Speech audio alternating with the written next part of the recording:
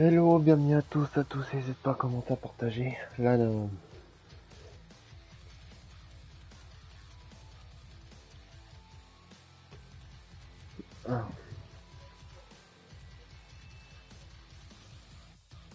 17h, là, la compétition continue.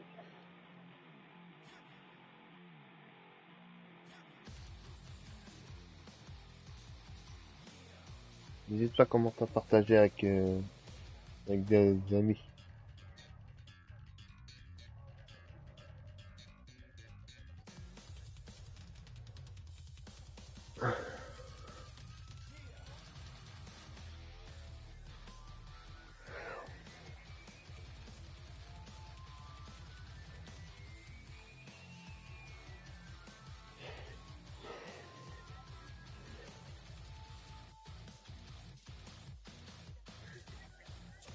This could be everything right now, but Gino, he's trying to wrap around. Gino knows we might as well just finish this elimination off. We don't want to allow any kind of revive opportunity. 2 eliminations locked in though, with Tayson having fallen to Chicho.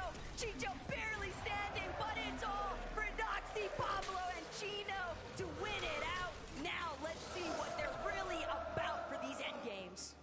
And this time around, versus so many other games, they finished this fight rather quickly, minimizing the chance of any third party coming over. And you know, I know, and I think the world is on notice now. When Prodoxy is able to get off spawn, he goes on runs. Queasy, Swizzy, and Mustache. A little bit of rumblings taking place all throughout the course of the early morning hours, and even leading into this morning inside the player practice room, you heard the possibilities. Maybe Queasy gets contested, but that's not going to be the case, at least not for Game 7. Same scenario taking place for Higgs, Iamzo, and Clicks. And keep in mind, Jacob, these guys are still well within striking range of top 5. Yeah, 8th place. Basically to end the day yesterday, and it's kind of building momentum, building confidence. These guys have all played on the global stage before. They just need to go ahead and channel it. This is day 2, the last chance, 6 games. They just have to leave no regrets left on that table, just like this team here. Contested, uncontested, they made it work no matter what went their way from the Kappa factory, and now they are just a few big games away from potentially taking a second or even a first place spot, depending how Swizzy, Quizzy, and Mustache continue to perform throughout the day. And while being uncontested is likely ideal for Seti, Panzer, and Yapko, it does force them to have to revisit where is our surge strategy going to come into play. They're not the only ones that have had to take those instances and just rewrite how they want to work it through. Darndemus Picks, on the other hand, just lurking, waiting, farming, an epic whale with a dastardly plan. You said it yourself, lurking, but from one team to another, you're kind of seeing the change up of strategies. Instead of finding out over at Dystopia, it looks like Epic, Paper, and Victor V are ready to make moves. 72 points after day number 1 is a hole that they didn't even expect themselves to be in, especially to start the day. It was Victor V that stopped the momentum from building from Peterbot himself by taking him out in a crucial 1v1 to save Epic Well because he was down. It actually looks like Epic Well, Paper, and Victor V might have visited that bird a little bit too late. iDrop and co likely already stripped most of the metal here, and it's just the scraps left behind. Paper, Victor V, and Epic, they didn't exactly have the most primed up loadouts, so they've got to be really wary of that team on Shining Span. Yep, just kind of taking the risk of not being able to get loot early on, try to get a fight to go their way. We'll see if it does continue to work out, but Peterbot, Cold, and Ritual still spinning that wheel, landing at the outskirts, not contesting Dystopia, and quickly moving on over towards Foxy Floodgates. You know that Visuals, Braids, and Minish typically do land over here. They're already gone position, and that team in front that they're hunting down. But from one side of the map to the next, contested fights still continue. Adapter landing good shots on the pump, forcing him back, and he's kind of separated from the rest of the team. That's going to give Adapter just a little bit of confidence to move on over. But since he doesn't know exactly where all 3 members of this tree are at, it's just a little bit too risky for him to keep that aggression up as Baka, Pars, and Pump all drop down low to that low ground just to refarm what little materials that they do have. Problem is, both of these teams are now rather isolated, Jacob. They spent a decent amount of time in this position. way far east of everybody else. So now Adapter, Mansour, they don't even have any materials. They were trying to pounce on this opportunity, but when the time to elimination isn't wrapped up nice and pretty like what we witnessed between Tayson and Fredoxy, you just get these drawn-out exchanges, and it's not necessarily going to benefit either team because they're both really low on materials. They're so far out of the way compared to everybody else. They still got to push in eventually, and they're not really going to get a whole lot off of the other party, even if one does win the fight. So Adapter, Mansour, Balor, they spot it out. They know they can't afford to spend any more time. They need to create some space. Yeah, and I kind of like what you said, where there's not enough resources as well. And you got to realize, even if they do win this fight, especially Baka, Pars, and Pump, they are missing chunks of shield, a little bit of HP, so Storm Surge is not going to be much, even with that elimination there on the Mansour. Not sure that he didn't get the memo that the rest of his team already rotated out, but that's a blessing in disguise for Baka, Pars, and Pump. Just a little bit of Surge, but as I was saying, it's not a ton. So their job isn't done yet. They're going to have to be predators in this lobby to try to hunt and figure out where they can start to accumulate that damage, because yesterday that was one of their weaknesses. Just like a few of the teams in this lobby, falling below that damage threshold, you kind of lose control over your own game. You have to push teams in which you normally wouldn't push. The elimination feed certainly lighting up though with a chunk of Nox, and Bolts loses his shield, but based off of what we just saw inside of this Surge base, don't think that Bolts is all that pressed for it. Pixie, Vanya, Marius just taking their time. These pre-established Surge bases, you have a pretty good idea of where other teams are going to be at, so you know that you're very likely to be able to farm a few Surge tags if you just set up in advance. Activity still going on this side of the map. It's actually going over back towards that OXR HQ. Peterbot, Cold, and Ritual continuously trying to hunt down Visuals, Braids, and Diminish. But Razzle, Tay-Tay, and Rhino, they're also rotating on over from Dystopia City. And this is kind of becoming a cluster of teams trying to take this high ground position outside of the OXR HQ, which I can understand why, but you're seeing Peterbot, Cold, Ritual, and some of the other teams choose, hey, maybe this is not worth it. We still need damage elsewhere, and as long as both teams stay boxed up, there's no opportunity for said damage. Problems definitely occurred though for Visuals, Braids, and Diminish. Raito, Tay-Tay, they're also fully aware of the fact that Peterbot's team very likely still lurking nearby, so it's not like they're going to have a smooth exit. But Victor B, Epic Whale, they found themselves a little bit too tangled up here. Reek, Curly, and Cooper certainly have a little bit more priority positioning, but Victor B, he's got to try and hold things down. He wants to provide a little bit of relief towards Epic Whale. They just don't have a whole lot to work with in comparison to Curly, who's just trying to charge, see if he can run Epic down, but Reet now taking the forefront positioning. Reet instead going to be left to fall behind as Epic now scattered, but that's breathing room. Yeah, and this is just a tough position. Seeing both Victor B and Epic Well's loadout, they only have bandages, which is really not going to help them in this situation. No extra shields, which means Epic Well is just one pump away from going down. Victor B and him have to figure it out, but Veno, Flixie, Fico, they're trying to do the same thing. Not necessarily fighting the same off spawn, even with 2 eliminations, quickly rotating away from that Cannon's Crossing and end up in another exchange against one of Asia's finest, Buyuriru and his whole trio. But you can see neither team just kind of going all in, just trying to end the fight quickly. There is a little bit of elevation difference, but that's going to go over to Veno, Flixie, and Vico. So now they have the options, the choices of what to do next. The key part, though, about Veno, Vico, and Flixie is you give them an inch, they're going to take a mile here. And they know that they applied a good amount of damage against Marim and Buyuriru, so they could be content with the surge that they built up. But knowing those guys, they're definitely out for more. They want at least 1, 2, even 3 eliminations. But Marim, Wixie, they're going to actually get up close and personal, but Wixie bit off more than he could chew. Vico's going to have no problem shutting that one down, and it's Flixie credit for 2, Veno with 1, but a nice cleanup all the way through. Literally just kind of went for an all-or-nothing play, and just the team's timing wasn't there. Marim got kind of shut down. Buyuriru wasn't able to put down pressure because he had the DMR, but now it's turning around on him. Vico, Flixie, Veno, they're dropping down from above. They know they have a huge numbers advantage. And that's why Vico's playing from the top down, trying to cut off any paths, any escape route toward the top, takes a shot, reassesses the situation, knowing his teammates do have the pressure. It's going to allow him to heal just a little bit. As Brian just getting a good shot. Buyuridu doing the same thing. Veno's being forced back, but the numbers are just way too much for them to handle. Vico gets the last laugh on the Buyuridu. If it had been anyone else, might have been a little bit more worried there for Venom, but we knew he still had Flixie and Vico to back him up, no problem. Only 52 HP remains, though, for Medium, and whether or not Flixie, Venom, Vico decides to stick around, they might realize there's a third party that could easily roll on over, but they found the eliminations they needed to, so now they can just look to cut off Anon in the process. Yeah. They got that same feeling that you did. Somebody might be pushing over. The fight might have taken way too long, drawing a lot of attention, and yes, it actually has. All the way from across the ocean, OCE from that low side on the map. Storm Surge is going to be one of their biggest worries dropping there if the zone does pull towards the top. They really have to start to figure out a way to take advantage of it.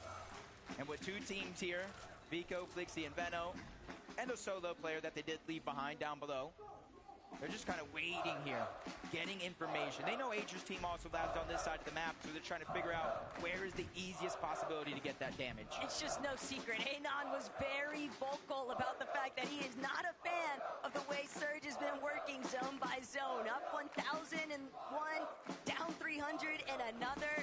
It's the nature of the game, and it can be brutal at times, but that's exactly why we see them trying to be more proactive, trying to create those aggressive Surge instances. But I'm not sure Veno, Vico, Flixie is the team that you want to take your chances on. I feel like this is the team right here. Pollo, Agers, and Acorn. 10th place after day number 1. And I feel like the majority of the community had this team in their top 5, in their top 3, possibly winning the entire thing. But now, Acorn, one of the best IGLs, Pollo, one of the best fraggers in the game, and then Ager's the guy that can do it all. They're really going to be tested throughout these 6 games, just like Cammy, already eye drop, haven't left their drop spot, not any bit, but this fight continues to come to them from Epic Whale's team to Tay-Tay's team. They're all just trying to get as much Storm Surge's damage because they know that's the kind of currency, that's the flexibility that allows you to rotate early when the zone pulls towards the north. That's something you can focus on versus everybody else. But these kind of scrappy box fights are exactly where Asia tends to shine, and that's why we see a little bit of reservation there from iDrop, Cammy, and Hottie. They know what kind of position they're currently holding on the leaderboard. They don't want to give it up. Pollo, Agers, and Acorn, though, they just continue to take advantage of all the objectives surrounding them, even if they have to make some earlier rotates. We saw how difficult their day 1 started out, but by the end of it, we started to see that little bit of a bounce back factor, Jacob, and now with the whole night to actually hit the VODs, I'm so certain that Acorn has definitely cooked up something. Yeah, in this game round, they did actually get the medallion that lands at Demon's Debris. They have the Mythic, and because of that, they have the A rank, which unlocked that vault, and they have the exotic as well. The Wrecker Revolver that shoots faster with every hip fire, so that's something that we're really going to have to watch out for, especially if they're looking for a comeback today through eliminations. Savage Chat, Reason trying to do the same thing, slow to rotate on out. They're prioritizing getting Storm Surge. A lot of these teams that are slow to rotate, those are the ones that are making a focus on this fight. This is a big turnaround right now, though. It's only Cammy and iDrop left to duke it out up against some of Asia finest, but they're going for the double revive. It's a little bit greedy, but Tay-Tay, he's actually the only healthy member. They're going to opt for possibly trading out revives, but no, Tay-Tay recognizing just too far away. Crash pad out, going for the escape, but iDrop and Cammy aren't going to be able to give pursuit, at least not right away, but there's nowhere left for him to run. Tay-Tay, he's just going to have to full-on bail. And sometimes you just really don't get a choice. They're trying to just bring all the loot back into their box. They know other teams potentially nearby, but Adi's the one that really kind of opened up that opportunity, gets the knock, and the rest of the team was there. And that's a confidence-boosting feeling, knowing your entire team has your back. You can make a move, sometimes without even not saying anything. Clicks, Pigs, and Iyamzo kind of, I wouldn't say changing up their overall strategy. All 3 of them as a team, they plan towards those RBs just outside of the Supernova Academy. They get as much of that brick as possible, which kind of maxes out for the most part, and then they go and loot Supernova Academy. try to get all the loot. I know everybody hears the crowd roaring right now. Swizzy, Mustache, and Queasy, business as usual. Getting their early game Après, c'est storm qui surge, vous voulez getting their le early game breakups, supporter, and hein. accessing the vault. Si tu peux And the main thing to take note supporter un of petit here, peu tout le monde Jacob, à is droite à that gauche. these guys aren't changing anything. Queasy, Swizzy, and Mustache are running this back as if we're still in day one, despite it being game 7. And if nobody's going to force N'hésite them pas à to commencer à change their partager avec, strategy, it's comme hard d'habitude, to hein. believe that Queasy won't end up taking over height later on. Definitely a possibility there in first. They don't have to change up anything because nobody even looked up yesterday.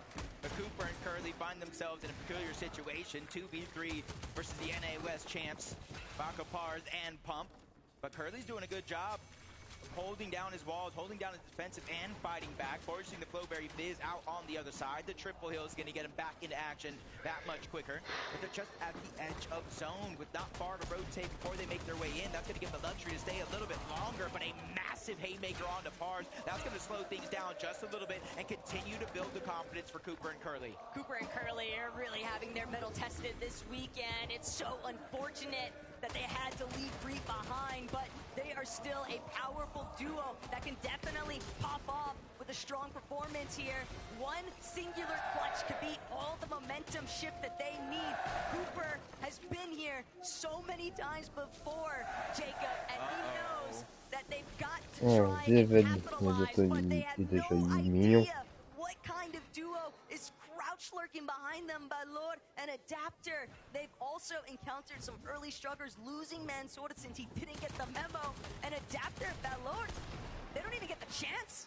They thought they were going to get the jump on Cooper and Curly, but instead it's been 180. They're almost 500 damage below the threshold. Cooper Curly, they don't see if it activates. They won't be able to get that visual, but they will hear the shields crack if it does come down to it.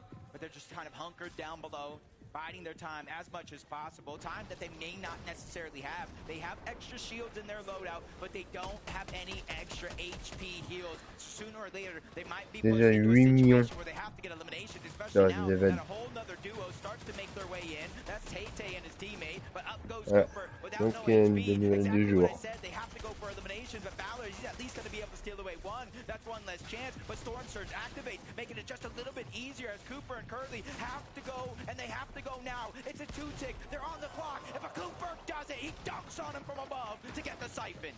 But the same can't be said for Curly. He has no siphon to profit off of just yet. They're going to have to find another elimination. They're going to have to find it now. Adapter has fallen.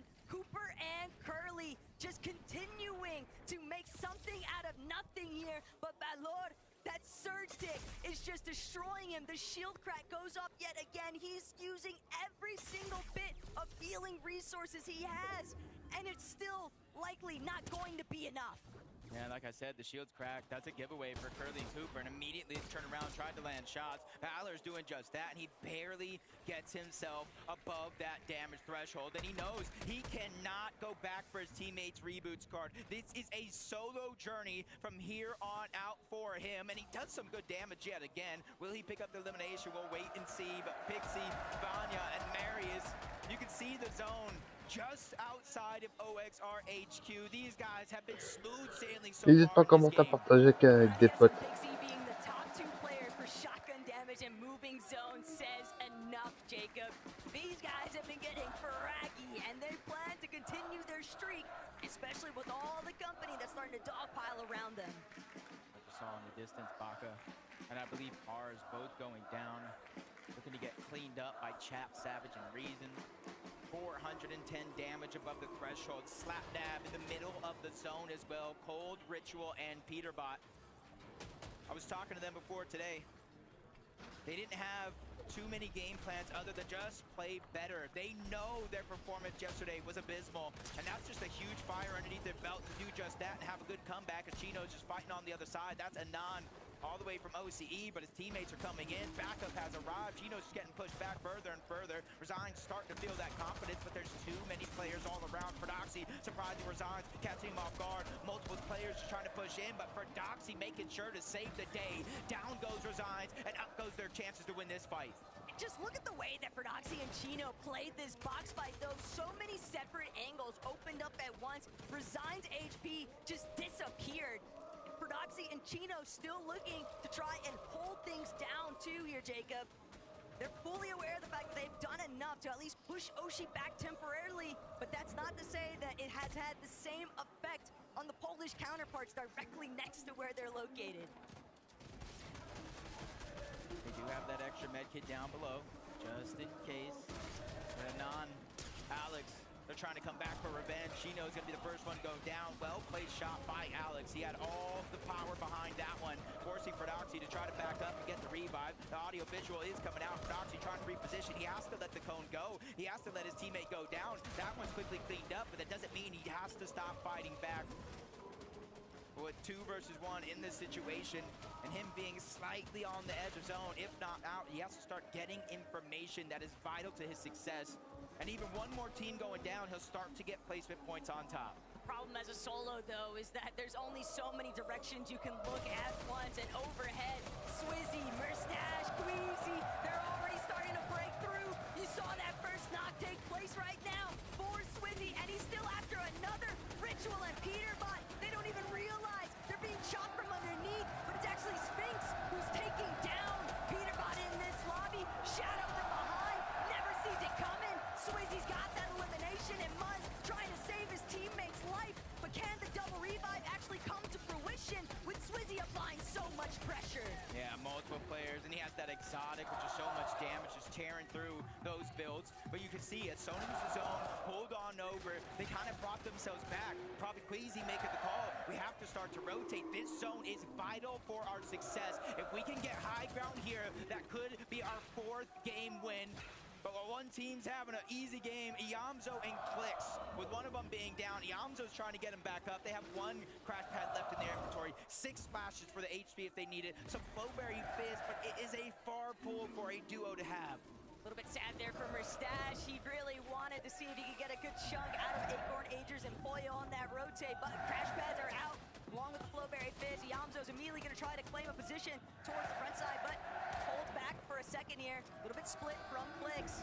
Clicks going to build right back up where his teammate's at. He needs some of these chuck splashes, but of course, another rotate. There is no time to stop, especially with Queasy, Swizzy, and Merstash right back at home base on the high ground. That happened so fast, you blink, you might have missed it, because now there's a whole nother team on top.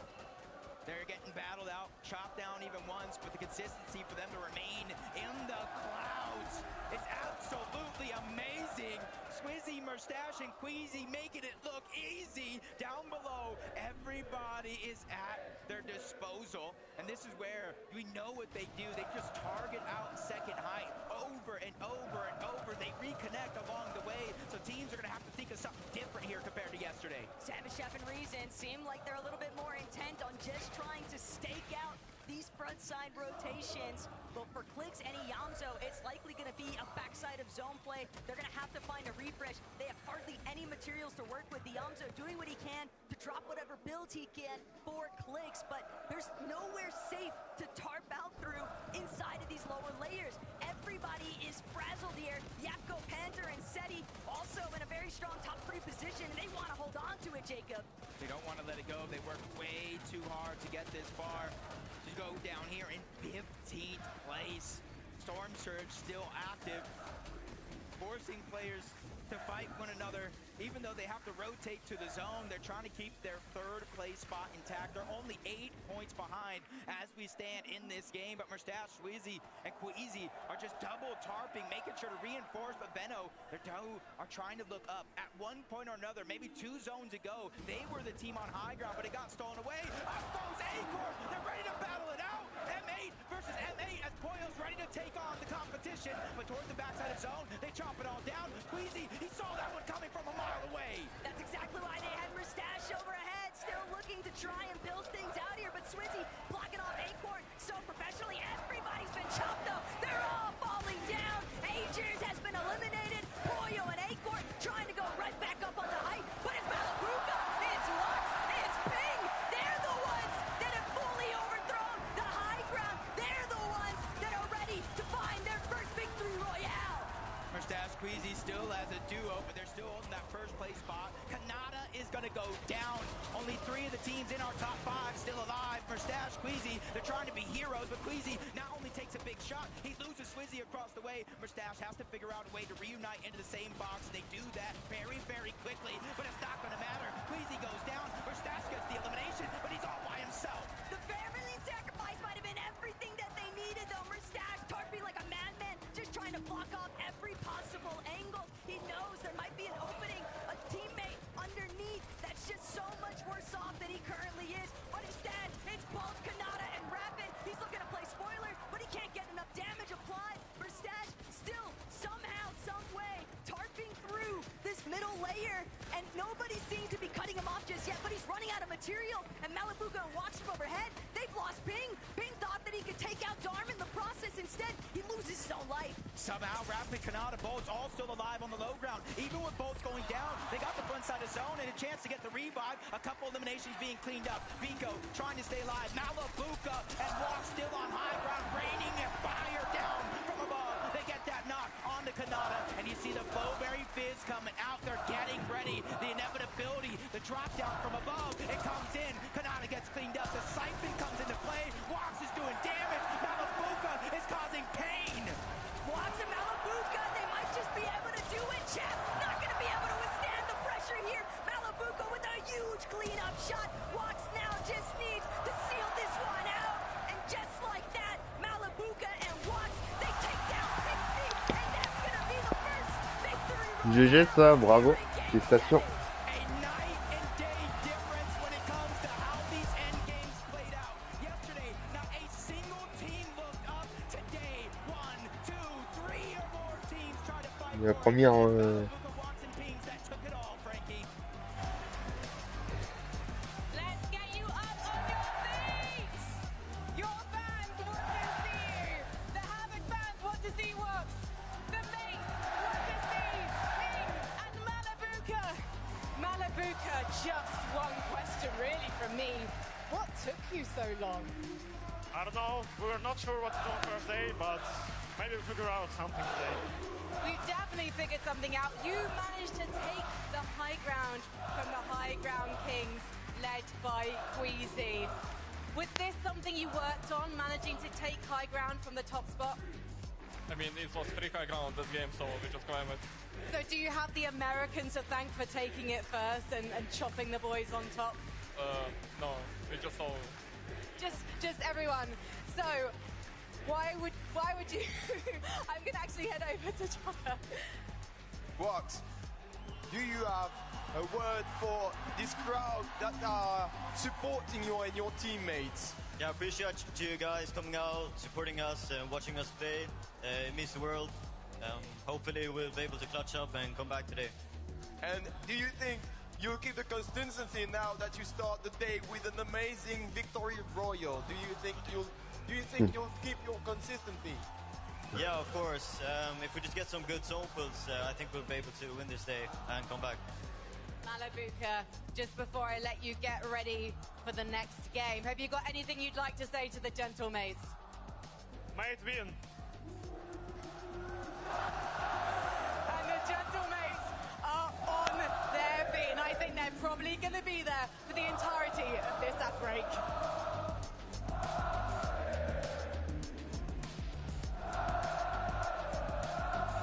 5 minutes.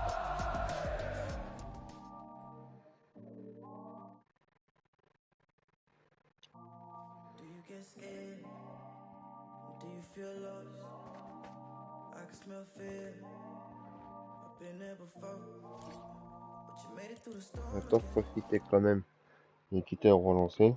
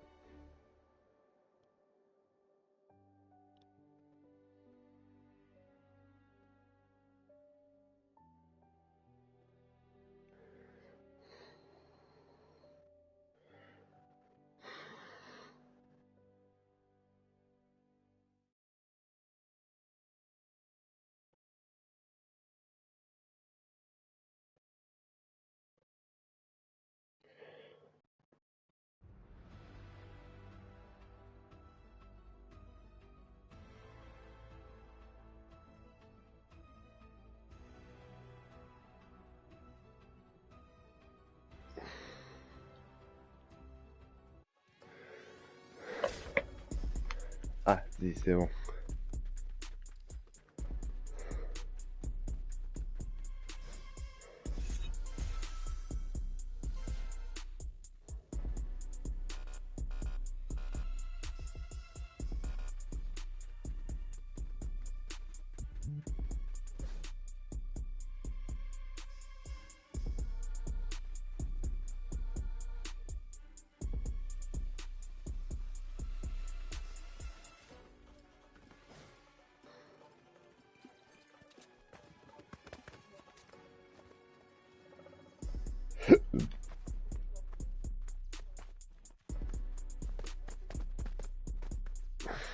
Putain de bug.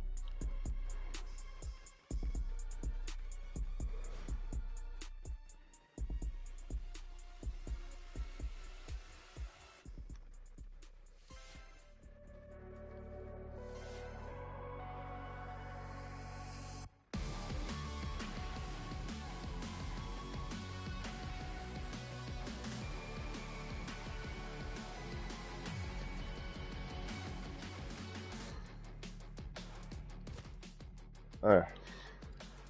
On continue de la cinématique. On a gagné 2 points dans le XP. Oui, attends.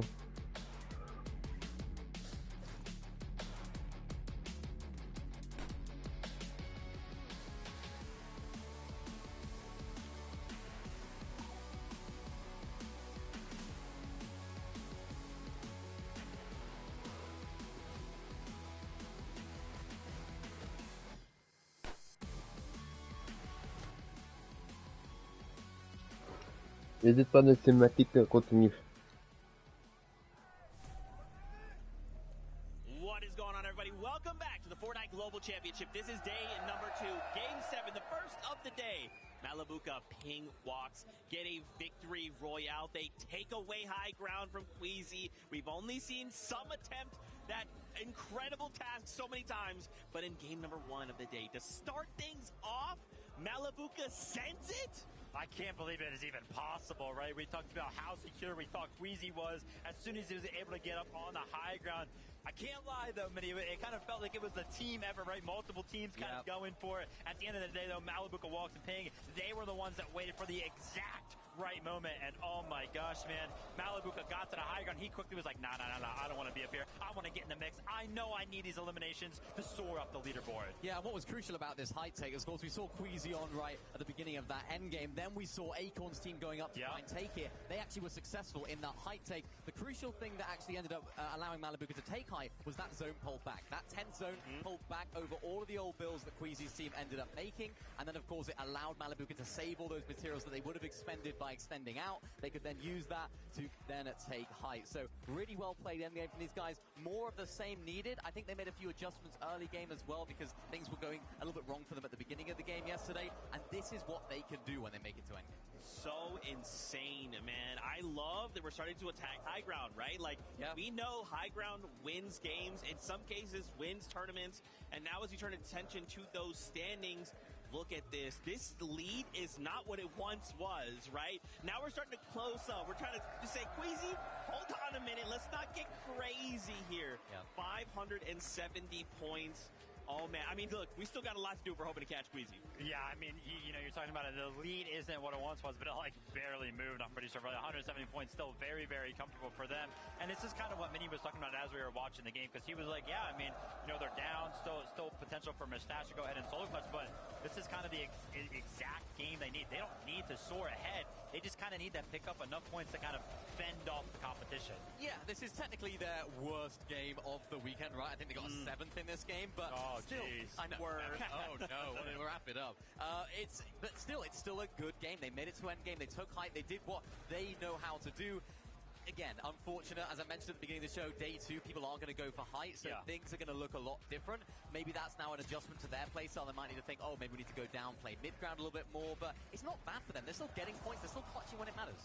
The result won't show it, but I just cannot believe how quick and decisive this team can, like, switch strategy on a dime. We saw them on the higher ground, right? Acorn's trio, they crash padded up. They were instantly fighting for it. Yep. And I swear, it was within literally like 4 or 5 seconds, the entire trio of Queasies was shooting up and trying to break out Acorn's trio to prevent them from actually screwing that out. It was literally instant. So good, and that's what makes Queasy such a great IGL. He has those things on lock, whether it's to try and retake height, whether it's to actually then drop down and try and take a different position. Yeah. As long as you're all doing the same thing, that's what's most important. When you get teams that are trying to split, one's going up, two going down, it doesn't work. Queasy's got that team really, really well prepped, understanding it's my call, whether we go up, whether we go down, they're on the same page. And I kind of talked about it, right? They defended it. They defended against the take from Acorn. Yeah. Unfortunately, Malibuca's trio just way too aware of what was going up on the high ground. They kind of joined in on the fight and were like, hey, listen, you guys can keep fighting, we'll take the height. That is crazy. We have a listen in from that last game. Let's see how things were going for Queasy. Watch our height. Things left and right now. Wait, take it. Maybe take it. I want to. I have it. 100. I have it. Coming. I'm connecting. Yeah, I think. You need to go. I'm not gonna. I dropped the chop. No. Chop it. No. Chop. I'm coming back. I'm dead. I think. You got chopped again. Fine. I'm good. Can you come to me? One time. Okay. I'm up. Did you guys get me? I'm saying you can save me, no? Nice. Can you save me? I got drop your man. Calm down. I'm stand you guys. I have sickness. Go, okay. Go. I'm dead. You good? I don't care. I'm 500 food. I'm chugging. Yeah. Let's shoot. Get it. Go up. Wow. Crazy stuff there. Hope you guys at home could hear it, because I sure couldn't. This crowd is going crazy. They stand behind Queasy, okay? Yeah, they know who they want to champion. They know who they want to win. Man, oh man, but for the trio, right, to be in this kind of situation, I love those adaptations. I'm almost curious, right? Now that they had someone contest them, now I almost wonder, what are they thinking going to this next game, right? What kind of little micro adjustments are we going to make sure that doesn't happen again? Yeah, in this scenario, I would not want to be Queasy, right? Because he's kind of got to be the guy that decides that for his trio. Hey, listen, do we kind of give up on the whole high ground thing? Obviously, that is our best strategy, but, you know, we're kind of have this comfortable lead to where if we kind of just played mid ground or low ground and make sure that we pick up, you know, a decent placement every single game, we'll still hold on to the lead, or do they just play what they know? It's these moments where champions are made, right? When things aren't quite going your way, when something happens that you didn't expect, how do you adapt to that? How do you adjust what's been working so well for you to have the courage to say, right, you know what? Let's change up what we're doing. Let's maybe loot in a different area. Let's try and look at other teams for Storm Surge early on, because it looked like they were a little bit lower down than we've seen them in previous games. Yeah, true. Maybe we change the way that we play our end games. That courage is what makes champions champions. That is crazy. You know, yeah, you have that comfortability. How you say, look, we have to break what we know. Yeah. If we want to be champions, maybe that's the answer. Let's go back to these standings, though, and start taking a look at the second page and see kind of where things are going. Wanted to highlight here Mr. Savage showing up here in this final end game, having a good game. We still need work, right? There's still work to be done, but having, you know, starting to kind of pick up steam, starting to pick up momentum with 5 games more to go, I'm excited to see what else they bring. I'm actually kind of surprised they didn't move at all from 11th, right? Yeah. They were in the mix during that end game right there. I think it was Mr. Savage from the trio who took some of the splashes out into the storm early on to make sure that they ended up clutching up. I mean, it's great to see them in the mix. Obviously, you know, making it to the end game pretty often, but 11th place, they seem to be kind of stuck to that position on the leaderboard right now. Yeah, and I think that just speaks to how high quality these end games are, right? They're very top heavy end games. Lots of our teams that are doing well already are making end games and still doing well. So it's very tough for the teams that are a little bit lower down to sort of break into that upper echelon of placement. But if they keep the consistency going, if Savage can keep clutching up like this, having that IQ that we know he has, just to be able to have that experience, that understanding of the game, to sit back into the storm, try and farm out as many placements as possible, they can try and mount an attack here on the top 10. I mean, yeah, look at that. Top 5 with 8 eliminations. Insane work from them. Obviously, the clutch kind of coming in, and they just don't move on the leaderboard, man. Yeah, it's just so tough out there.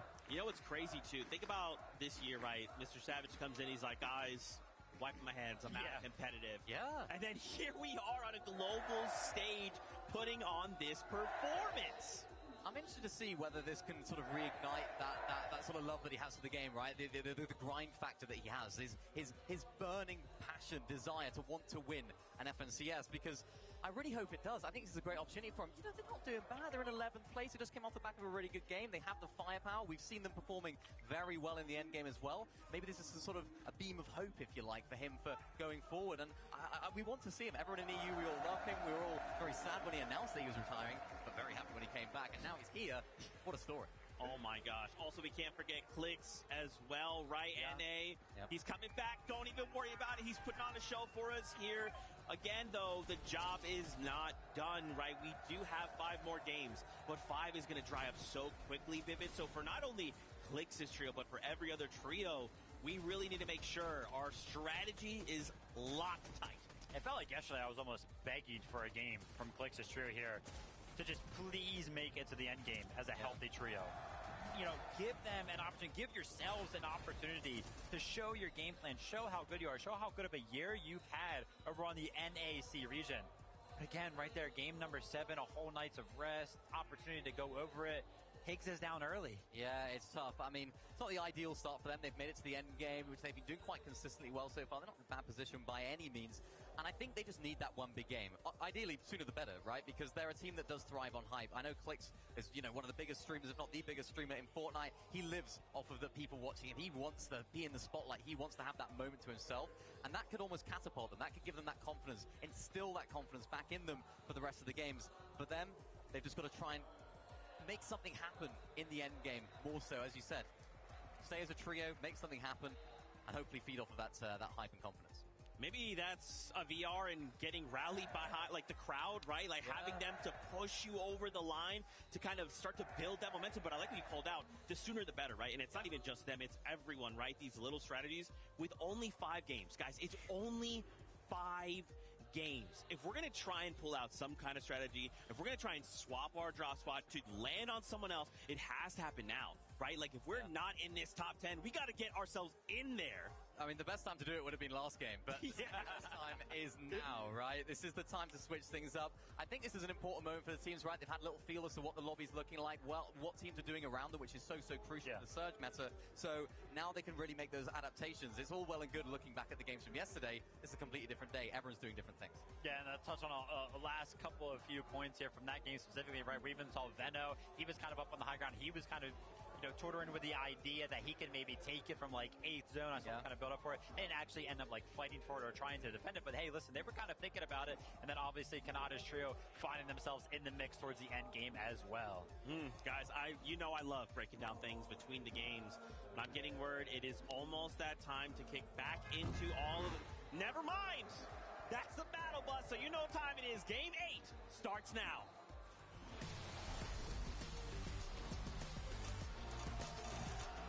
Déjà 2e game, 8e plutôt.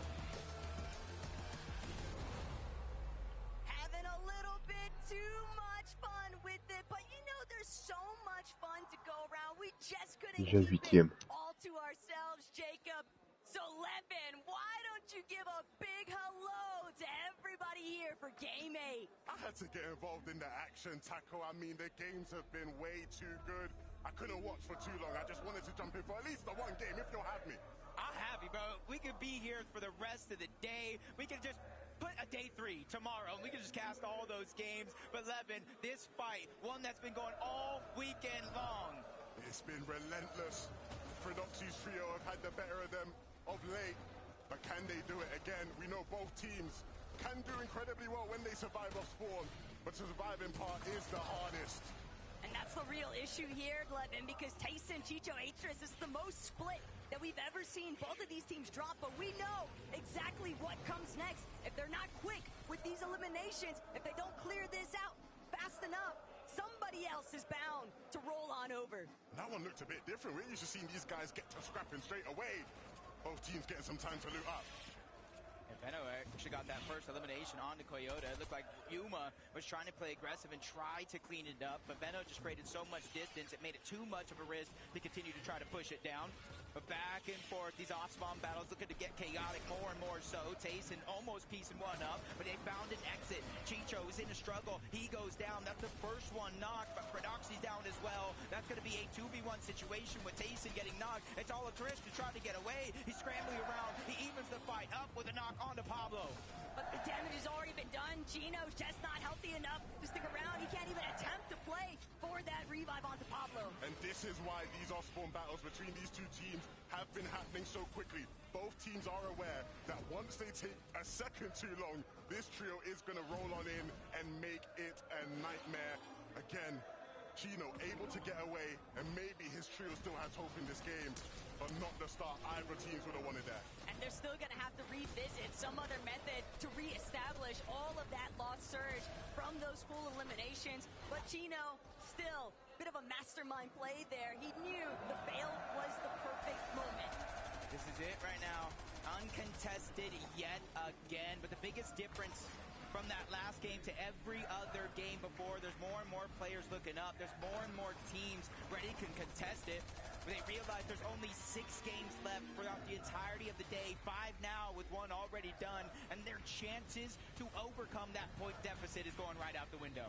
I mean, for watching it on the sidelines, it doesn't look like anything really can get in these guys' way. I think they've showed their ability to still get so many points out of games, even if it's a game where it doesn't quite go their way. One of them still able to clutch. Can anything stop them today, Taco? And that's the thing, though, is can anything stop them? Not necessarily, but can anything catch up to them?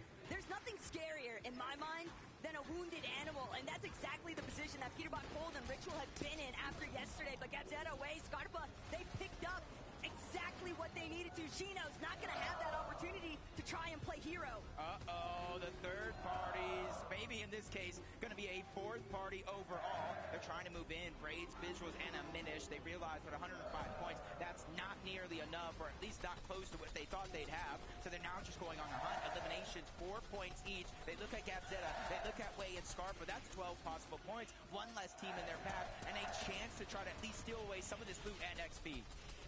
Thinking about Gabzetta, Way, and Scarpa having priority control right now, though, on the Queen. Braids and Minish Visuals, they see just how distracted Gabzetta, Way, and Scarpa truly are.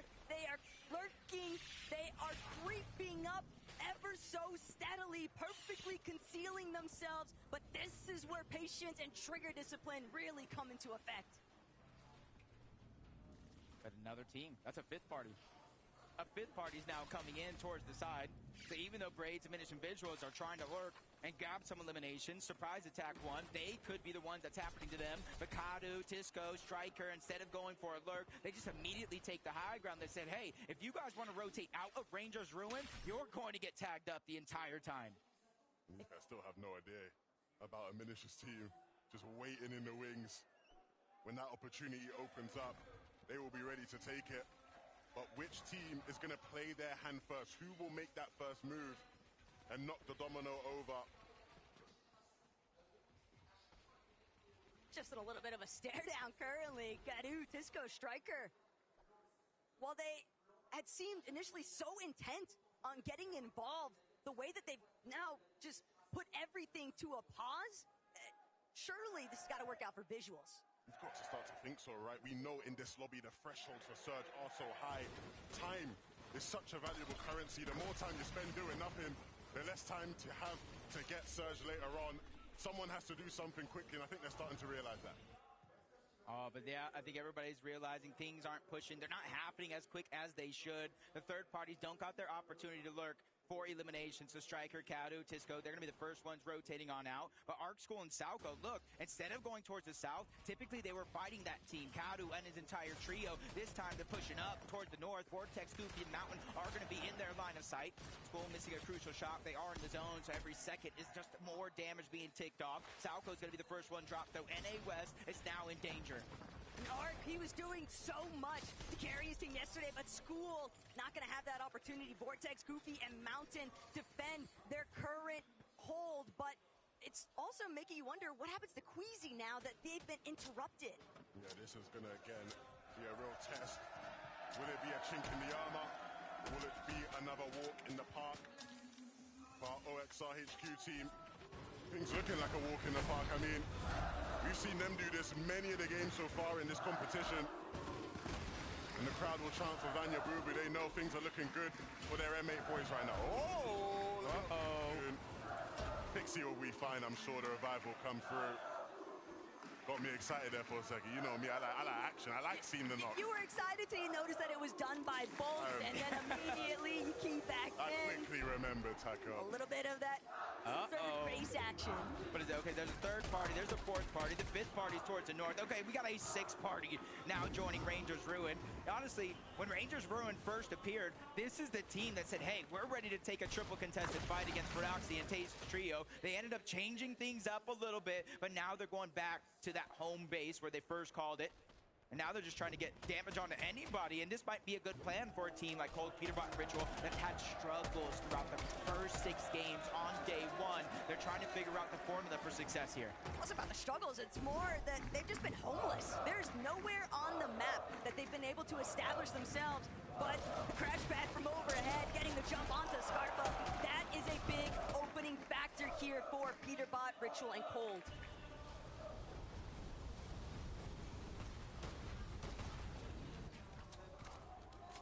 Clicks the Amzo Higgs, business as usual. And here's the thing about this team is they know how to fight. They know how to play for Surge. And I think that's why we see them in the top 10. It's just they kind of have the little hiccups, the little speed bumps towards the end game, maybe getting a little bit too aggressive, playing as individuals, and we do see them kind of stuck as duos. This game around, I want to see a change up. I want to see no matter what happens, right or wrong play, they stick as a full trio, because when you do that, sometimes miracles can happen. But you're seeing kind of one side, the north side of the map, kind of getting a little aggressive. Teams just trying to push each other in order to get their Storm Surge. On the south side of the map, with the zone pulling over in this direction, this is where you're going to see more and more of those Surge bases set up. A lot more time to accrue some damage. A lot more flexibility here. Hands up. Big weekend for him. And he's delivering so far. He's with 2 experienced LAN players. But he's shown that he can hold his own. Seti isn't a fan favorite. The crowd aren't loving Seti, but Seti is used to not being the favorite. He's used to people doubting him. And so he won't let that bother him too much. Still over here, the zone's kind of favoring them out of all 3 trios that are in this direction, but shots continue to pour in. It doesn't even look like he knew exactly where those shots came from. And look, I fully understand that Peterbot, Ritual, and Cole, these guys are such prominent players on their region and just considered top players overall. But even still, there's only so many drops that you can actually practice efficiently, and that has been a real thorn in their sides throughout this weekend. Oh, no! The classic! They dropped down the Surge base, and with that fall damage, that's easy Surge for them. It's raining loot, and a chance for them to come back. That is so sweet. Not for paper. Victory, epic whale. But one team's slip up, a little bit caught lacking. That's exactly what the adaptations you have to kind of anticipate heading into a day 2 format. It's on the feed. Gagers going from that to getting another knock around the map. Kanata bolts, rapid. They haven't had to move far from their actual initial drop spot. You see them saving the slurp truck down below for those extra heals. Seeing Rapid just kind of eye out the land right now. He is the IGL for the team, just trying to figure out where players are currently at, deep into the zone, and where they need to start to rotate to, so they have the least congestion. And in the background, Queasy, Swizzy, Merstash, that's a team that you gotta think that Kanata just spotted out. And you know what they're looking for, Taco Levin. They're looking for that bunker. They want it, but are they going to actually be able to grab it with Kanata, Bolts, and Rapid so close by? He pressed to believe, hard pressed to believe that Kanata would let that one go for free. Same case scenario for his teammates, but picks Demon's Darm. They've just been playing their own methods, and it's worked out heavily for them. Team with such little experience, but you could never tell from watching them in the lobby. Set game plan, set structure, and excellent execution. The young Poles continue to make their mark on this lobby, but there is still plenty to do. Acorn and Aegis have plenty to do here. Foyo have to be picked up. Somewhere along the way, they might be able to find him, but if they aren't able to bring him back, it's basically an uphill battle for Acorn and Aegis. Merstash, Swizzy, and Queasy, though, they're still able to make their way towards the bunker. So Kanata, Rapid, Bolts, probably thinking better, not really willing to get caught up in this instance, but maybe they choose to wait outside. Maybe it's somebody else entirely that might be looking to shut Queasy down. There's very few teams, Levin, that can even access this vault this early on in the game. So even there, they're not that close to another. They have to rotate towards that OXR HQ. They have to rotate towards the south. So for Vanya and Marius and Pixie, they're going to be able to kind of see Merstash, Swizzy, and Quizzy. If they've memorized their outfits throughout the course of the game, they're definitely going to get that 100% confirmation and a chance to take. You know, that's something Vanya will keep track of. So we'll see if that ends up leading to a clash between the two teams. It's something Vanya predicted would happen. He said he wants to play for Height today. We'll see if he's a man of his word. For reason, Chap and Mr. Savage have done incredibly well at times throughout this competition, but speaking to Mr. Savage yesterday, he said, hey, I feel like we can do even better. We got another gear to go up. Yeah, multiple games yesterday inside of the top 6. Can you imagine going from, hey, I'm done with Fortnite, to a chance to win even more money, continue to build your legacy? And for someone like Chap, he's a youngin'. You know what I mean? He's still earning his stride, earning his respect, and he's doing it in such a good fashion. Their road through Major 3 to get that qualification spot and then showing up big in day 1. And now they got to lurk onto Sphinx, Muzz, and Shadow, waiting for the countdown. 3, 2, 1. Sphinx goes down. Reason, Chap, Savage, they're ready to start this fight. That's going to get cleaned up with ease, but instead of running away, they realize with a 3v2, it's now or never. They need the points if they want to climb that leaderboard. Reason, Chap, and Savage, they're trying to be as quick as possible. They don't want to allow the opportunity for Muzz or Shadow to escape, but they're just not fast enough. Chap, Reason, Mr. Savage, they're going to have to be content with the body loot off of Sphinx alone, but Chap's still seeing if he can try and pull out a little bit more here. Good tag into Shadow's HP bar. They've got Muzz a little bit cornered, but Chap, Reason, Mr. Savage, this is all that they want. They're stuck just outside edge of zone, and they know if they clear out Muzz and Shadow, they're going to have free rotation path with nobody left behind them. See Reason, his instincts are to make plays happen. You don't want to be too ambitious, don't want to give them any room to put your team in a bad situation. This is Savage taking a big chunk of damage, and that will slow things down just a moment. And again, they did well to get the first. Of course, they want even more out of this. They know these guys are going to be weak. These guys are going to be on the back foot. So they'll continue to pressure, but let's not make any mistakes here, boys. Yeah, they're out of zone. They're kind of thinking not too many teams even hear the noise, but get Zed away and Scarf, but they definitely do, and they're moving in, but Muzz goes down. Chap trying to finish this fight, and they do so. Savage takes down Shadow, but the third party is now making it hard for them to survive. That's the way to do it. You saw Savage, Chap, both shotguns in hand, playing together, taking advantage of the man advantage. And now that puts them in a much more favorable position. Well played from Chap, Savage, and Reason. Not the same story, though, for Clicks. Visuals braised and diminished since it didn't work out at Rangers Ruin. They're going to have to find that surge elsewhere. And unfortunately, it's only Clicks, last man standing from his team and just being absolutely battered. There's no way he's going to be able to withstand the pressure of Braids. Visuals diminished, coming out on top. Not every day you see teams carrying away that minigun just to melt through those builds. You're not going to be able to hold the box at all, but this is exactly how that fight started. A lurk play coming out of a minute. He dropped a mini shed on Higgs' head, and they went in and cleaned up that last elimination onto Clicks. And you can see the frustration on Clicks' face when he went down. Such a frustrating way to get out of this game. But they'll have to hit the drawing board. Malabuko walks being all it takes is a quick pan over. And M8 is going to send a surging roar through this arena. That has got to be such an amazing feeling. But saw a glimpse of Mustache just now, and this could be trouble brewing for both of these teams. Yeah, and Tackle, you'll know better than anyone else commentating over this trio this year. They're so good when it comes to momentum. They pick up that first win, they keep things rolling. This game will be a big sign of whether or not these guys are really here to play in this competition, or whether it was a one-hit wonder. Especially after that Game 7 win being in such a commanding fashion, too. But that's the gameplay that we were almost expecting to see in day one. But as long as they manage to capture that kind of performance in this secondary day, there might not be a point amplifier, but there's still plenty of opportunity to catch up on some positioning in the leaderboard. Yeah, I'm always saying you got to leave no regrets behind when you play on such a big stage like this with a huge life-changing amount of money. And I think yesterday some teams may have played just a little bit too safe compared to how they played during the majors to qualify for this global championship. Being able to go back last night, VOD review, and really figure out what was going wrong. You're seeing a more aggressive pace coming out from some of these teams. Not exactly every step of the way, but when they get a key knock, when they get some good damage, they're now starting to play more and more aggressive, and most importantly so, more and more teams, just like Poyo, Agers, and Acorn that we see here, are willing to contest that high ground in the later portions of this game.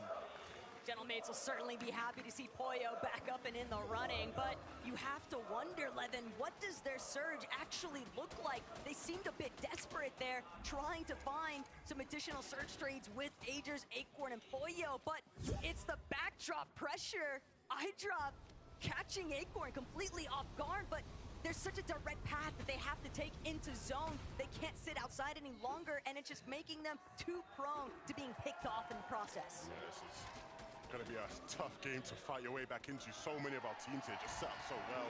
Everything looking incredibly cozy for Dimash, Dharma, and Pix right now. And they'll continue to pressure some of the teams looking to make their way on into that safe zone.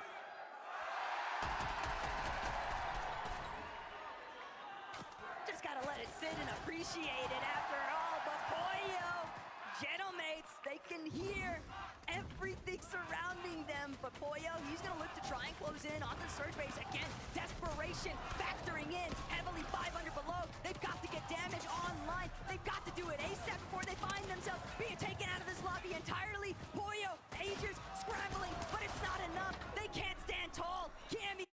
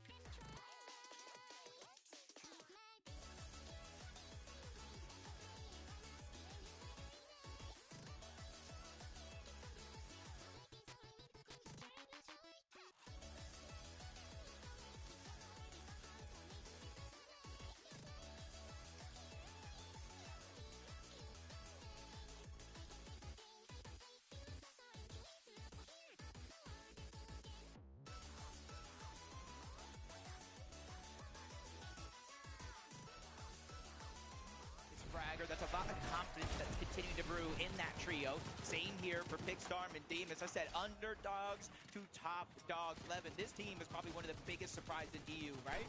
Yeah, these guys have been phenomenal. We've highlighted it so much. But this is another example of a game where they're playing at their own pace. Excellent timings.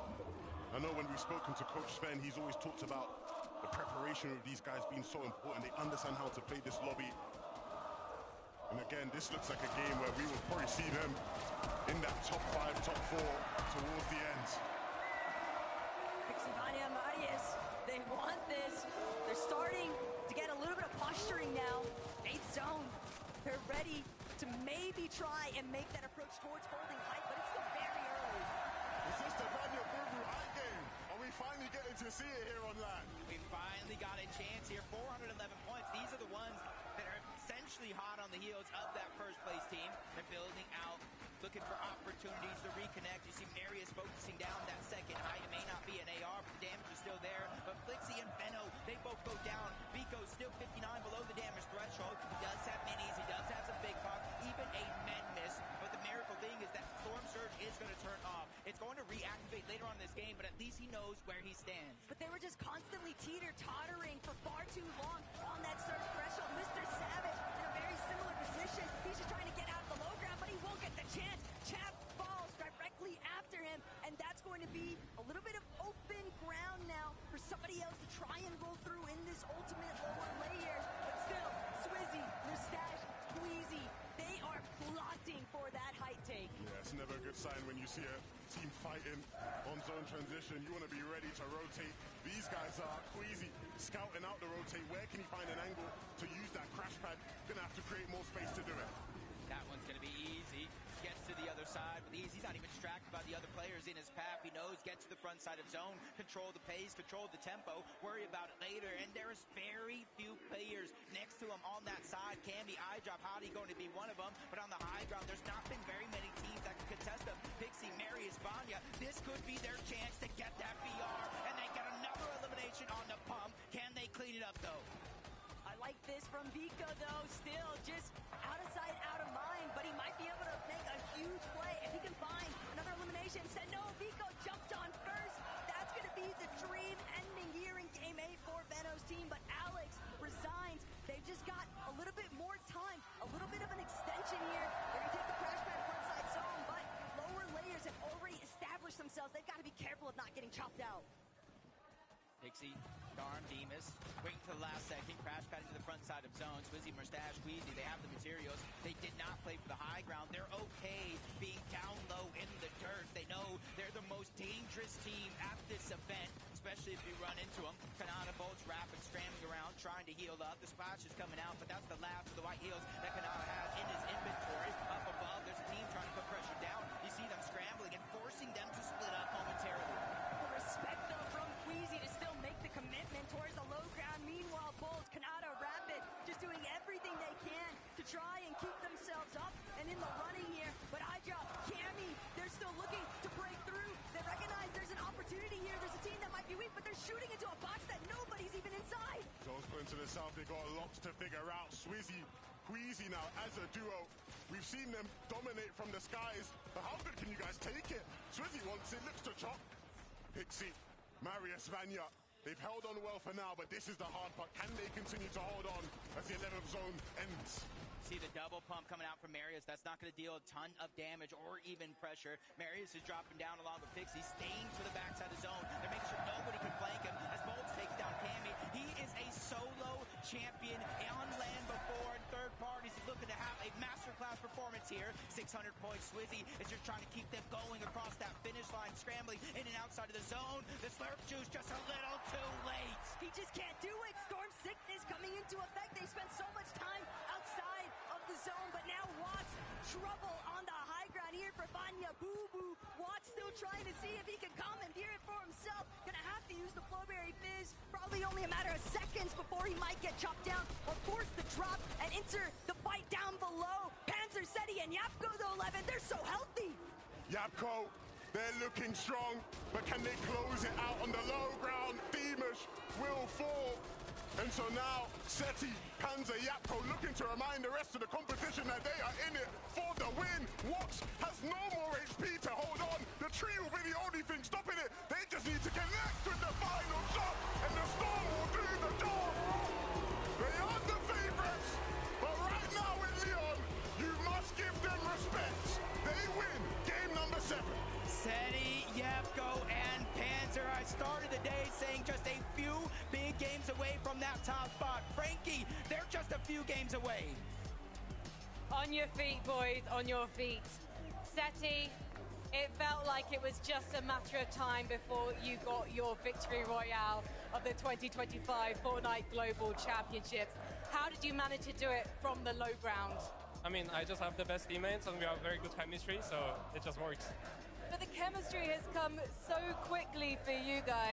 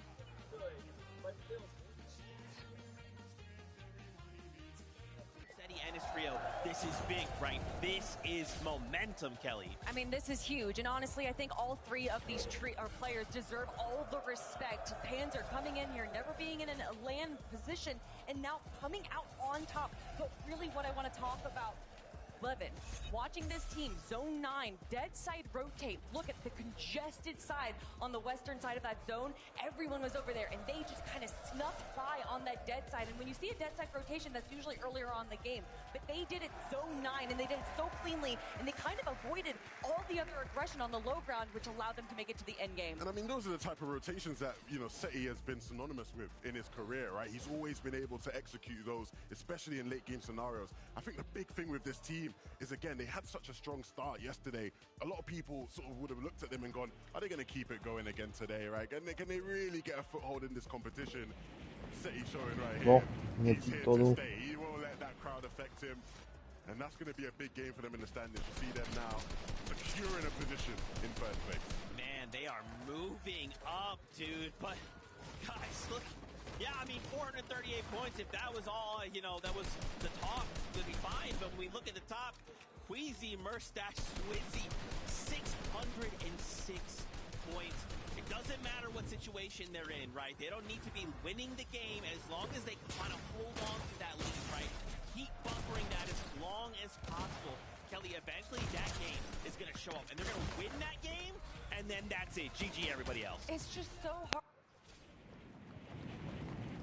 Game and just how solid of a strategy they have. Obviously, the early game is just clean for them. They have no issues rotating into that bunker, making sure that they're getting those heals and that metal. They're able to take these early engagements and they just use their metal builds because they know in the bunker they're going to be able to replenish all of that and even in a surplus. And then they rotate over. This was the first time, though, that I really saw them kind of controlling the front low ground of zone. And even in that position, when they didn't have what they needed for high ground, you see them. They're still picking up. They're still looking at high ground, potentially as a duo to steal it. Nothing can slow this duo down. I mean, look, they're always going to give it a scout. You know, you always got to give it a look. And I mean, look, think about it. If reste 5 minutes. right, so we're not out there, maybe there's a chance for us. I mean, look, these guys, again, we've just been banging on about how good they are, but they continue to show us how dynamic they are as a trio. That's right, man. I want to take a look more at these standings. Whoop! Just kidding. You heard it. Game is ready. We're jumping back into all of the action. Let's go.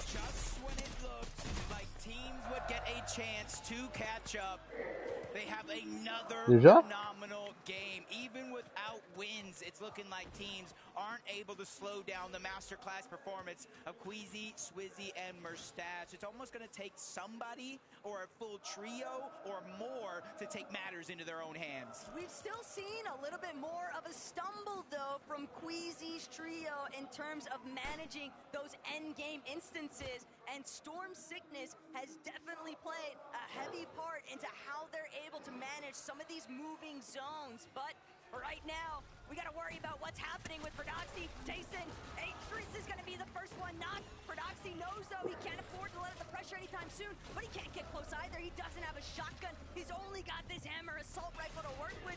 Pablo, Chino, Prodoxy, though, because of that initial knock and elimination, they're going to have the advantage here. Pablo can't get overhead. Jason and Chicho are scrambling. Chicho with an excellent shot, delivering straight damage towards Pablo, but it's only Jason left to try and fend for himself, and the swarm is coming after him. Everything crumbling at his feet. 3v1 situation. Almost even more than that, with the bugs taking him down as well. Tayson's gonna fall, and another off-spawn victory for Fordoxy, Chino, and Pablo. We talked about this being the team right here that will try to win it all and take matters into their own hands. But the drop spot roulette is not just for one team. Veno, Flixie, and Vico, they've had enough of Canyons Crossing. They go toward the north side of the map. Balor, Adapter, Mansoor, they're the ones now getting surprise contested. The issue for Veno, Vico, and Flixie as they find that last elimination onto Belord is that they know it's just not worth dealing with the delays of being contested at Canyons Crossing. They'd rather stake their bets elsewhere, and I like the idea to pivot. They have a very realistic chance of taking over the top 3 if they're able to actually play through their own strategies. But Pixie, Marius, and Banya, every time they're on the screen, you almost anticipate that the Banya boo-boo's gonna follow shortly after. Marius, just what a supportive teammate, tossing medkits their way, making sure that everybody has ample white heals to play tag off Surge. Yeah, essentially consolidating all of those extra heals into one spot. Flixie, Amzo, Higgs, and even though Supernova Academy uncontested, they're sticking to the plan. They practice up until this point. They land over towards those RBs. They get some chests, but most importantly, it's how quick and fast you can kind of max out your brick material. And then they go right back on over to Supernova, where this time it's a little bit of a hot drop. Extra loot over there, but Epic, Paper, Victor B, that just wasn't a one-game wonder. They're going again at Cammy and iDrop. Hottie's already out, and that gives them a huge advantage. A momentum shift, confidence at an all-time high as Victor V looking to go toe-to-toe with Cammy there on the other side, fighting for pieces, knowing he has his teammates behind him. He's ready to go all in. Ever since Victor V was able to shut down Peterbot in the first lobby of yesterday, Jacob, it seems like he's been playing with an all-new level of confidence, and that's the most lethal kind of confidence a player could possibly have.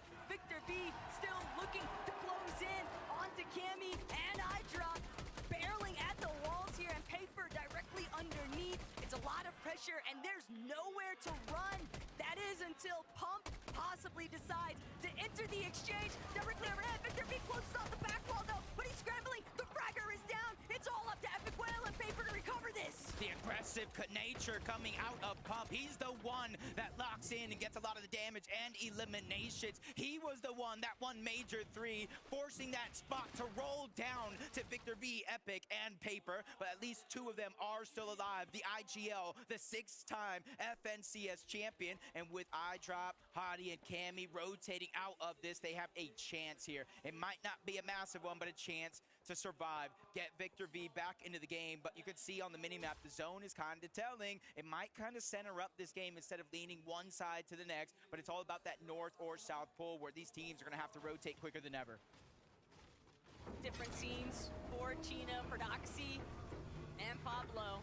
Ever since they won that initial battle at Rangers Ruin, had full control of the Swarm. Now they're getting the priority access and double the trouble. Gonna enter the conversation.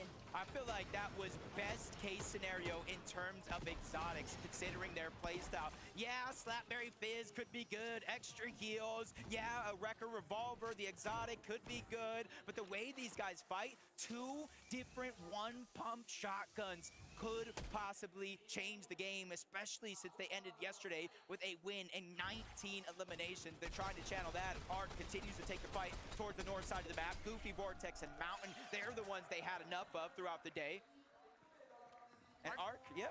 Yeah, they're scrappy, and that's the big thing here, is that Arc Salco School, they realize Vortex, Mountain, and Goofy are just farming Surge off of Queasy from a distance. So we're gonna take the battle to them. We don't wanna waste any more time as issues continue to pile up elsewhere. Epic Whale might have just met his demise at the hands of Cold. So tells me that Peterbot, Cold, and Ritual, they're still on the move. They're still looking at third party, any instances they can get their hands on. But Salco, Art School, first they've got to deal with Oceania.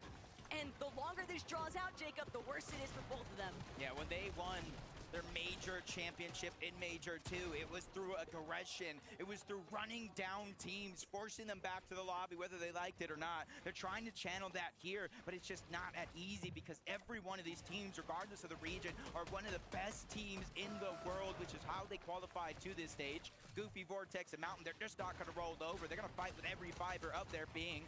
But Vortex takes a good shot. Shield goes out the window. Arc continues to pressure on that other side. Salco's there to back him up. Goofy just kind of gets tricked a little bit. Damage continues to pour in. Sauco and Ark are feeling more and more confident with each second passes in this fight. But Ark might have bit off just a little bit more than he could chew. 40 HP are left is all he has left. A little bit of over-aggression possibly spilling through there from Ark, and that's going to give Mountain, Goofy, and Vortex much more priority inside of the box fight, but teams are continuing to collapse around the map. Vico, Veno, Flixie also looking to establish a little bit of a surge strategy. It comes as no real surprise that some teams are still looking to just trade knocks from their surge-based positions, but again, when teams are caught up in these close encounters, they don't have any other choice but to fight their way through. And that's exactly what School, Ark, and Sauco are looking for, but they need to have commitment.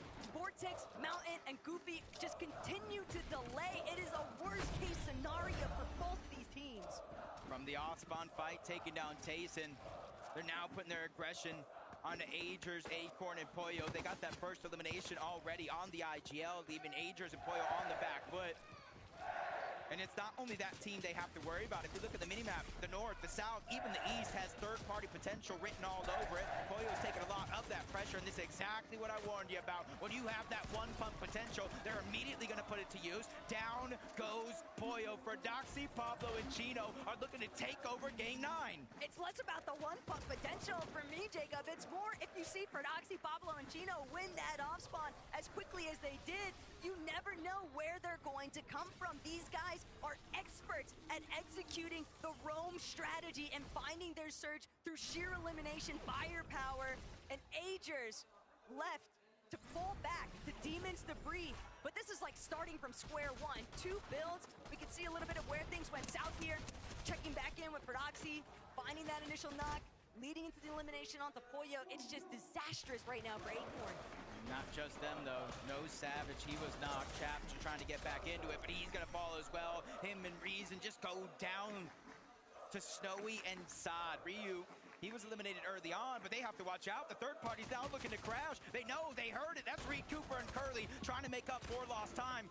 They were able to get the revive off, but saw just a sliver of HP, looking for survival. The launch pad comes out, so they have to abandon ship. Cooper sees it into the sky. This is his only chance. They cannot let him survive because they need the points. They need the surge, and they're going to grab it all. Curly and Cooper, just the perfect tag team to nail those players. The moment that they try to escape, third parties are just so vicious, and it's crazy to think, Jacob, at how much action has really taken place inside of the storm. Oh no, I saw what happened in the feed, but now we get to see it here. Flixie down. Vico's trying to fight back. He gets the elimination onto Tay-Tay. Rido's essentially going to be by himself, and you see him lurking around. Veno just runs into the brick wall. Rido is there. Oh my God! Back to back! I'm speechless! I can't believe we just witnessed that! Veno and Vico have Raito in their sights, and yet, somehow, some way, they're the ones that are sitting waiting for the battle bus to take off in the next lobby. Iyamzo, Clicks, and Higgs drawing us back into Supernova Academy. But Jacob, this is preposterous what is taking place. I feel like all three majors was kind of like leaning towards one thing. A lot of these towers, the surge, the trading shots, but when you come to the global championship and things don't work out, you have to adapt, and you're really seeing a lot of these teams adapting at its finest. Marius, Vanya, Pixie from the OXR HQ. This is exactly what you're talking about, consolidating the heals early on in the game, 3 med kits in the inventory, extra med miss. So now, even though they have to rotate on out, they're as healthy as can be. The Flowberry Fizz and that launch pad means they can cover almost 1,000 meters across the map before they have to land. It's all about just trying to stay out of that render distance. They don't want to be scouted out as they're soaring in off these rotations. But Pix, Darm, Demas just continue to impress. You would never believe that this is their first ever LAN experience. They have played with so much confidence throughout the entirety of this weekend. It almost feels inevitable before they find their victory royale.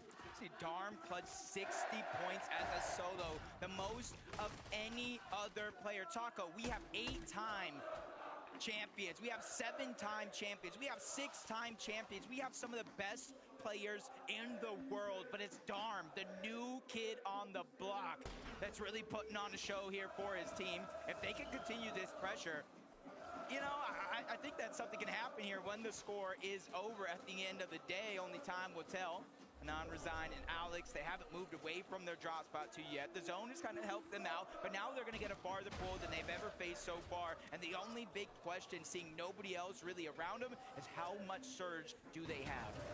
They'll at least have that rip pod incoming, a little bit more resources, a little bit more utility that they can possibly utilize, but heading towards the top of this mountain range, Anon bound to have spotted out those players a little bit further east from where they're located. So you have to anticipate that there's going to be a team possibly looking to set up a crouch sneak play. You can never be too careful. You got to check every single corner in day 2. Kanata rapid bolts rotating on over, trying to get as close to the center of the zone as possible, give themselves a little bit of elevation to work with, not too much. They don't want to be kind of the focus of the lobby overall. Seti, Yapko, Panzer, same thing for them. They already got their mountaintop. Just at the edge of the zone, though. Seti's using that bush to his advantage, not even a full box. If you don't respect the player, you've got to respect the gameplay. Maybe Seti can win over this French audience. Maybe he can be an honorary, nominee for somebody to cheer for here, because they've really been playing lights out this weekend, Jacob. They deserve a little bit of credit for what they've been able to put up. But right now, it's all about Anon, Alex, and Resigns trying to shut down Seti, Panzer, and Yapko. They don't want to allow him to find any sort of rhythm. Yeah, it's going to be tough, though, because you saw that stat. Yapko, with 2 different versions of the AR, he has the most damage in the lobby, making sure that they can play these games out with flexibility. They can play these games out with space and positioning, because he is making sure they are almost always above that storm surge threshold. And it comes from positioning like this. Remember, Taco, they land at the Kappa factory all the way towards the east, so they're making their rotations a huge focal point of their game plan. As we jump on board, Clicks, Higgs, and Iyamso still rotating in from the north side of the map. They're being trailed by King Phaser and PHSin, which is not a comfortable feeling, because King Phaser and PHSin love to fight. And it's not only that, but look at how much material they've been having to burn on their way in. Not only that, but they're also just announcing to everybody else inside of zone already that's looking back, oh, there's walls going up. Oh, there's definitely at least one team approaching us from the flank, so they don't even have a chance to try and even posture more towards the inner section of that edge of zone.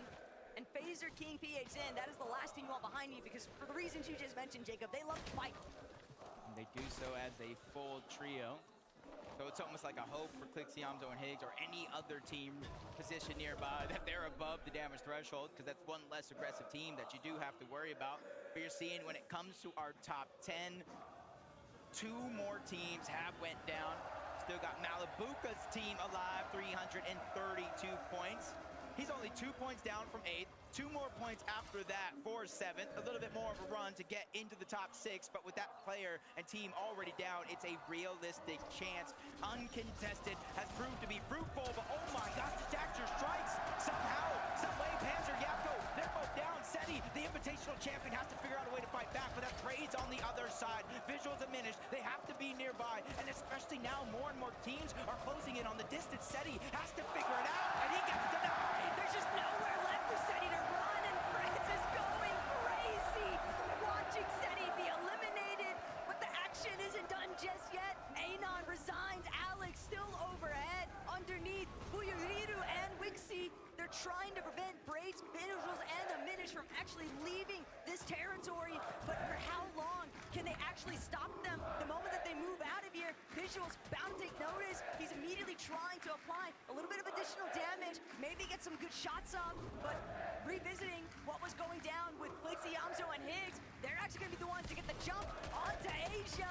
Razzle a little bit too isolated, and that's going to be an immediate knock into the elimination. Yeah, Razzle got frazzled by Clix, Iyamso, and Higgs, but they're not giving up. And this is a change-up with another knock, an elimination going over to Iyamso. It all comes at a cost, because Clix goes down.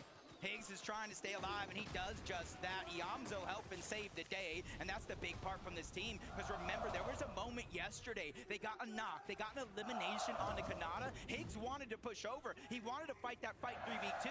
The rest of the team said, nah, nah, nah, let's rotate in. These guys have come for a comeback. But Pablo, he's last man standing. Paper, still looking to see if he can find him, and Victor V right next to him. Pablo so deeply tucked away into a corner, but he doesn't have a whole lot of options to escape here. Immediately charged in, but Paper, what a shot! He's gonna be put down into the dirt. Victor V is gonna be able to revive him. A nice clutch by their fragger, but that was still insanity. I love how they're willing to fight the best of the best in the entire world, and that's Victor V's legacy. If y'all remember way, way back when Arkham was even still playing, Coney Crossroads, Victor V said, this is my drop. I don't care how many championships you have, Epic. I don't know how many championships you have, Arkham. You're gonna have to go through me. And it's full circle. Now they're on the same team, and that confidence for Victor V is at an all-time high. This is a much more familiar sight, though, for Swizzy, Queasy, and Mustache. Arguably their best loadouts at this point of the lobby so far here today. And Mustache, Swizzy, Queasy definitely still being very conscious of what surrounds them. School Arc and Salvo not too far behind, but Iamzo and Clicks, they're forcing their way into these edges of zones, and they just don't have anything to work with. The last of their materials being expended. Iamzo even opting to try and fall further back, hoping that the Medmis can buy him enough time, but Pump, Baka, Pars, they're already in zone, Jacob. They'll hold this for as long as they want. Yeah, and since they're already positioned in zone, like you said, it makes it an easy decision for Pars to kind of go by himself. He knows his teammates are watching his back to try to get that loot as fast as possible. Iamzo knows they're closing in on the distance. He's trying to use his crash pads to escape, but you cannot escape NA West as they take down Clicks, Higgs, and Iamzo, and their struggles continue. Just asking for way too much for Iamzo to wiggle his way out of that one. Even if it hadn't been Baka, Pars, and Pump, you could see there's still several other teams in the area that were bound to lobby focus that solo the moment that they spotted him out. Malibuco walks ping, though. Looking to get a little bit more active here, trying to funnel teams around them. They want to see if they can make a play just to switch slightly higher up onto the elevation, utilize some of this natural map terrain, but they're still holding teams back. They don't want anybody rotating through them. Malibuca keeping a heavy eye out. Walks, separate angle hold there too, but right now, they've got a little bit more time. It's the calm before the storm. I think that's a little bit of an understatement, the way some of these games have been going on, especially today, where more and more teams are realizing the position that they are in on that leaderboard. They're realizing one of the only ways to come back is actually contesting that high ground, making sure Mustache, Quizzy, and Swizzy don't continue to run away with a tournament. I mean, they're doing the same thing. Him and Braze getting active early on. They get another elimination on the mid-team. As the arms just continue looking around, every team that crash pads to the zone, they're at least landing 1, 2, 3 crucial shots, which is where you see the difference right there from Coyote, Yuma, and Raise, is because they used a Flowberry Fizz with the crash pad to cover more ground, get higher up in the sky, and make it harder for them to get tagged up. A little bit of a look back into what went down with Brazil. Phaser actually winning out, getting a good knock onto Cooper, and that's gonna leave a very difficult entry point for Southville Arc and School. They're not even gonna be able to push through, just completely forced back. The interruption so steep, but up on height, Watts, he's been knocked. He never had a chance to close it off. He's gonna have to depend on Malibuca to get him back to safety, but they're gonna have to forfeit height here, Jacob. Another team bound to try and jump immediately onto them, but Ping, Malibuca, somehow brought back without much of a challenge, and that is actually insanity to witness. And Surge underneath, that's the real problem. It's not just Surge, it's active Surge on top of that. Alex and On resigned, they're trying to rotate away. They get some shots, but they're still 160 below. Every 7 or so seconds, 25 damage pours out, and you don't get knocked. You get straight eliminated. Crash pad, Flowberry Fizz, they're doing what they can to rotate towards the zone, but it's Queasy, it's Quizzy, it's Mustache on the other side. M8 versus M8. Malibuca has no choice. 128 below the damage threshold. threshold. Queasy down, Swizzy, a sliver of HP. It's all up to Merstash. But Merstash knows how to play it through as a solo. He can maybe clutch up big time here. He just needs a few more placements to continue extending in first place. Malabuka walks Ping still underneath that surge threshold. They're trying, they're so desperate. Everybody around them knows it too. They're not trying to allow the opportunity to let these guys break through their builds. But Merstash as a solo, what more could you possibly do? He's still buying points. He just needs players to fall around him. I feel like if anybody could start to make this clutch happen, it's him. They are above the damage threshold, but no Queasy, no Swizzy. They're not in this lobby, and that means a new team is able to claim that high ground. Pixie, Vanya, and Marius. Last time we seen them on this high ground, they weren't able to convert, but this is a second chance for them. And this is a big chance because we're still into the top 15. They have no eliminations for Merstash, Swizzy, and Queasy. They only have 2 placements versus placement points. This is how you close the gap. They're certain to have seen what that elimination feed looks like, though, but Demas, darn Pix, seeing them control the low ground comes as no real surprise, but they know they've got to keep a hold of that front side. They're immediately going to start making their way towards it, but they still got to be careful. Height overhead. Merstash is a solo. He'll be forced to drop to ultimate low. Malabuka creeping directly underneath him, but Merstash, he doesn't realize it. He only has 6 builds. He's trying to conserve as much as he possibly can. He's just so quiet in the background. Yeah, he's kind of waiting for the zone to force him out. Let all these teams bypass him on this rotation and hopefully try to get some sort of a sneak attack. Peterbach Hold and Ritual still alive in this game as well, but their material count rather low. A lot of the teams being affected by the high ground and the pressure that they keep pouring down, but at least they're 134 above the damage threshold. When it comes to Storm Surge, I think they're good from here on out, and even Pixie from up above getting another knock onto Coyota. Alex cleans that one up, so Luke going on over to him, but they're just pressuring over and over and over, whether it's an AR, the double pump, they're not letting any team look up. It's an issue, though. Anon, Alex resigns from the low ground. They might be able to pick off Yuma, but they got to worry about Pixstar and Demas, who've essentially cut them off. They've completely surrounded Oceania. They're going to be the ones to overtake the front side of zone now. And with Darm leading the charge, spraying back next to Pump, Pars, and Baka, but no one dares to challenge Poland underneath.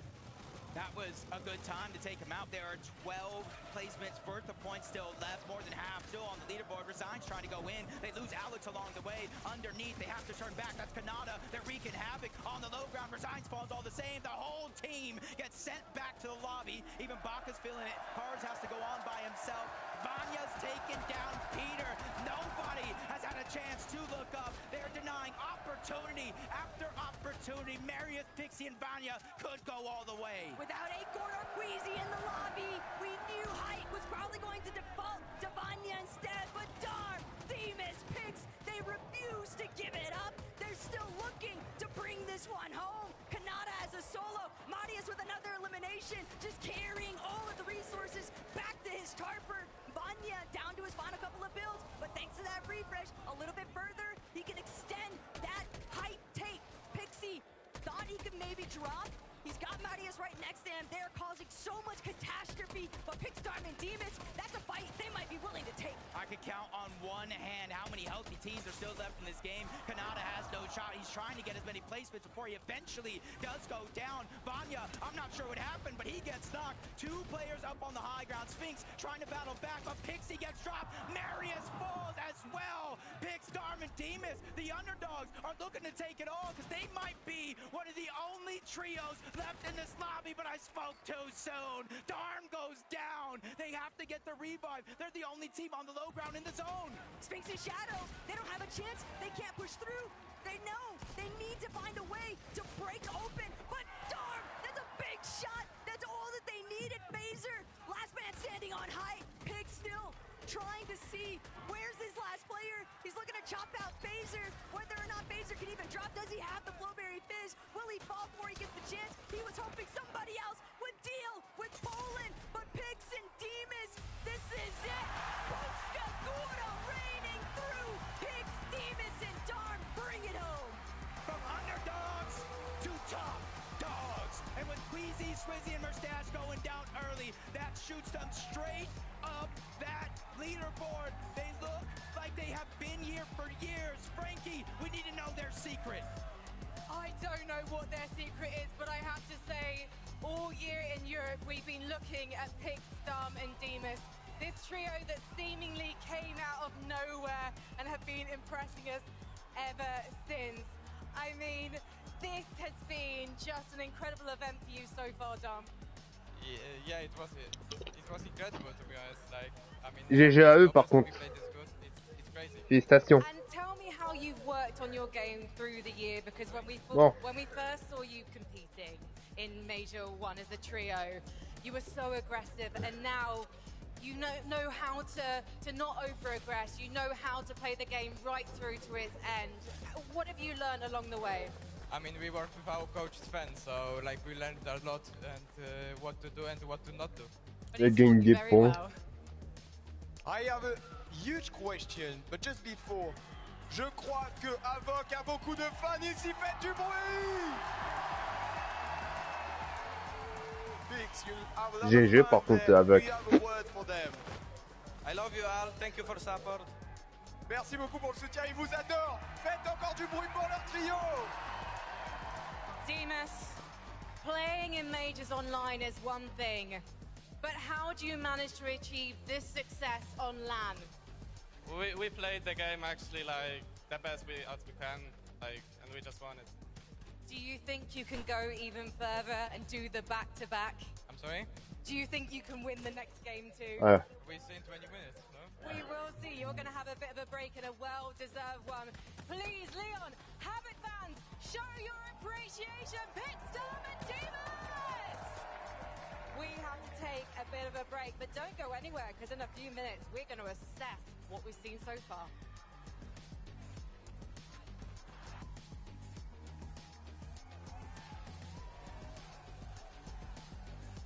Bon. Restant 2 minutes, donc il peut... Allez.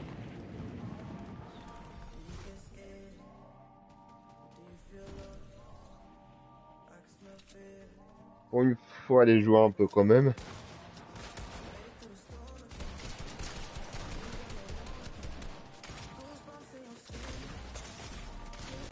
Aïe.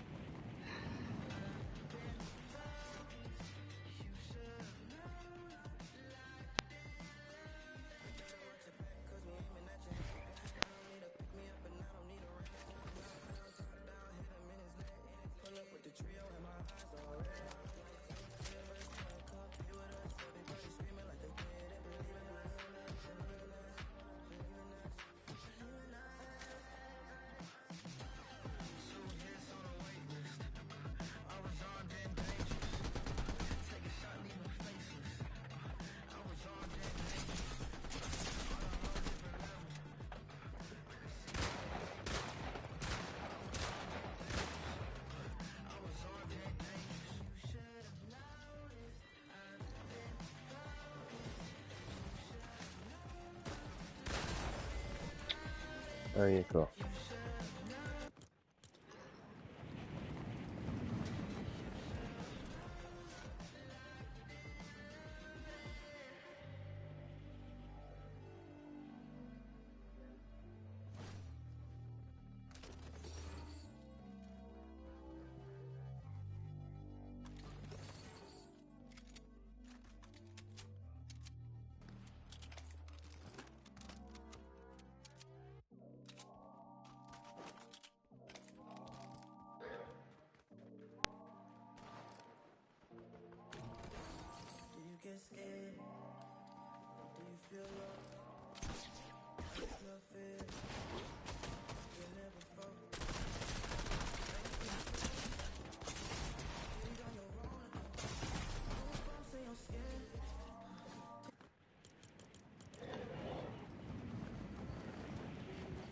Fortnite fam, this game could not be crazier.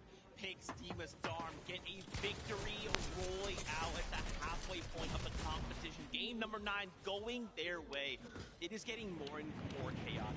Kelly, I cannot believe with only 3 games left to go. It feels like in some ways we just started the competition, and in some ways I wish we could just start over so we didn't have to. This is game 12, then start over game 12. Like just keep doing that. I don't want this to end. Well, speaking of starting over, I want to start over from day number 1. Actually, the 3rd game of that day, we saw Pix, Darm, and Dimas in a very similar position. They were front, low zone or low ground, making sure that they're kind of taking some peeks, not really going on the aggressive like we've seen.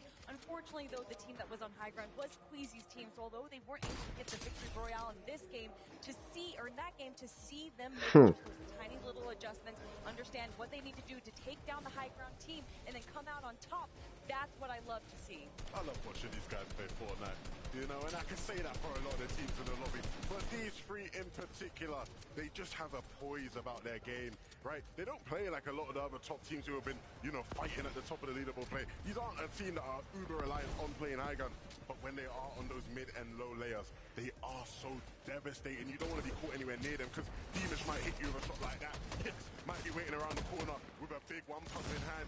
You know, Darm is always going to have something cooking. Such huge names like Phaser and all these other top trios that have had LAN experience for so long, and this is their first LAN. I would never in a million years be able to guess that they would be able to handle the pressure like they are doing today. That is so well executed from them. And I'm sure, like, you got to think in that moment, they've just got to feel over the moon, right? To have that moment. Guys, we not only showed up and made it to land, we got a victory royale in land. The crowd was behind us. Incredible stuff. Up a placement now, 498 points. They're top 3, Levin. There's 3 games left of the Global Championship, and these 3 who are playing in their first ever Global Championship sit in 3rd. Like, that's insane. Like, for them to even be able to keep their composure, if they literally just stopped playing from here on out, it would be a successful tournament for these guys, right? But there's more for them. There's more to come. They're going to keep fighting till the end. Dude, it's so sick. Okay, we're going to go back to those standings in just a moment. First, just a reminder, we are at the halfway point, which means we've let our players out. They've kind of given them some time to calm down, collect themselves, prepare for the last half of today, and then we'll get back into all the action. As we turn attention back to the standings, dude, these numbers are getting smaller and smaller, right? This is going to start coming down to the wire. I also wanted to note, you know, Kanata, Rapid, Bolts, not a big deal, but moving up a place, that's right, NA. We're getting closer to the top. Well, we're talking about closer to the top, though. I got to look at Vanya, Marius, and Pixie. The last hope to make this a close competition against Queasy, Merstash, and Swiftly. And honestly, if anyone can do it, it is this trio right here.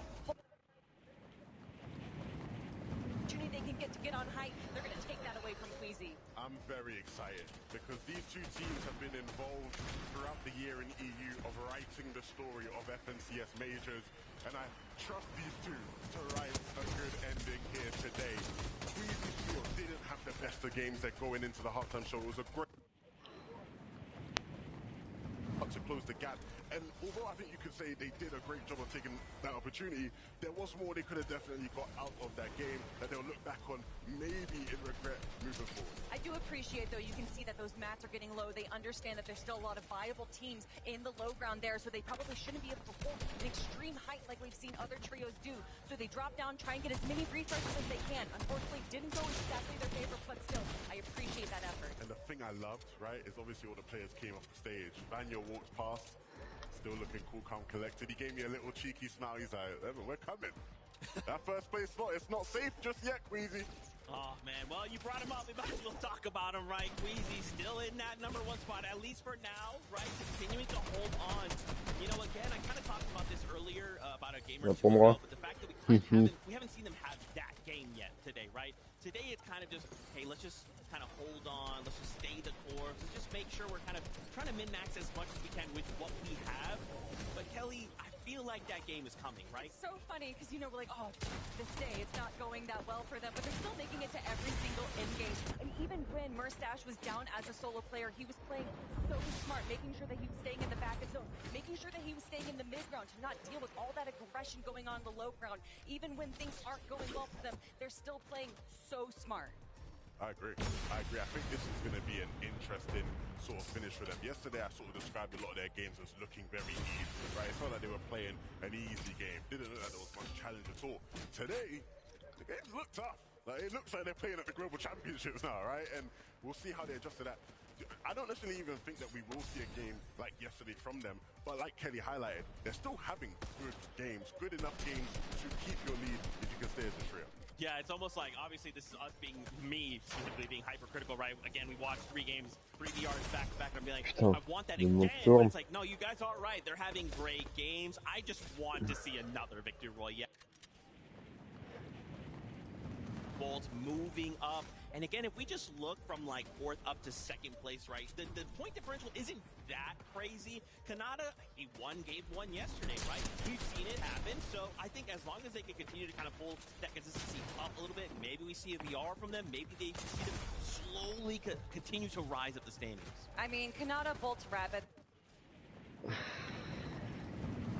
Passively, they're playing with the minigun. They're kind of just spraying out players and kind of hoping that something works out in their favor. But unfortunately, still not able to get into that Victory Royale situation. Kanata here even staying in Storm a little bit early. But when you have nothing else there, making sure that you make it into placement, consistency, and that is what this trio is known for. Not necessarily the elims, but just consistency. I think that they're playing the game the way that they want. I almost wonder if we have a runner close by, because I need someone to go get a Durag. I need Durag Nada on stage right now. He's NA's only hope, okay? His only hope, our only hope. Let's take a look at those standings and take a look at page number 2. All right, let's see how things are going. On the 2nd page, again, we take a look. Chap, Reason, Mr. Savage, right? Not that terribly far away, and even in 12th, right? Think about Phaser, PhD, and King. That last game, making it to the end game. Guys, I feel like making it to the end game is so critical. So many of those points are locked up in just making it there, and I love that from this Brazilian team, we see them get there. Absolutely. I think the big thing is we're starting to see a lot of those teams on that 2nd page finding a bit more momentum, and it's going to get tighter and tighter. And what that means is by the time we get to game 11 and 12, it's going to get hyper and hyper because every single decision, every single thing that happens in that game, every single placement will have an impact on who sits on that top 10. Okay, all right, I'm getting word. By with Frankie right now. Thank you, Mersash, for agreeing to talk to us at what must be quite a high-pressure moment. You were still top of the leaderboard with 81 points, but the games haven't been your strongest of the competition. What's been happening with the high ground? Why haven't you been able to hold on to it? So I think so many people were reviewed and going for high ground. It was obviously we knew it. I think we just need mental reset, and that's the break we need to win the tournament. 81 points from the 2nd place. What's the strategy now for the next games? As I said, I think we're playing good. We just need mentally reset for all of us, and we're gonna play much better after the break. La simple chose à faire, c'est de reset mental, c'est-à-dire repartir de zéro mentalement, se remettre bien mentalement et repartir de l'avant parce qu'ils le savent, ils ont le niveau et s'ils le font, normalement, d'après Merstash, ça devrait passer. So how is the energy now for the trio, Mersash? Obviously, you still have the energy of the audience, but what are the vibes in the booth? I mean, the vibes are still good. We kind of went down after the last game because we died earlier. But yeah, after the break, I'm pretty sure everything's gonna come back and we're gonna win. So what's the plan for the last 3 games? Take high, don't die. I think that you were going to play out of your mind. We only get to do this once a year, and I know you're not going anywhere without a fight. Thank you so much, Mersash. Good luck. Let's head back to the desk. Thank you so much, Mersash, for that time. We know this time is very valuable for these players, right? So super appreciative of him. Just taking a moment, letting us kind of get into his mind, see where he's at. Oh my gosh, we only have 3 games left to go in the Global Championship. How did we get here? How did this happen so fast, Levin? Let's rewind time. I mean, the game's just been so good. And you know what they say, time flies when you're having a blast. Them having an understanding that this type of thing was going to happen. Hype was always going to be a lot more chaotic. There was always going to be a lot more suitors going for it on day 2. And I liked how he sort of said, there's not like an in-game tactical adjustment we have to make. We just need the mental reset. We know what we're doing. We just need to execute better. And if anyone can do it, it's going to be Queasy, one of the biggest veterans that we have in the competition, getting 2 second places in LAN already. He understands what it means to have a mental reset and to kind of coach these players himself, to be able to bring them into this mindset. I think that's really what stands Queasy above the rest. Yeah, I don't want this to end up being like famous last words, but there is no one more prepared than him for like the finishing race, right? Like you're approaching that moment in the last couple of games of a global championship. Nobody has dealt with the bad side of it as much as him, right? So in theory, nobody should be more prepared for it. Interesting. That's something. Also, you said something. The fact that like obviously the LAN settings, if I go in and we play a lot from home, right? A lot of our majors are remote, right? If I'm at home, I'm comfortable. I'm in my chair. I'm leaned back. Got my shoes off. Than being in this stadium on LAN, under the lights, under the pressure of this crowd. You make a mistake, you hear a boo. You get an elim, you hear them roar, right? It just is so different. Also wanted to highlight just some little fun interactions around we've been seeing in the map as we kind of bring up the standings. I believe it's Vico, Veno, Flixie have had quite the run here at LAN. Obviously, again, love him or hate him, Veno is a character coming out, being Veno. Vico, he's a talker. He's confident, but he can back that up with a lot of his play, Levin. So I'm excited to see what they bring for the last 3 games. Look, I'm not gonna lie. As someone who knows these guys really well, I was worried about them when I realized what the atmosphere here was gonna be like, right? Because again, they're very emotional players. In the case of Vico and Veno, at times they can allow some of these things to get to them. At times it's been difficult for them, but it's good to see that in moments in-game, they're not allowing that noise to really get to them, right? They're able to stay locked in. This game, unfortunately, was not a great example of that, right? So really just put them to sleep, put them to shame. So again, I think like Mustache's trio, this break will be huge for these guys for a mental reset. Yeah, definitely. And, Raito there has got to be feeling good representing the smaller regions here, especially to take down someone like Veno, Vico, Flixie, who have kind of put a little bit of a target on their back. You know that the audience loved what? No, yeah, a little bit, just a little bit. I never noticed. I like that. Guys, I'm getting word. I want to head on up to a little interview. Benji is standing by with Gotaga. What? Eh oui les amis, regardez, je suis en compagnie de quelqu'un ici que vous connaissez bien. Eh oui Coco, oui Gota, je sais que tu adores ça. Gota, j'ai entendu dire que c'était un jour un peu particulier pour toi aujourd'hui, non? Oui, on va être champion du monde, c'est pour ça. Aïe. Eh non, je parle évidemment de ton anniversaire Gota. C'est aujourd'hui l'anniversaire de Gotaga. C'est quand même pas mal comme anniversaire pour l'instant. C'est vrai. Et mes joueurs peuvent m'offrir le meilleur cadeau ever le jour de mon anniversaire, donc c'est trop bien. S'il le fait, c'est vraiment le meilleur cadeau ever, clairement. Oui, totalement. Bon, comment ça se passe pour vous pour l'instant, cette finale, ce cast avec Squeezie, Brox et Nikov, tout ça va? Ça va bien? C'est incroyable, là on commence un peu à stresser, on a la pression à chaque bus qui part, et non, c'est ouf. Le public, la France, les fans de Gentlemate, les fans des autres structures, un grand merci à tout le monde. Vous êtes énormes, vous faites rayonner la France à l'international, les gars. Merci pour tout, vraiment. Dernière question. Il n'y a plus que 81 points d'avance pour le trio de Merstache. Est-ce que ça va le faire? Est-ce qu'ils vont aller au bout, Gota? Je pense qu'ils vont aller au bout, et au pire des cas, c'est Vagnac. Donc voilà, les gars. Voilà, on est trop bien. Les gars, du bruit pour Gotaga, Squeezie, Brox et Nico. Encore un joyeux anniversaire Gota, mais c'est pas le seul. On a d'autres anniversaires à souhaiter aujourd'hui. Et le prochain, c'est avec Frankie. Frankie, it's your turn. Merci beaucoup, Benji. From one birthday boy to another. Amar, what's it like spending your birthday with an incredible arena like this? It is actually amazing to have this kind of birthday present. Gotaga, my friends, bon anniversaire as well from here upstairs. Gotaga and gentlemen, thank you very much. It's actually insane. Have you got a joint birthday party planned for later? I might have planned a birthday party, right? Yeah, it's. Happy birthday to you. Happy birthday, dear Amma. Happy birthday to you. Now, Amma, make a wish. Wish for your favorite player. Gotaga. championship. We don't know, but it will be whoever Amar wished for. And he's going to tell me in just Bon, a 4 moment. minutes. Absolutely. Gentle!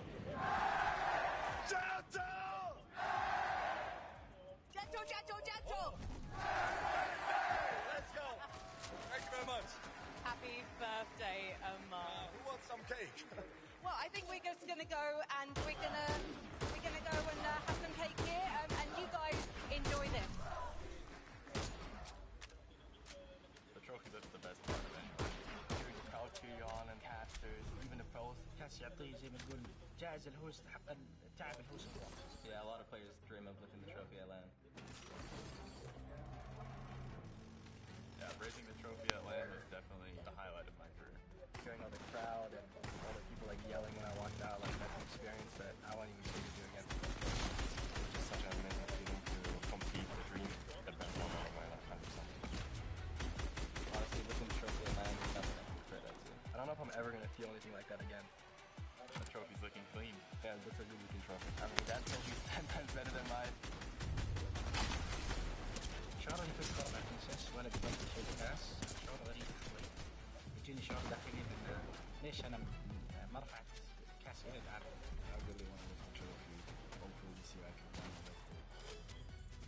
I think winning the class I'm better than winning online just because the atmosphere, the experience, the fans, and like the trophy. I think LA is more exciting, more fun, has more eyes on it.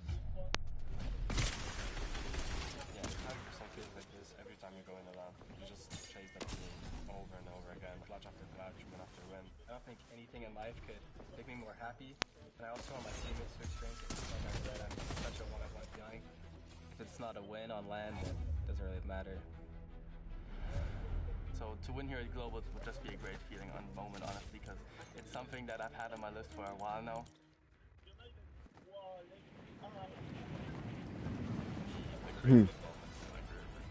إذا تيم مدريد رفع الكاس وفاز بالبطولة يرفع اسم مدريد للعالم مثل الجمعية هناك.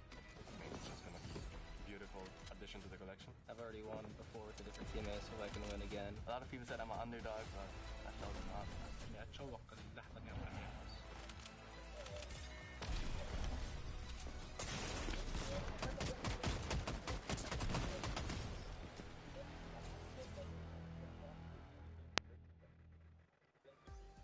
Look, we all wish we could take that trophy home. You know, guys, I'm just gonna go up. I gotta. Someone's calling me. I'm gonna go up the stage real fast. Okay. Don't worry about it. I'll be right back. You guys just keep doing your thing. No, but in all seriousness, of course, this break, right? Getting that mental reset, and they'll get back to the action as quickly as we can. Seeing all these players kind of talk about that trophy, this just means so much, right? Like, obviously, prize money's awesome, right? Life-changing amounts of stuff. But, like, a global champion title and a trophy kind of forever cement your accomplishment. That's what so many of these players would take. And there's players, like, there's just so many different situations when a team comes into a LAN setting like this, whether you think that they're the favorites to win it all or they're the underdogs and they somehow come out on top, and that it just inspires so many people, so many players. And I always like to ask the question for the winners, what do you want to say to people that want to be like you, and the inspiration that they have, that they want to just show to all the kids watching, essentially, that this can be them. I mean, you look back on those previous winners, at one point they were starting new in Fortnite, and to be able to focus themselves, to be able to climb up all the way to this stage and then grab that trophy for themselves just means so much to not only them but to all their fans watching as well. Like Kelly's hyping me up right now. Again, you hype myself. I mean, I wish I could. Maybe not this year. Maybe next year. Look, you're spot on, Kelly. The euphoric feeling you get from being able to step up once the competition is done, all the lights shining right on you. You make your walk to lift the trophy. It's something you never ever forget, and it's something that, you know, whenever I talk to these players after the Global Championships, the players who didn't win, that's always what they're focusing on. It's always like, oh, I wish I could be the one to lift that trophy. Next year is my time. For me, in esports, I always talk about the story, and right now there is a beautiful story building, going all the way back to the Invitational, Cammy and Seti versus Queasy and Vino. The story that everyone said saved competitive Fortnite was Queasy and Vino landing on Cammy and Seti, and although it didn't go their way and they got second place, that cemented them in competitive. be an absolute stop of Pollo versus Peterbot. But Queasy says, nuh-uh, I'm gonna make them earn this win and get second place once again. Full circle, we are here now, back on the global stage, and Queasy finally has that first place spot in his grasp. It's right there. It's right there. Hey, this has been a story building for 3 years. Now, obviously, the person right behind him on his heels, right, is Vanya saying, hold on, Queasy, I've got the crowd behind me. Don't get too far away. Now, obviously, you can see the players are starting to get back on the stage. They're starting to take their seats once more. We'll get back into games as quickly as we can. But man, oh man, tension is building for sure. 3 games, and now we have to start asking the question. Now that you guys have had that mental reset, what is the game plan? At this point, this is a brand new competition. You have 3 games. Whatever has happened before now does not matter. We're either playing to try and take away first from Queasy, or we're trying to play to get a top 10, because that is life-changing money. You leave it all out on the server. 3 most important games of your Fortnite life. Yep. You have to do whatever it takes, as crazy as it sounds. But what is whatever it takes? Are we going to see what we saw in Major 3 for the North American Championships? Are we going to have the second place team land on the first place team? Are we going to see some crazy rotations? We've also seen teams change up their drop spots in the final moment. Is that what's going to happen? And it's not just fighting for first. We keep talking about first place. That is where the glory is. However, all of these teams are making sure that they can climb up that leaderboard, grab the bigger piece of the pie, because everyone here is fighting for notoriety and fighting for that prize pool. Absolutely. I mean, look, we always speak about the top surprising players who have performed. You know, your placement here might catapult your career in the next direction. I look back to last year, right? A lot of the players who didn't win, but ended up becoming sort of stars in the world of Fortnite. The guys like Wox, guys like Bolts, right? They didn't win the competition, but everyone left the competition talking about how they performed. You want to put yourself in that category, someone who people are talking about for months and months after the competition. It's only a catapult, right? From this point forward, regardless of where they end, I would say at the end of the day, these guys have made the Global Championship. This is the biggest stage possible. These are some of the best trios in the world. And now, like what you're saying, right? Let's get into the top, let's place top 5. Instant respect, instant street cred. How many of these trios are looking to do that? And that's what I'm saying, man. 3 games of Kelly. I mean, let's get crazy, right? Everybody in the lobby, let's just go land Queasy. Let's take him out. Let's try and close the gap, and then everybody kind of walk around. Why do you say Kelly? He's trying to put that on me right now. I don't think Queasy's going to be a big fan of you guys anymore. I mean, everyone, you can't be having none of that. I mean, look, if you ask him right now, he'd say, yeah, they can do whatever. We're ready for it, right? Because that is just how stone cold he is. And we'll see if in these next 3 games he really can solidify himself as the greatest IGL of all time. But we can't count out the rest of the teams in 2nd and 3rd and 4th place. We saw game number 6, Pablo Lingo walk out with almost a 200-point game. So much can change if you're able to grab all of those eliminations, if you're able to kind of control the low ground while Queasy's sticking up high, making sure that he's just staying alive. There is still a chance, there is still an opportunity, but with 3 games left, Zeke, only time will tell what's going to happen. You got to think the pressure's got to be through the roof. Think about coming into day number 1, right? Oh, you know, land, here we are, my friends, my peers, this amazing crowd. Pressure's on. First half of day 2, hey, maybe we're doing well, maybe we're not, you know, whatever. The last 3 games, this will be it. Pressure is brutal. And even just looking at Queasy, right? Can he handle that pressure with only 3 games? When I look at Queasy and even how he was from the beginning of day 1 yesterday to where we are right now, he looks the same. He looks locked in. He looks like, hey, I'm putting up as many walls with this noise out as possible because I know what I came here to do. I just have to do it, Levin. He's not going to give too much away. I'm sure thoughts will be racing through his head, but he must remain stoic, he must remain ice cold, especially when you're the leader of the team. Yeah. Right? Swizzy and Mustache, outstanding players who look to him for guidance and leadership. If he starts to look shaky, if he starts to look nervous, it might impact them negatively. Again, these are the types of things the best leaders in our game have to do. Man, both David and Kanata, joined by Higgs, Clicks, and Iamzo, holding up North America, making sure that they are not kicked out of that top 5 and top 10 respectively. But honestly, you were right at the beginning of the show, Levin. EU is on top right now, but which of the EU teams will come out on that top? You know, I'm actually curious. I saw out of the corner of my eye there, Vico Venom Flixie, right? They're about 100 points behind, but one good game, like you said, Kelly, could change everything. With that being said, why don't we go say what's up to our casters to get things started.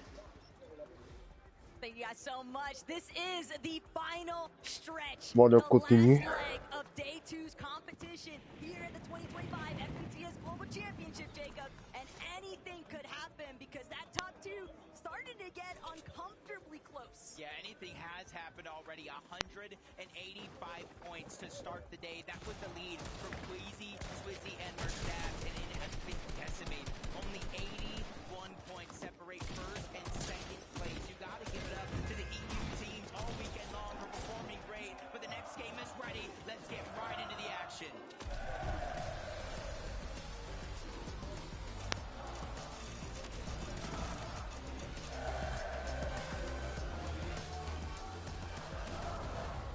This is the starting point for where champions are really going to be tested.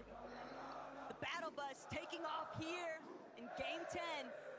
And there's one off-spawn fight that I have a feeling we're going to need to see a little bit of a resurgence from Tayson if he intends on continuing to pose a threat for that top half of the leaderboard. So far here today, it has been largely Proxy's team coming out on top, but anything could change in the blink of an eye. Wait a minute. Wait a minute. Who invited Aspect to this party? A whole nother trio now joining the fun at Rangers Ruin. That just put a huge switch up on how these things have been playing out, but instead of a straight 50-50, the majority of these fights, they're trying to take two different sides of the POI. On the outskirts is Aspect and his trio, Tinka. They're trying to loot up. This is the team coming into the Global Championship. They were landing at the Kappa Kappa factory. SETI lands over there. They are on fire. I wouldn't want to land there either, so they're just trying to figure out something. Seems a little bit bizarre, though, that Kazi Aspect would choose to actually try and land as a third party here at Rangers Ruin.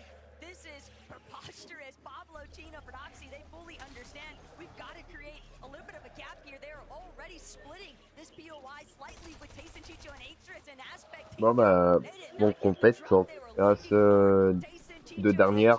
They might just be able to run the Yoshi fellas out of here, if not run them down for eliminations entirely. Honestly, considering the little bit of loot that they did have, you know, Wrecker Revolver on one, Sentinel Pump on the other, and they do have some shields as well. Not what I expected out of this drop, but they're figuring out a way to stay alive. Prexy just immediately runs out of Rangers Ruin. He said, nah, I do not want to fight that triple contested drop. They immediately move towards the west and find a key elimination. Prodoxy, Chino, and Pablo are revved up and ready to go. This is the effect of VOD Review because they completely shut out Striker and Tisco's teammate, Kadu, just nowhere left to escape. That's a really nice elimination to find, too, especially considering that they were pretty much forced out of Rangers Ruin due to Kazi third-partying. Now Striker and Tisco just kind of hiding. They know their teammate went down in that direction.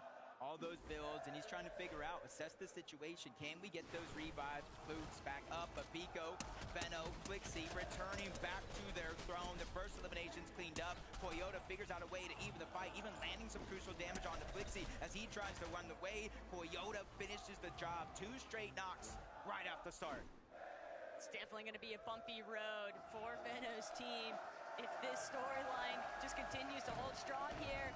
But someone who hasn't had any issues with their early game, it's going to be Swizzy, Queasy, and Merstash, just taking full advantage of everything that's provided by the Hive. And Swizzy even doing a great job scouting around, heading straight towards the top of their surge base. They're ready to start getting some tags in. Oh my, another team Aspect, Tika, Kazi. They say, you know what? We already affected one fight at Rangers Ruin. What's the harm in going to another? They immediately make their way on over towards the top side. Tayson, Chicho, and Riz say, you know what? We're going to chase him as far as we can towards the edge of the zone. Once they reach that point, they realize they don't have the loadouts they want. 30 builds on one of those players, an empty item slot. They're immediately about face. They're trying to figure out where they can pick up the scraps from. But you don't want to be operating with scraps when players like Marius, Pixie, and Vanya just have so much at their disposal. Uncontested, Polwix are headquarters. They can spend so much time here, Jacob, and they tend to more often than not. But Visuals, Brave diminished. They might have something to say about it.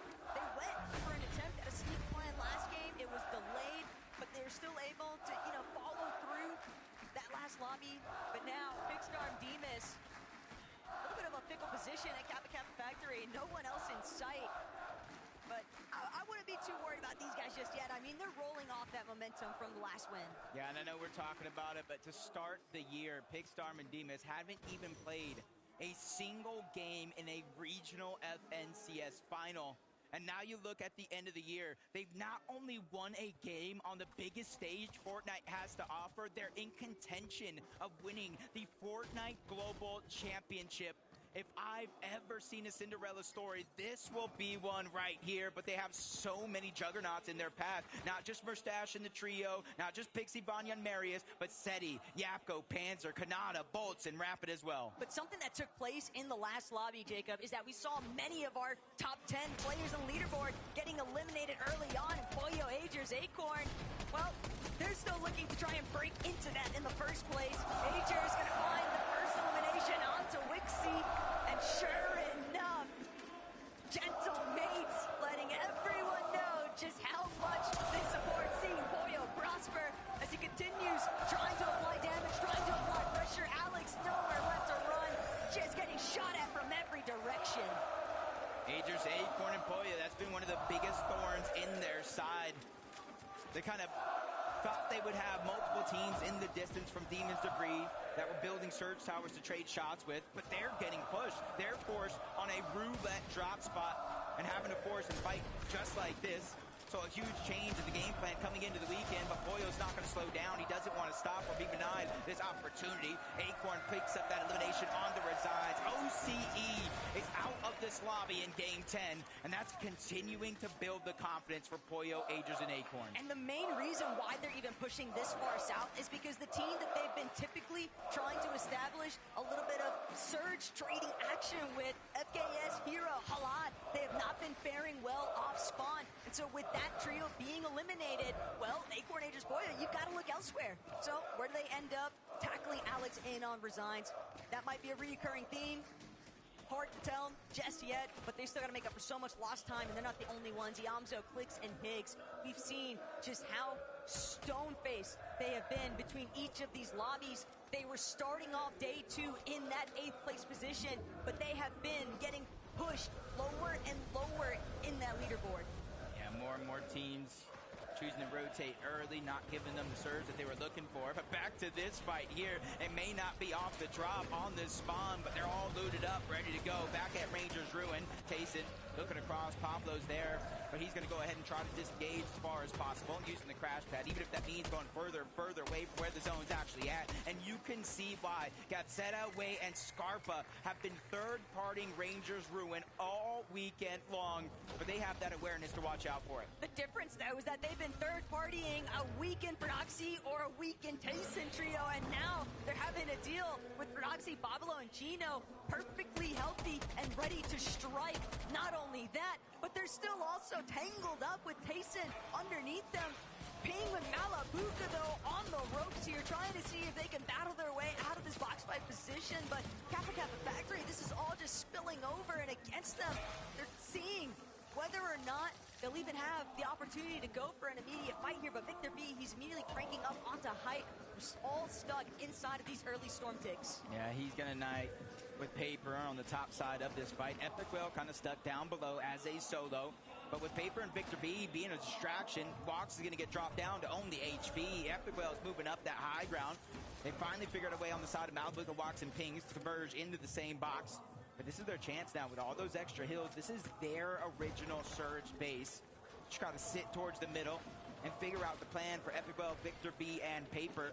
So that way they can try to make that smart move. But Victor B, Paper, Epic Whale, they're just gonna go ahead and disengage on out. They got that early storm surge damage, and now they just want to beat teams on that rotation. Just looking to get a little bit of space creation here.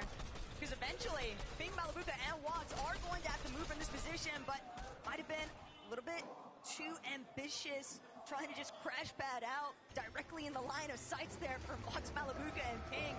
Of course, you're going to eat some damage in exchange. Poyo, Agers, and Acorn. Not only did they get their Demon Debris Medallion, the mythic weapon, they got the eliminations onto Anon, Resign, and Alex. They immediately moved towards the eastern side of the map. One of the only teams on this side of the map having access to that bunker, and they immediately take it. And this is where they start to replenish everything from materials to resources, their loadout.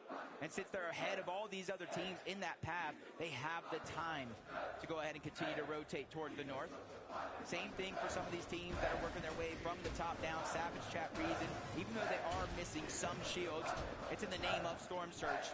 Taking those shots, taking those chances, that way they don't have to worry about it later in the game. So Savage, Reason, and Chap are going to have to dig deep here, though, Jacob. They took a way too early departure in the last lobby, and having been chopped just now, fortunately, Chap, Reason, able to utilize some of that Flowberry Fizz, their Surge base, obviously stockpiled with more than enough resources, so not too heavily in danger, but at the same time, fully aware of the fact that teams are looking to try and catch them slipping. Yeah, and for that team that knocked down, even though they survived, it's like, do I invest the resources, build another Surge Tower, or I just try to rotate? Chino, Fordoxy, Pablo, one of the more aggressive teams in the lobby, especially Chino, the most eliminations in all of the Fortnite Global Championship so far when it comes to individual players. And guess what? Let's add one more to that total as Gabzetta goes down, and that's a little bit personal. It's not just for the points to catch up on the leaderboard. It's not just for the Storm Surge. It's just to shoo that fly away from their picnic. That's really all it's been, kind of just that gnat in your face. They won't leave them alone, but you know what? Fordoxy, Chino, and Pablo, when they've actually got some materials and a loadout to work with, this is the last team you ever want to get caught up with in a box fight because they have such a commanding presence in those aggressive instances. Yeah, here's just that. We might have missed it, but Chino's going to make sure we do not miss all the action. That was only his first elimination. We saw this one on the Gabzetta, so we went back to back with a little bit of help from Fred. Why'd that look like a little edit course, though? He's just like, this is just another day for me. Like, another day at the office entirely. But King, PA's in Phaser, scouting out area. Never want to leave yourself too overexposed, but Fordoxy, no intentions of slowing down just yet. Now, they can finally enter this fight. Tayson has been knocked. Chino, once he gets going, it's like impossible to shut him down. And Chino, side by side, racking up the eliminations, several now to boot. That's just on his own head. Fordoxy and Pablo also rocking their own individual eliminations, but they are a little bit hurt. They do have so much to bring themselves back up to full HP, though, Jacob, because of these win-outs on their fights. Yeah, even after taking down Tayson's team, you still see Focus, Upple, Mixon, here, Tinka Aspect, and their trio were there at one point or another, but they immediately saw what was going on and said, hey, it might be better for us to try to go to the zone, worry about Storm Surge a little bit later. At least there's two teams we could try to look back on and try to focus. Fred underneath, along with Pablo and Chino, they're just trying to assess the situation. They know another team is up there. They just don't know exactly where they're positioned at. After yesterday, Upple, Focus, and Mixon, we saw opportunities for where they were able to shine, but dealing with a team like Fordoxy, Pablo, and Chino, it's usually not worth sticking around. Better to just prioritize the positioning, shoot out the crash pad from behind you, but both these trios just gonna head their separate directions, two different styles of rotate. Ooh, it might not be the biggest upgrade for them, but they are going to be able to replenish their crash pads if it does spawn out. Maybe upgrade their Sentinel pump if it does drop as well. 3 different ones, but that's what they get. A little bit more loot to work with once they get that rank upgrade. And it's only a B rank, though, so you can see the kind of the slow play, no eliminations, not necessarily their game plan, though. I like this dead side wraparound, though, from Seti, Panzer, and Yapko. They've got early surge already locked in, so they're going to opt to already make a direct line in towards the elevation of the mountain range and potentially push back other teams that might be looking to try and rotate a little bit after the fact. I can agree with that. Takes in Yamzo. This time around, the zone pulling towards the north, which means they kind of have the luxury to be able to sit in their base.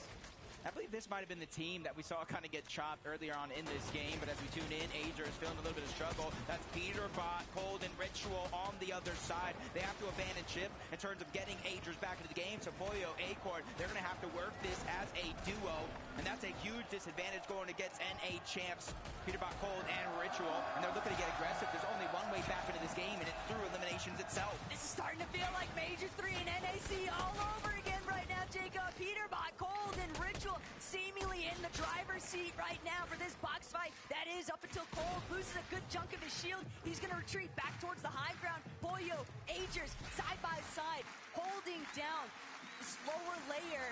But the longer this drags out, the more time it provides for Ryu, Snowy, and Sa to move in.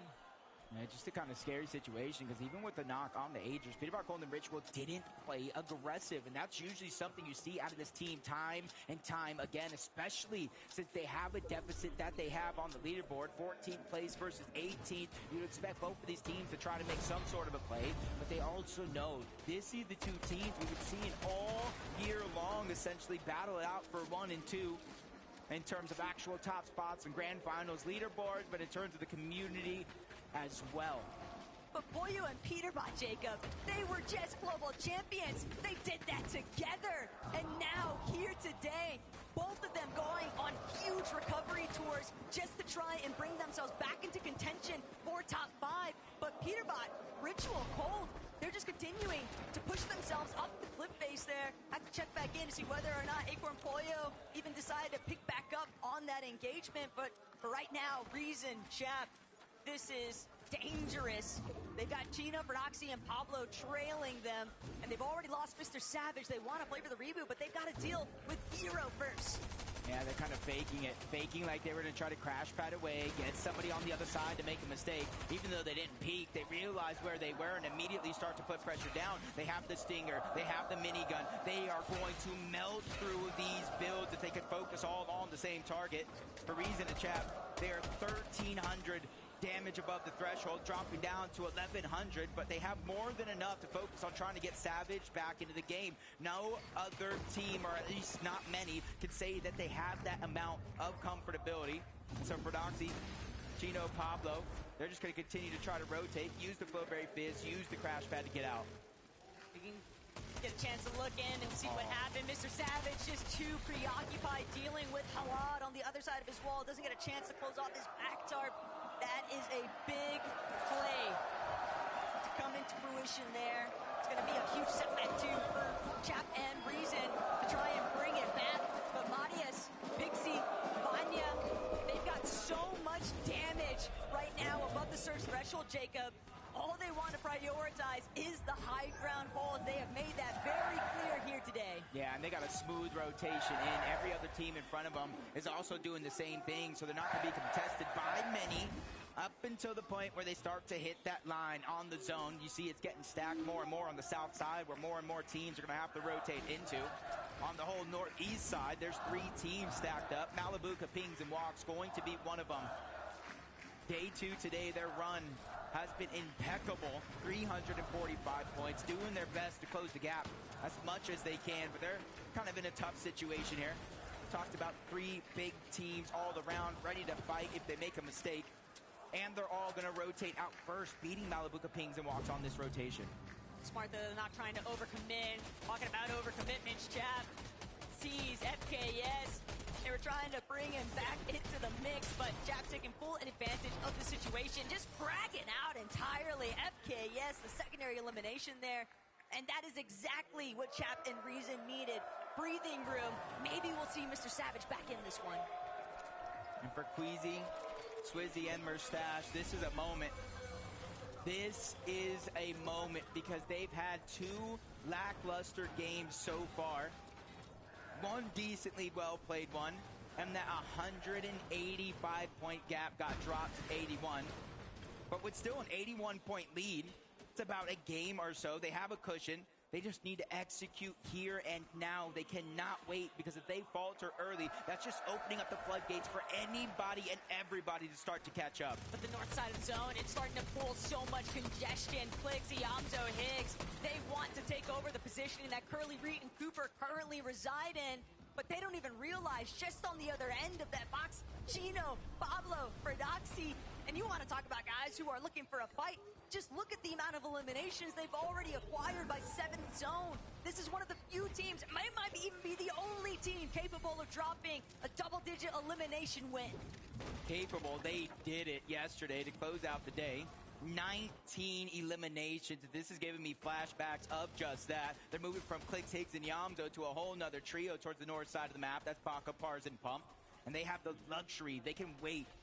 They can let that team make a mistake, but you're seeing Storm Surge really start to affect this lobby. Kanata, even while he's 1,500 above, finding opportunities and not trying to let them pass.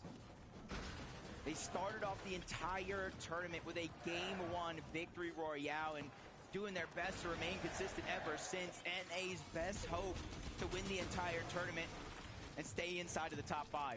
They've got a lot of surge, zone, pull, rather favorable for the time being. And being in that 4th place position, they gotta hold their own.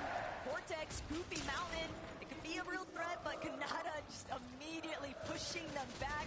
Don't start trying to peek our direction. Still, Sphinx, Buzz, and Shadow, they didn't get the memo. They're still willing to try and cross over, but Reason smothered, trying to see if he can live. Aspect gonna be knocked, though, and that's everything for Reason right now. He needed some form of a lifeline and the life jacket from that elimination. If he can get to the body loop, but no!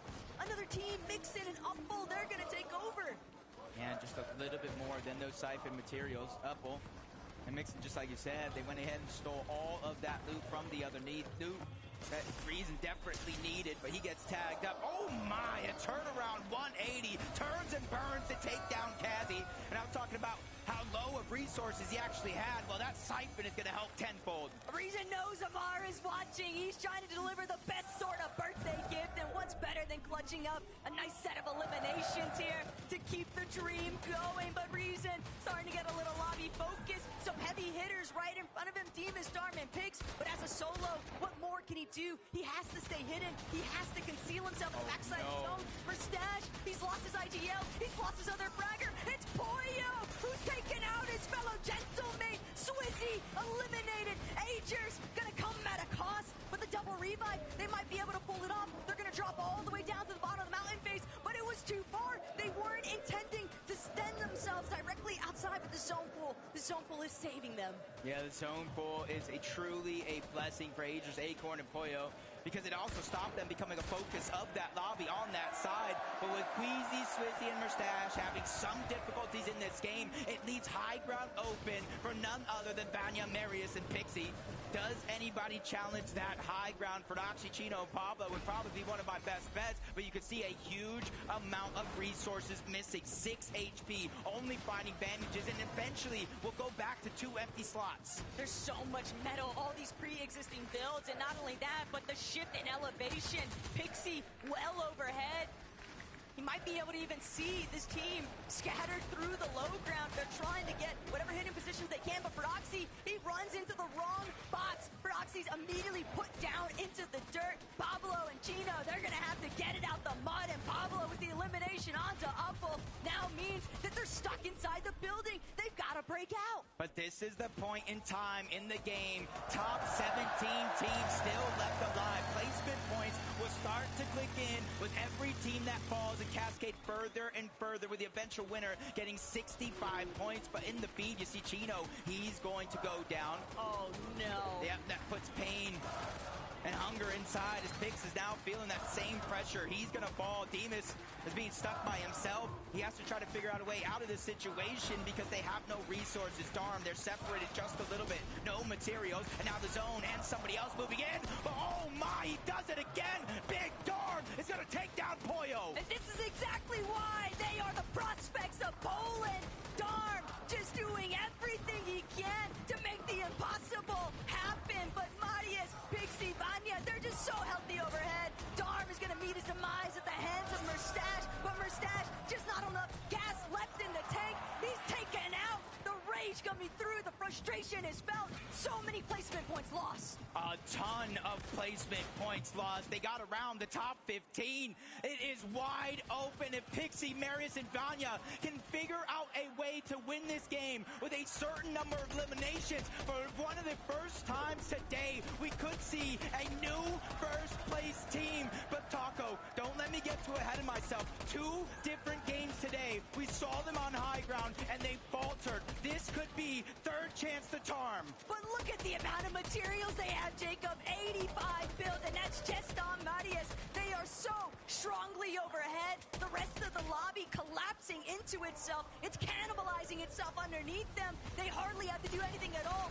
Just spray, suppress, while Pablo continuing to try and push through the storm sickness, tearing away at his back. He finally manages to get inside the zone, but they've been chopped. Pixie saves himself at the last second with the crash pad, but it's Kanata. He's going up. Marius trying to stop it. Marius brings down Bolts. There's no way he's going to let this one slide away. The win in itself is not enough for them to take first. I said they need a certain number of eliminations. Well, that's one step further for taking that top spot, and now the pressure continues. Rapid scrambling around. He has a very little builds. Kanata, he is out. Not a single material left. The splashes are running out as well. Pings from F8 trying to make a miracle run continue. 373 points. It is on him for the solo clutch to pick up these points. Queasy's just a fan of everybody else in this lobby right now. He needs someone to take out height. He needs to see Vanya Boo Boo fall from the top of it all. But Clicks still trying to heal backside his own. He's got nothing left. Storm's gonna take care of him. Vanya, Pixie, and Marius, though, refuse to budge. They're not gonna let this one slip through their fingers. For Queasy, it's like grabbing at smoke, watching this lobby try to take them down. Muzz and Shadow still giving some hope. They are a fully intact trio. There's only 3 full trios left in this game. Shadow, Sphinx, and Muzz are one of them. But they're getting pressured on the other side, on the low ground by King Phaser. P8's in. They're trying to run around, take priority on this zone. They have beaten Muzz up this hill, but they're focusing on the high ground. They ran out of build. It's all turning sideways. Down goes P8's in. King is scrambling. He's able to get one, but it's not enough. 3v3. The eventuality comes in. Marius is dropping down. He wants to finish the fight, but he's going to go down. Vanya trying to stay up. 2 different medkits. 2 splashes left, and it's a 1v3 situation. Muzz, Sphinx, and Shadow might have just done it. All they have to do is remain fully intact. Vanya still from up above. He's got a couple of chug splashes. He's got a couple of medkits. This might be our first heal up that we are witnessing, Jacob. He knows he doesn't have any other choice. He's got to fully retreat. Sphinx gonna be the last line of defense. He's violating going forward. He can't manage to figure out where Vanya is at, though. There's so much space in between them. Shadow still has 130 left in the med mist, but Vanya, more bandages, still has the splashes. Is Storm Sickness going to come into effect, or will Shadow manage to do it with the med mist? Vanya scrambling. He got another med kit. Where does it keep coming from? But he can't hold on. It's completely over. It was an excellent attempt, but Sphinx, Muzz, and Shadow, they find their one. You saw Sphinx right there. Nah, letting them know. Multi-region champion Muzz showing up big, and the young star Shadow has showed up to take a big win on the international stage. Frankie, I need to know how they're feeling. Guys, that was absolutely incredible. My favorite heal-off I have ever watched. I know, Muzz, that you went down first, but what was it like watching these two? Wait. No, I was alive. Oh, you were alive. I'm so sorry. I was literally eyes on 3 parts of the screen there. So you were alive. Yeah. What was the heal-off like? My heart was beating, I'm not gonna lie. Like, it was beating. Now, I've always wanted to win a game on LAN, and I finally did it. So, shout out to the best IG on the world. Congratulations, Muzz. I mean, Benji. Yeah, you did it. The first victory royale on this grand final for you. How do you feel, man? I feel great, you know. I'm just happy right now. My heart was beating so bad that last game, but we pulled through. Il est trop heureux, tout simplement. C'est vrai, c'est la première, il a dit, c'est que du bonheur pour lui. Première victoire royale dans ce tournoi pour ce trio. I feel like your hearts might have been beating, but you were full on confidence. Yeah. For you, was your hand shaking, or were you just eyes on the prize? Frankie, we had this interview twice before. This ain't nothing new to me, you know what I'm saying? Sphinx, you do have form at Global Championship, but how does this one compare to Lands of the Past? It feels good, you know, we low-key sold day one. We're bringing Donc it back c'est today. It just feels good to know, première like, place. I still got it in me, you J'ai know what I'm tout saying? suivi. Of course you've still got it in you. This whole team has got it in them. But what's the plan now? What is the purpose of these next two games? Change nothing, it's working today. It's worked so well for you. Thank you so much. Everyone, please give it up for Shadow, Sphinx, and Maz! The crowd love to make noise, and I'm loving to hear it. We're going to take a break because we've got 2 more games to go.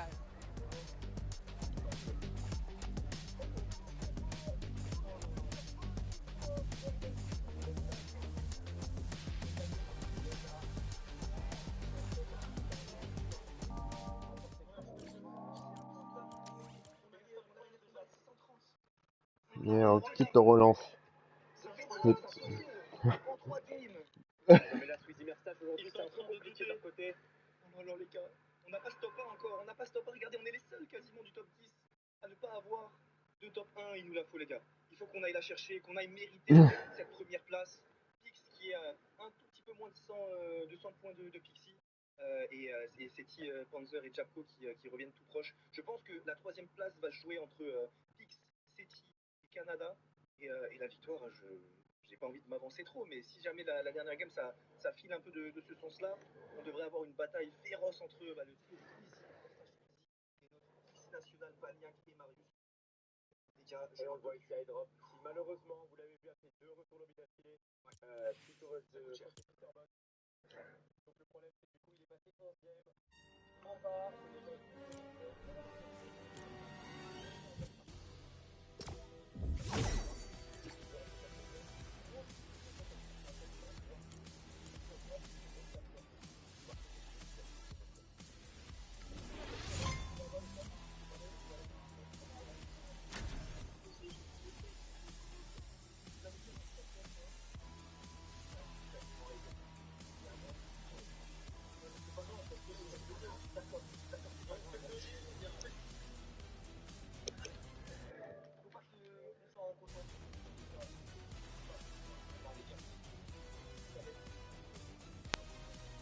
Ouais.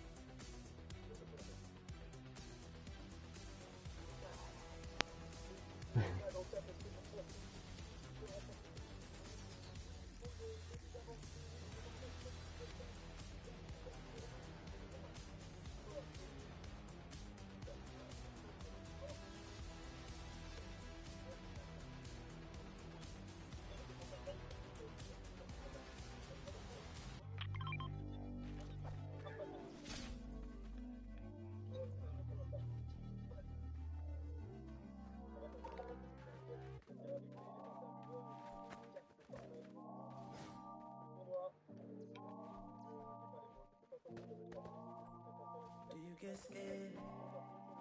Do you feel lost? I can smell fear. I've been there before, but you made it through the storm again. You did it on your own again. 7. Goosebumps in your skin. Bon, la petite tendance.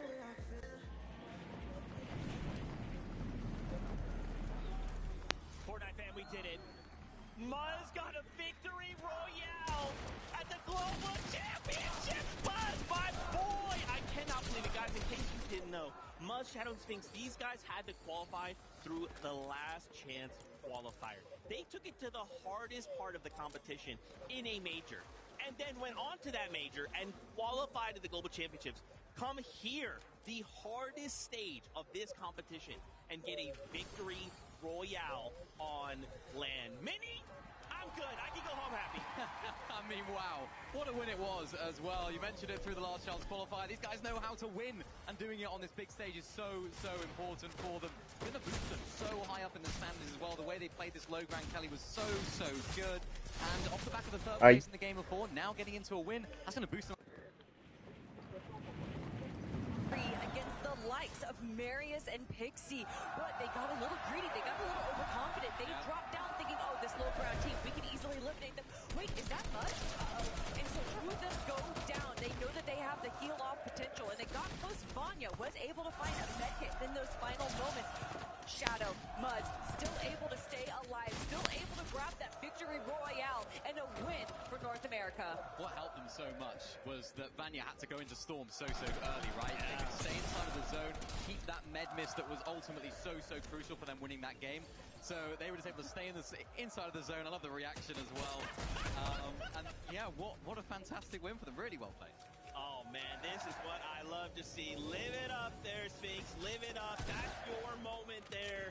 Oh man, a big W for North America. We need it desperately, Kelly. I love it. Sphinx has been such an incredible player to watch grow over the years, and something that even Cooper himself, global champion winner, said Sphinx is one of the most amazing IGLs. He really just needs to have his right time, his right moment, and that was it right there. But if we're talking about moments, we gotta talk about our top three. None of them shifting in the leaderboard right now, but what did shift, Zeke, is that lead. Look at it, first and second place. It is barely 30 points separating them. How did we get to this point, man? We were leading by 150 points, and now we find ourselves with only a 30-point lead. Mini, it's not enough right now as well. Let's take a look there at Pixie and Marius and Vanya. What's crazy, too, is like these guys had high ground. They get chopped, and like at that moment, your heart's got to sink, right? Yeah. This is like a major. You think that's it. They instantly recover, right? Yeah. They're falling mid-air and throw a crash pad down, and that's what saves their life. Jump back up, take back over. And though they didn't win the game, they still placed second. They didn't get a ton of eliminations, but those placement points and that minigun mini, they go per. Yeah, they definitely do. And this is the Vanya Pixie Marius that we know and love here on or over on EU. They got so close to winning it there, Kelly, as well at the end. You know, you mentioned it came to a heal off. They were trying to look, Vanya was trying to look for the heals, trying to find anything he could, and he found that loot llama of heals right there at the end, but it was just like, what, a second too late? There was a bunch of med kits, there was med kits, get everything. Just we were freaking out for a moment. Could you imagine if they got the victory royale there, how much closer it would even be? But I do have to talk about, you already said it, they got chopped out from height, and we thought for a moment, oh no, this is it, they're going to go down, and then the crash pad comes out, he saves himself, and then in turn of that, able to reclaim height. Cinema. Oh my gosh, you know, it's the cinema. We have a listen in from the trio. Let's take a listen. Well, right. The healed one. They're fighting. We can if it touches they're fighting. Pop.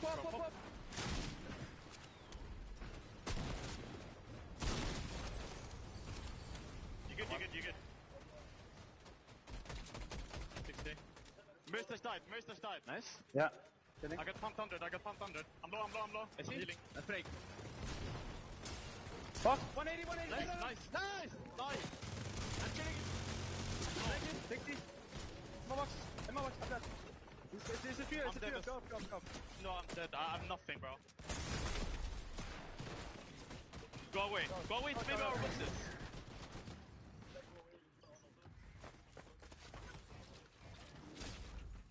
Make it. No. Like for a moment, right? Going back in the old builds, editing that single metal wall, jumping in and going, a med kit. It's all safe. But in the end, not enough. And what's crazy too is just think about Vanya on height, right? There's a moment on the low ground where the teams are fighting, and you just hear the minigun start, and it's just shred everything down below. And I thought at that moment, it's over. Vanya, with that single item, got themselves the win. But man, coming down here to the wire. Other trios popping off in Savior, right? Please, NA.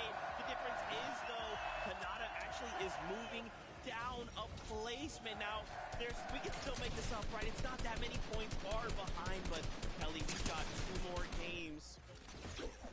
Yeah, I mean, with rapid Kanata and Bolts, we already saw them grab the first victory royale of day number 1, setting the stage for everyone else. And although they hadn't had the performance they wanted throughout the rest of the games of day 1, they slowly started to be able to climb back, playing the way that they do. You see, it is low eliminations. They have never been a W key team. However, by sticking to the low ground and to the side, as you can see, they're able to just kind of last a little bit longer, maybe get a few clutch limbs at the end, and stay in that placement-heavy format we know that they like. Yeah, I like the way their strategies develop, right? Of course, day number 1, we saw them come out really, really hot, and then things look a little bit not so good for them, right, throughout the rest of the day. I like the way that they're playing it. Of course, their off-spawn situation was looking really good. It was just all about execution when it comes to the end game. Now they've sort of, tuned it back a little bit, right? Trying to play a little bit less aggressive, trying to play out as many placement points as they can.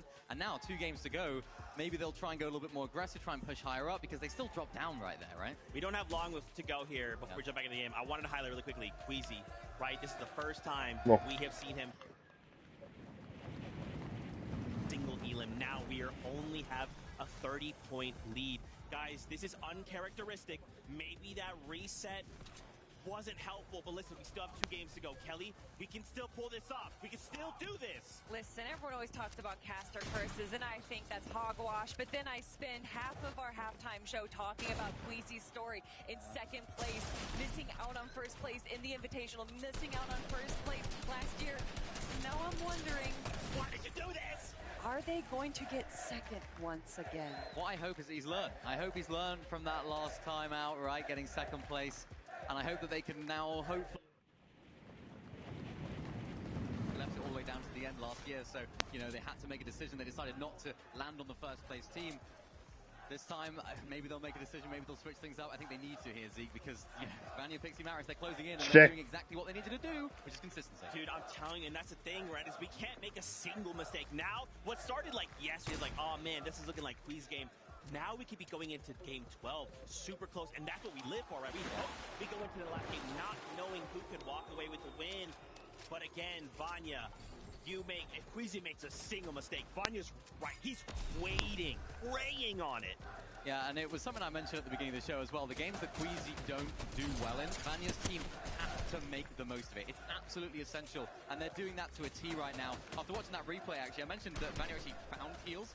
I have no doubt they actually set that up, right? Because they had 100%. The edit, right? So they had all the heals in there, they had everything that they knew that was there, and even on those comms as well. Really impressed with this team because, of course, their first native language is not English.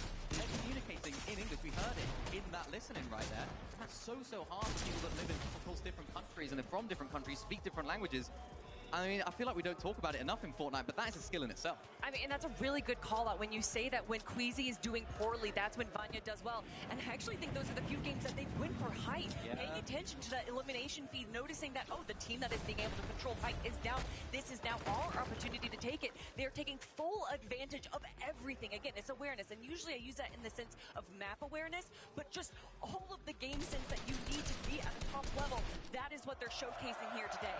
And they're not new to height either. This is what they're used to, right? Yeah. They're going back to what they know, so it's like, they had a very good day 1, and we were like, yeah, they're playing a different sort of play style, they're playing low ground, they're playing consistently. Now you think like, they're trying to go for height. You usually associate that with a team that's trying to change things up and go against the grain to what they're usually doing. This is like more normal for them than what they were doing yesterday.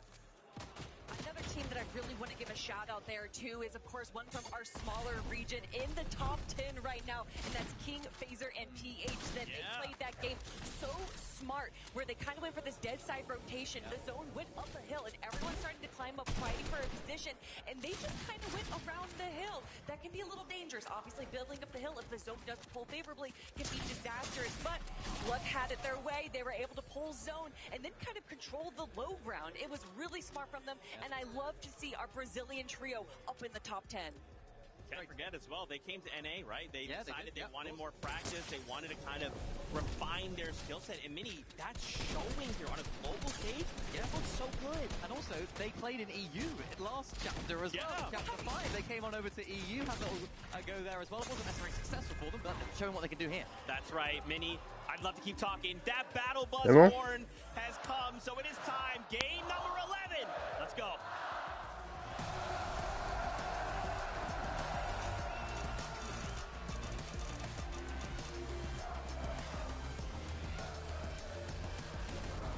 Petite minute, j'arrive. There's only 2 chances left for every team in this lobby from around the world to get points and rise up that leaderboard. We're seeing the top 4. Anything is achievable. But we have Et encore, on continue le 11e game. Bienvenue à tous, c'est 20h. 2 minutes. Bienvenue à tous. Jacob, they had to bring in all the stops for this one. We've been talking about it all day. Yeah, NA's looking a little rough. We're still fighting for 3rd place right now, but we know how the fights early game are going on. It's all about Rangers ruin.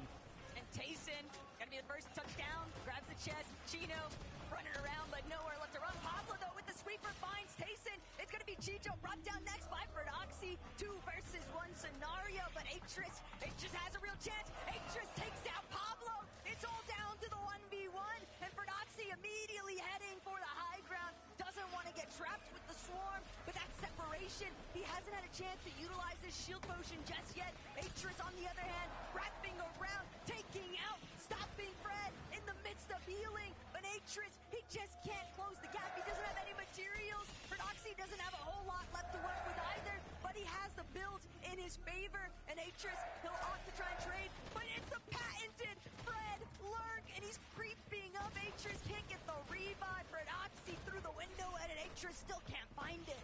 He got multiple pieces through that wall, and even the cone inside. He's trying to distract him long enough while he backtracks and tries to go revive for revive. So no longer going to be a 1v1. Tayson and Pablo are back into the game, but business as usual. Kazi, Tinka, and Aspect are looking to third party this fight. Oh my gosh, it's the same story over and over. The hesitation comes in, right? The elongated fight. We're still in a 2v2. We know the third party's going to come in, but if you take a look at the map, there's only one orange arrow. Maybe the full commit has not come in just yet. We'll have to see how this one plays out. It's almost like sending in the lone scout. Try and figure out, is this really worth getting involved with just yet? But Tayson, Atris, they've got such an advantage now over Pablo and Ferdoxy. Their HP rapidly dwindling away here. Is Tayson now just waiting for that final opportunity, but without a shotgun? He doesn't feel confident enough, and for good reason, because one good bump shot could be the end of it. Ferdoxy's gonna opt to try and get away, but Atris just too accurate. Atris immediately panning the other direction, and that'll be the end of Ferdoxy's team. When Ferdoxy hit that crash pad, Atris had 9 medium bullets left. By the time he got that elimination, 4 well-placed shots. He gets the elim, they win off spawn, and just like Ferdoxy had those chances, a comeback opportunity for Tayson. But Vivid, you know, we've been watching that off spawn take place all day long.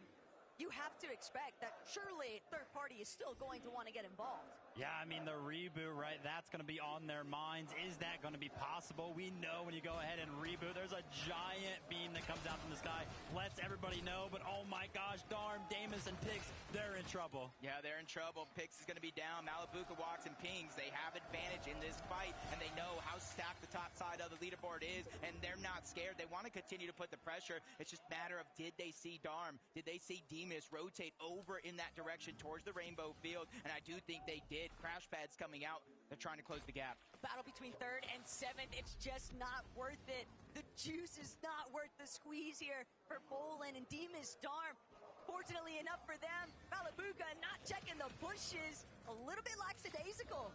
And this is how we know it's game 11, right? With only a couple chances left for some of these teams to pick up points. This is atypical for Malabuka Walks and Ping. We've seen them kind of base up early every single game. But now the push, the aggression, they got to be thinking about the points they need. It's just all too close for comfort. Swizzy, Queasy, and Murstache know full well they had such a monumental lead to start the day, but it only took several matches, and they've watched those points quickly go the other direction for everybody else except them. Yeah, you're getting a little bit of a deeper look, looking towards the north, trading shots with Mr. Savage and the entire trio towards the west. It is going to be goofy in the trio. Even with a knock there, there's just too much time and distance separating these two teams. It's going to take a crash pad and a Flowberry Fizz, and it still might not even be enough as we jump on board Sadie, Panzer, Yapko. The crowd just constantly letting them know how they feel. And since the zone is coming over towards the Kappa Kappa factory, you can see this is where they're going to set up to try to get that damage. I mean, yeah, this is something that we've seen across every single one of the games, right? Yapko just kind of based up early on. Seti, you might be looking at his inventory like, why does he have nothing in there? That's because he's going around the entirety of the map, making sure that his team is going to be set up very, very nicely for the rest of the game while they go ahead and pick up all of the damage. Elsewhere, you see some of the action going on. Baka getting a knock onto Adapter. Hasn't cleaned up the elimination yet, but Darm has been found out. Walks and pings. They take the 2v1. One step closer to sending the entire trio back to the lobby, but Malabuka ends it as well in the 1v1 against Demas. Third place is out of there. Malabuka might have missed them the first time, but they knew they had to still be local to the area. There's only so far that they could actually squirm away to, and the fact that they just get completely ran down here by Waksping and Malabuka, those are the types of aggressive plays you have to make when you are in 7th place and you're staring down a leaderboard that is so tight-knit. The crowd just constantly cheering for anybody on the MA or Havoc squads, letting them know, like, hey, take our energy, you guys have this. As Yamzo clicks and Higgs, different strategy this time around. Instead of sitting on top of Supernova Academy, and they're going for a lurk. Kanata, Rapid, and Bolts, and they do see all the information in the feed. So if any of them do get knocked, I expect Clicks and his trio to run straight over and try to get the chop and clean up what could be good damage. Yeah, but this is something that we've seen before, right? Socials were kind of talking about how Clicks, yeah, they might have gotten a knock on this exact trio before, but they were a little bit hesitant to go ahead and push, right? Are we going to see something similar right now? Will they go ahead and full commit? I mean, 12th place going into game number 11. You would imagine they got to be thinking this time, we got to go for it. But sometimes if you let it sit too long, your blade starts to go cold, and if they don't act fast, they're going to maybe have to watch this opportunity completely pass them by. The big thing here, too, is that Kanata and Bolts, they're not even replenishing their shields. They are totally content with being knocked inside of their surge base. They've got Rapid, healthy. I mean, that's your IGL, so of course he's just refarming all of the materials, looking for extra ones as well. I mean, that's scary. You're sitting on the global stage right now. I can tell you right now, Jacob, if I was sitting up there with no shield on, knowing that so many of these competitors have been making plays on these exact type of bases. We've seen it time and time again, not only throughout the year, but throughout this exact competition, that plays, these sneaky plays for the bottom of these surge towers. They are made all the time. You have no shield right now? It's just in my head, I'm thinking, don't be suspicious. Don't be suspicious. They're trying to watch out for Rapid. They know they're focused on top over at the OXR HQ, and they know Rapid is wandering around on the low ground, replenishing all of the materials that they use to build that surge tower, and they're just waiting, like I said, for that knock or for an opportunity to get that 3v1 onto Rapid, whichever one comes first. But if Rapid goes one step too far, Iamzo, Clicks, Higgs, the moment that they realize that he's by himself, Rapid would actually be the best player to hit a nice 3-2-1 on, because he's the one carrying everything for Kanata and Bolts right now. He has max materials just about. He's still trying to finalize just the last few components. Clicks, Iamzo, Higgs just creeping forward. Rapid starting to make his way up, but they've been exposed. They took moments too long, and now Rapid, red alert, mayday situation here. But Bolts, Kanata with a plethora of heals in this surge base. This is not the place to be for Clicks, Iamzo, and Higgs. Instantly trying to go for that chop down. All three are up above. Here it comes. They pop the Flowberry Fizz just in time. But Clicks landing immense amount of damage, getting Bolts down to just a sliver of HP, and they're immediately pushing over. Vivid said it, and he meant it. They are learning their lesson. 331 points. They fell outside of the top 10 with 2 games left. They have to take these chances. But Vivid, do you think that it's still worth trying to force this engagement, knowing full well that you're looking at a team like Kanata that's got more than enough surge, and they can afford to stick around with all these heals? I think the power behind the push for Clicks, Iamzo, and Higgs right there, it was all about the surprise. Rapid with an MVP performance, acting like a bird in the sky, making sure that he kept his 2 teammates safe. Shout out to him, right? Because when you look at the leaderboard, they're in 5th place right now. If Rapid doesn't see them, everything falls apart. So shout out to Rapid for catching that one. And Mr. Savage, Chap, and Reason They've been having a pretty good weekend, but towards the end of the competition right now, it seems like they're slowing down. Do have to believe it's a little bit revitalizing, though, when you watch Reason put on such a strong solo performance in the last lobby. That tells me they've still got gusto, and they're still willing to throw everything on the line to make it work. Yeah, they're chasing right now. Agers, Acorn, and Poyo, they see Mixon outside by himself. They're trying to clean up that elimination. Upfull is going to go down as well. No more knocks coming into play, which means that full team is down and out of this lobby. The aggressive plays coming late into the day here on day 2 for Agers, Acorn, and Poyo seem to be working out. Jacob, you're talking about aggressive plays. We've obviously been able to take a look at a couple of them, but if you look in the top left, the player count right now, 59. This lobby is getting destroyed by aggression right now. These guys are crashing on each other is what that tells me, Vivid. But Queasy, Swizzy, and Mustache, they're taking a much more tactical approach. Queasy, the mastermind, you have to remember, back at the Invitational in 2022, he was the one that made the decision. I want to land on them. I want to challenge it, and it's not as direct, but it's still there. Jacob, this is a strategy. They know they land OXR. They're waiting on top of the mountain. They want to rain down the shots as they fly through the sky. They crack the shields on the one. There's just so much distance before he reaches the ground. He's out of render distance overall. Instantly comes the crash pad. Mustache, Queasy, Swizzy, they're trying to rotate in that direction. Finally, they get another opportunity, and it works. Vanya goes down. Mustache, Swizzy, and Queasy are going after second place. But what's going to be there faster? The double revive or Swizzy, Mustache, and Queasy. They're doing everything they can to try and collapse onto this position. Vanya's already been back up into the running, but they're going all in here. Swizzy, Queasy, Mustache, they're looking to control their own destiny. They want to take down Vanya. They want to make it so that game 12 isn't even close. But Mustache, Queasy, Swizzy, they're just not able to close the gap. And Mustache, he's lost too much HP. He's going to be forced to fall back. This is it. This is the moment. Why wait till game 12? Marius, Pixie, and Vanya, they've given an opportunity here to take down first place and potentially take that spot. Few points separate them, and Swizzy's probably realizing their backs are up against the wall, maybe even second-guessing this decision to go ahead and try to surprise attack them. But they have the low ground. Marius, Pixie, Vanya, they have the high ground, and since they do have that, they have the decision to hold and pressure them down below or rotate out like you see here. No risk, no story, though, and Marius a little bit split apart here. Mustache, Queasy, Swizzy, they're still chasing them all the way down to the bird to go. These guys are full-on fighting inside of the storm. It's early zone tick, so they don't have to worry too heavily, but it's the storm sickness, Jacob. Both of these teams are delaying their own endgame. It's something that we saw come into play in that last game, the storm sickness, getting chunks of HP ripped off in the end game, but they're continuing to go. They want to chase this one down, but Pixie on the other side, he's the most elevated. Vanya, he's on the low ground trying to heal the best that he can, but so Pixie is making sure to defensively hold that high ground. Marius as well, Flowberry Fizz, just make sure to top off the shields. That way they can force them down further and further. They continuously are getting chased, but you say, you know what? You want to fight? Come get it. They're throwing everything at this one. The inventory, all of the heals, they're disappearing. Marius is becoming fully aware that the investment is soon becoming not worth it.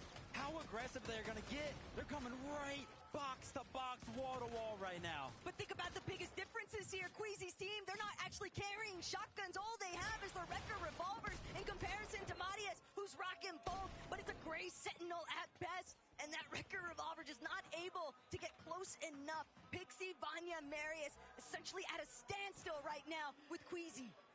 They have the majority of the heals. You already see the slurp juice in the inventory, med kits being used. Essentially almost 200 HP and shields combined between these two, so they do have a little bit more of an upper hand. And I think Marius knows they're running out of HP resources to keep this fight going longer, so they are definitely now officially on the clock this deep in the zone, and it's only the fourth one overall. Mustache and them still have splashes underneath. Vanya's dropping, almost gets boxed up. Mustache has his head on a swivel, continuously turning around, but Taco talked about the double pump, and there it is in action. Marius is able to get the knock onto one, but he gets dropped to 30 HP. They desperately need the siphon, but oh no! Disaster strikes! Pixie is now the last one alive! Mustache and Swizzy, they lose Queasy, but it's only a knock. He's quickly going for the revive. A miracle in the making as Pixie falls! They got all three! That's all that they needed. The space has been created, but now they have to capitalize on it. It's one thing to take them out. It's another to keep building on the lead overall. Queasy, Merstash, and Swizzy, this game has just begun. Insane scenes here.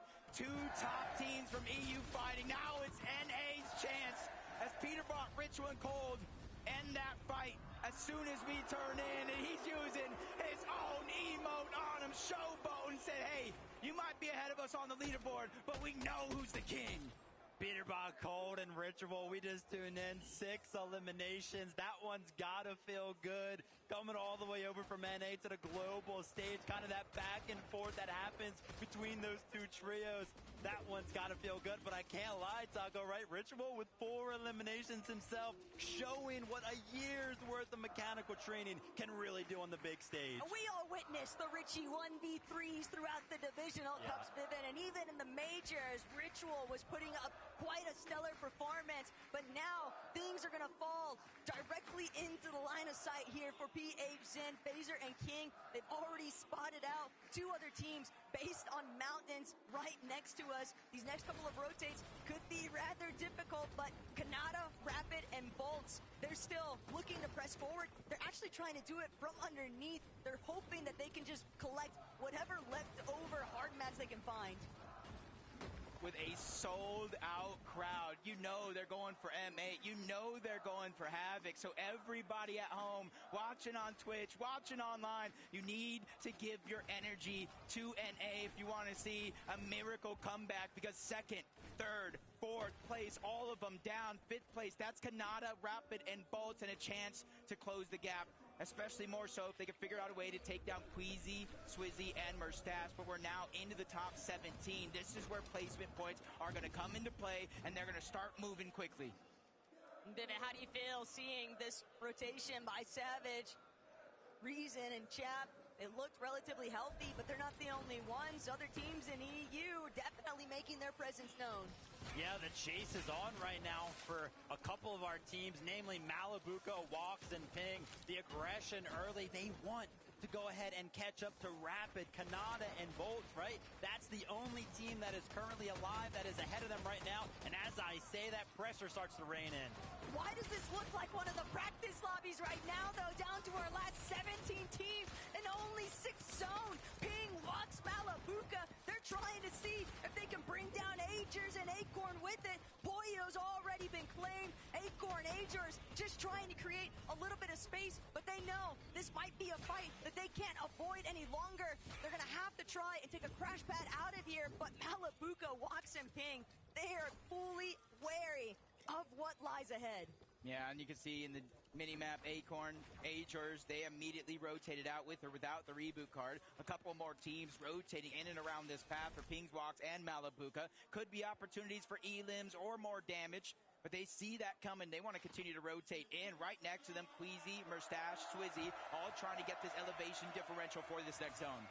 But just above them on the other side of this mountain face, Kanata, Rapid, Bolts, they see the crash pad. Merstash, he's been clipped. Merstash is brought down. Swizzy also incredibly low. They're going to be forced to drop all the way down. That height security that they were once hoping for has been completely lost here. Queasy, the healthiest member of his team, but he's got nobody next to him. He can't get close to Swizzy. And that's that investment. What goes around comes around. If you want to sit and storm and fight between 1st and 2nd place, you want that one to be drawn out. You want to invest everything you have into it. Once you realize that you got to make one of these rotations all the way up the mountain, all of these aimers kind of paying attention to you, you realize quickly you don't have what it takes to survive in this lobby. Oh my, 2nd, 3rd, and 4th. I talked about them being out. And now 5th place has just lost their IGL and Rapid, and it's Queasy and Swizzy that are doing the majority of that damage as they try to make their way into the zone. But Queasy can't get down. He has no mats. They were all on Swizzy and Merstash. They hadn't had a chance to actually drop any of their materials. He does see a crash pad. He's trying to bring Swizzy up with him. And now Swizzy manages to connect. What a brilliant play from Queasy. Most players would have probably taken that for themselves, but he said, nah, you're coming back up here with me. That's just a shine. That's just a glimpse. That is 7,000 IQ and the selfless plays and why we call him one of the greatest IGL. No, forget that. That's why we call him one of the greatest Fortnite players in the history of the game. And he's looking to prove it. If he could just close out these last 2 games, even with the loss of our stats, there's still 1,100 damage above the threshold as they land a couple more shots. Now 1,200 and continuously rolling. But this is a really healthy trio. Cooper, Curly, Reed. I don't know that that's what Queasy's really looking to chase up. He's not trying to bark up the wrong tree here. After all, they've got to be a little bit more reserved here, Vivid. They don't want to overextend their welcome. I mean, they're in the mix of things right now. They've gotten a couple of shots on a couple of trios right there. Maybe they can make something happen. As I say, that Queasy actually gets knocked. Now it's going to be all left to Swizzy. Swizzy gets knocked down. First, second, third, fourth, all out of the competition. They at least had some eliminations to go with it, but will it really be enough? The leaderboard will have to wait and tell a different story here. Malibuca, Wax and Ping, though, fighting a battle of their own. They're now looking to see if they can overthrow the high ground. I drop Cammy, Hottie. They've been a little bit tagged up here, but it's Ping who eats the greater bulk of his shields there. Malibuca, Wax, now having to head towards the forefront. They're looking back. They're trying to provide some support. They have a slight placement on this side of the mountain, and they are looking down, and guess who's underneath them? Peterbot, Cold, Ritual, Mr. Savage, Captain Reason, so many teams crashing onto this mountain face. A good chunk of the top 10 overall back into the lobby. Even our 5th place team on that leaderboard missing a player, and one of the more important ones into Rapid. As Phaser, PHN, King, they know they're not in zone just yet. In fact, they might have one of the farthest pulls in the entirety of the lobby. With Aspect, Tinka, Kazi in their path, they want to continue to roll through. Even with the medkits, even with the minis, they realize they are lacking materials and a ton of them. Paying attention to the leaderboard of the last Global Championship. No minor region teams in the top 10. King, Phaser, PHN, they're trying to make that push right now. When you want to talk about a push, Taco, Bolts towards the bottom of the mountain. No mats to work with. Top 5 as it currently stands. The push is on. What a genius, though. Bolts recognizing that the zone's going to pull over this Big Ben tunnel face. He's going to take a little bit of a harbor safety inside. But King, he's got literally 1 HP and a dream. The small shield potion, he's managed to get it off. But Phaser, only 2 builds remain. He can't keep continuing to hold that leverage over King's head. Instead, Phaser holding on for dear life, but he needs the heal. He won't get the chance. He's going to be eaten alive by the lobby. Oh, he props the crash pad, but instead he goes straight up and back to the lobby with that elimination. That one's going to hurt, but a lot of those rank ups coming in, and that's an A rank upgrade. That could be fruitful for Bolts underneath, who has to start to think, who has to start to act quick because he has only 8 builds, no heals in his loadout, and no mobility on top of that as we're going high up the mountain. Bolts doesn't even get a chance really to try, stop, and check. He's just making sure that he stays concealed towards that backside of zone. But on the high ground, Palad, Kiro, FKS, they've actually managed to overtake one of the best positions that we've seen them in all weekend long. Peterbot, Cold, and Ritual, they don't want to walk away from this competition without at least putting some sort of a staple into it. They want to show everybody that, hey, listen, we had a tough time off spawn, but when we make it to the end game, we can put on a show.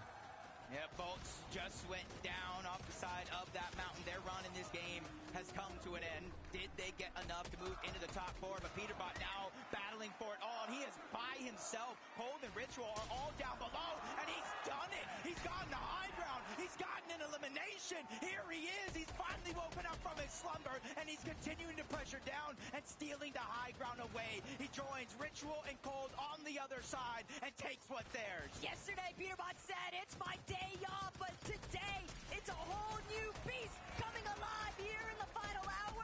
FKS going to be taken out by Ritual. Aspect as well, claiming that series of eliminations, but Cold, Peterbot, and Ritual, they're now kings of the mountain face, and they might be kings of this lobby if everyone else isn't careful.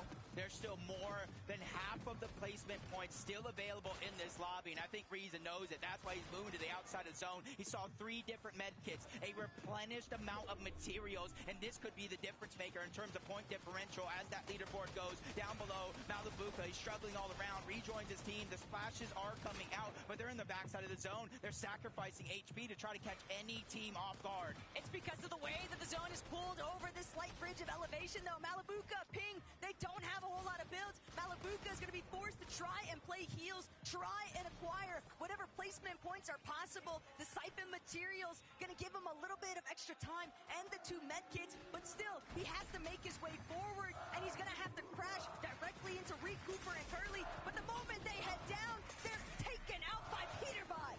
Reed just getting targeted from up above. He loses all of his materials, has no other choice, but another team contests towards the high ground. Cold, Ritual, and Peterbot, they're forced scrambling around, figuring out a way to reunite. The Flowberry Fizz does come out. That's Tisco, that's Striker, that's Kadu. They've taken down NA's best, but it's only for so long. Revenge comes in, and it comes in quick. Cold gets it down onto 1. No siphon just yet. He needs to buy time. No extra builds, and he's facing Reason on the other side. But high ground disrupts the foe. Down they go.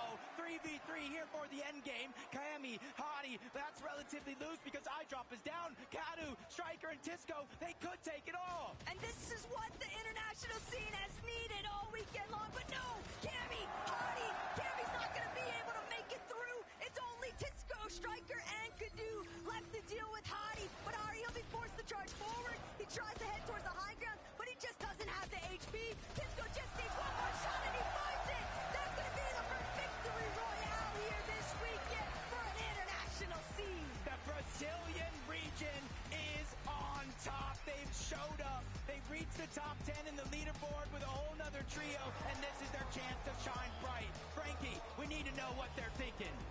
We do, and I'm running over right now. This is the most exercise I've done all week, but it is worth it. Please, boys, on your feet. We've got Ricardo translating for us. Stand up, please. Striker, I need to come to you first. What was going through your mind during that final fight? O que você estava pensando na tela, a última batalha? Ah, que a gente tinha que ganhar, né? Entrar no comeback, dar os pontos para chegar no top 10 aí, subir na tabela. Il y a déjà 1 million sur Seven de ce moment. Et apparemment on a gagné. I don't think a Brazilian team has ever placed inside the top 10 at a Fortnite Global LAN before. Do you think this could be the year? Você acha que esse é o ano que um time brasileiro pode ficar entre o top 10? Tomara que os brasileiros consigam ficar, não só nós, sino também o King e Phaser PH que estão perto do top 10, então tomara que nós dois fiquem lá e seja história. And I'm going to come over here, Oh. if that's okay. Sorry, Ricardo. Kadu, what has this experience been like for you? To get a victory royale, is this like the ultimate prize for you right now? Como tem sido essa experiência para você ter esse vitória royal? Bom, foi muito importante para nós, a gente precisava dessa vitória, estava abaixo do top 15 e eu acho que com essa vitória agora a gente vai ganhar muita confiança para a última partida. They needed that win, they were in top 15, that was very important to him, and they can't wait for the last match. Well, guys, we cannot wait for the last match after. It has been incredible to have you guys here. Well done for doing it for Brazil. Please, Leon, faites du bruit! Now, after this last game, we're going to be crowning a world champion. So tell your friends, they're not going to want to miss this.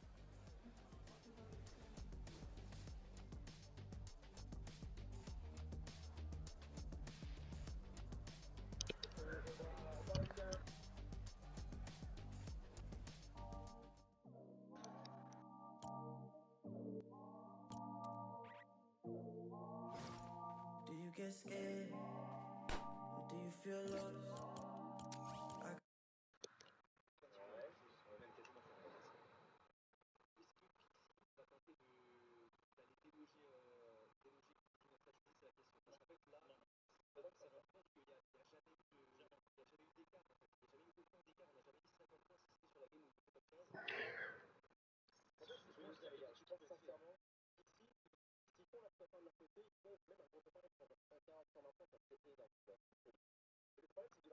Mhm.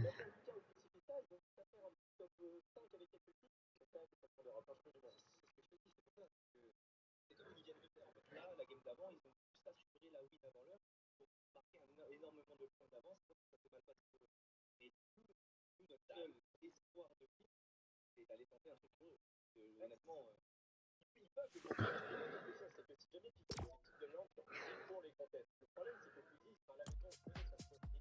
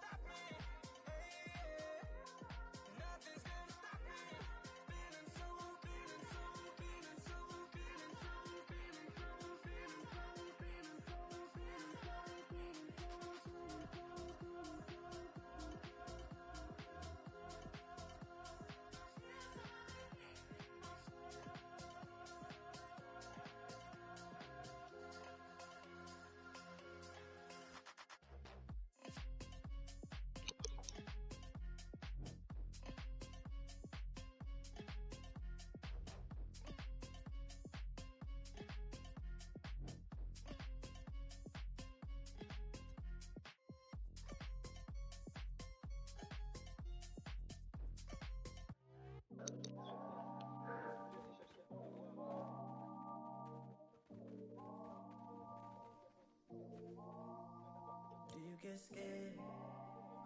Do you feel lost? I can smell fear. I've been there before.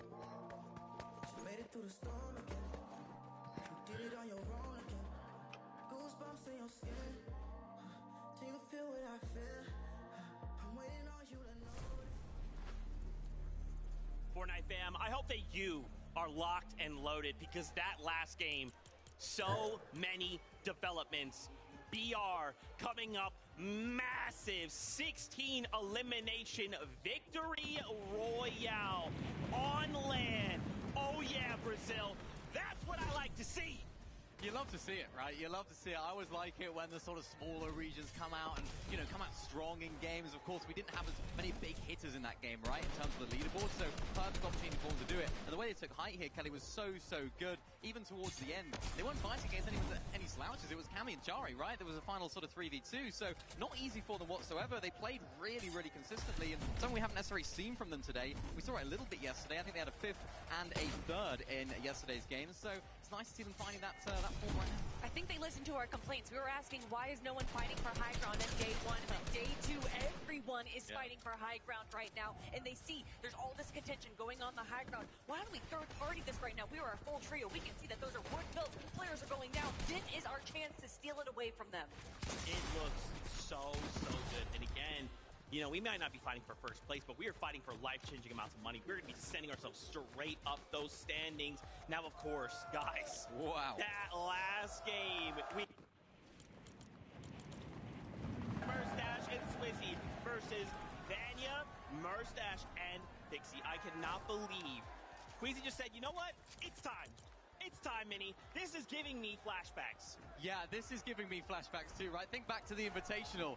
Queasy and Venno landed on Cammy and Seti. It wasn't successful. Thinking back to last year's Globals, Queasy and Thomas, they had the option to land on P-Spot Point to try and disrupt them. They didn't make the decision to do so. Now they're taking matters into their own hands. And traditionally, typically, we see it in Game 12. In this game, we saw it in Game 11. They understand how strong Vanya's team is. I mean, they had a 16. Placed outside of 6. So they had to take them out and had to disrupt their game in any way they could, because if Vanya, Pixie, Marius, if they make it off spawn into the end game, they know they're going to get a good game out. Although they did throw that lead just a little bit, it's a bit of a double-edged sword landing onto Vanya or going for Vanya, because Vanya knew the equation. They knew that they just had to run away. But when you have Queasy chasing you down, there's only so much you can do. But as as they are being chased down. They're using their mats, they're using their heals. Everything that they need, everything that they have had to have a successful in-game is now gone. So by taking out second place a little bit early, they themselves got a little bit low on mats, a little bit low in heals, and were not able to recover. Can we just talk about how insane? Okay, this is gonna be super nerdy. Okay, super nerdy. When they fight and finally they take them out, they start to make this rotate up the mountain, right? Swizzy gets caught in the storm, makes it out with 1 HP. And you're thinking, okay, wait a minute, let's start looking at what they have. Queasy has nothing, no build. Swizzy has everything, 1 HP. Queasy turns out, throws the crash pad down to get Swizzy back in place. Are you kidding me? Queasy, that is the biggest brain play I've ever seen in my entire life. And guess what? We have a listen-in from that moment. Drop kind of. Follow me, okay? Everyone has throwing swords, right? Yeah. Okay, follow me. We're gonna try something. They got this. Don't go in render of Canada, okay? No render of Canada. Go this way. Last one, right now. 30 already. 50, search my right.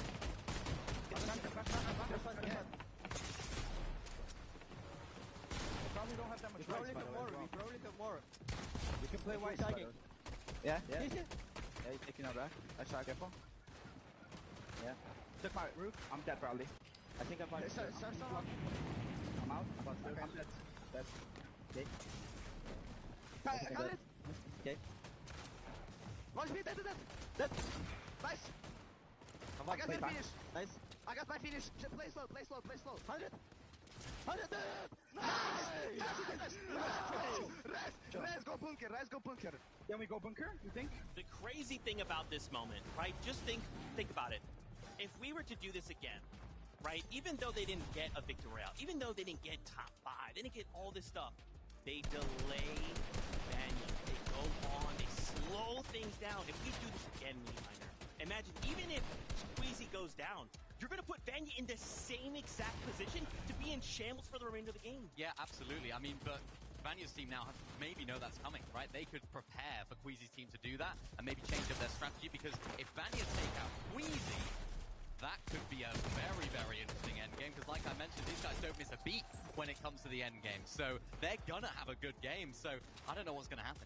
Can't believe this is it, the final game. We're going to find out who's going to be coming out on top, who's going to be the 2025 global champion. And for it to come down to mate on mate hate, listen, I think the audience, although it's a bittersweet moment, they love to see their top teams in the top 2 spots.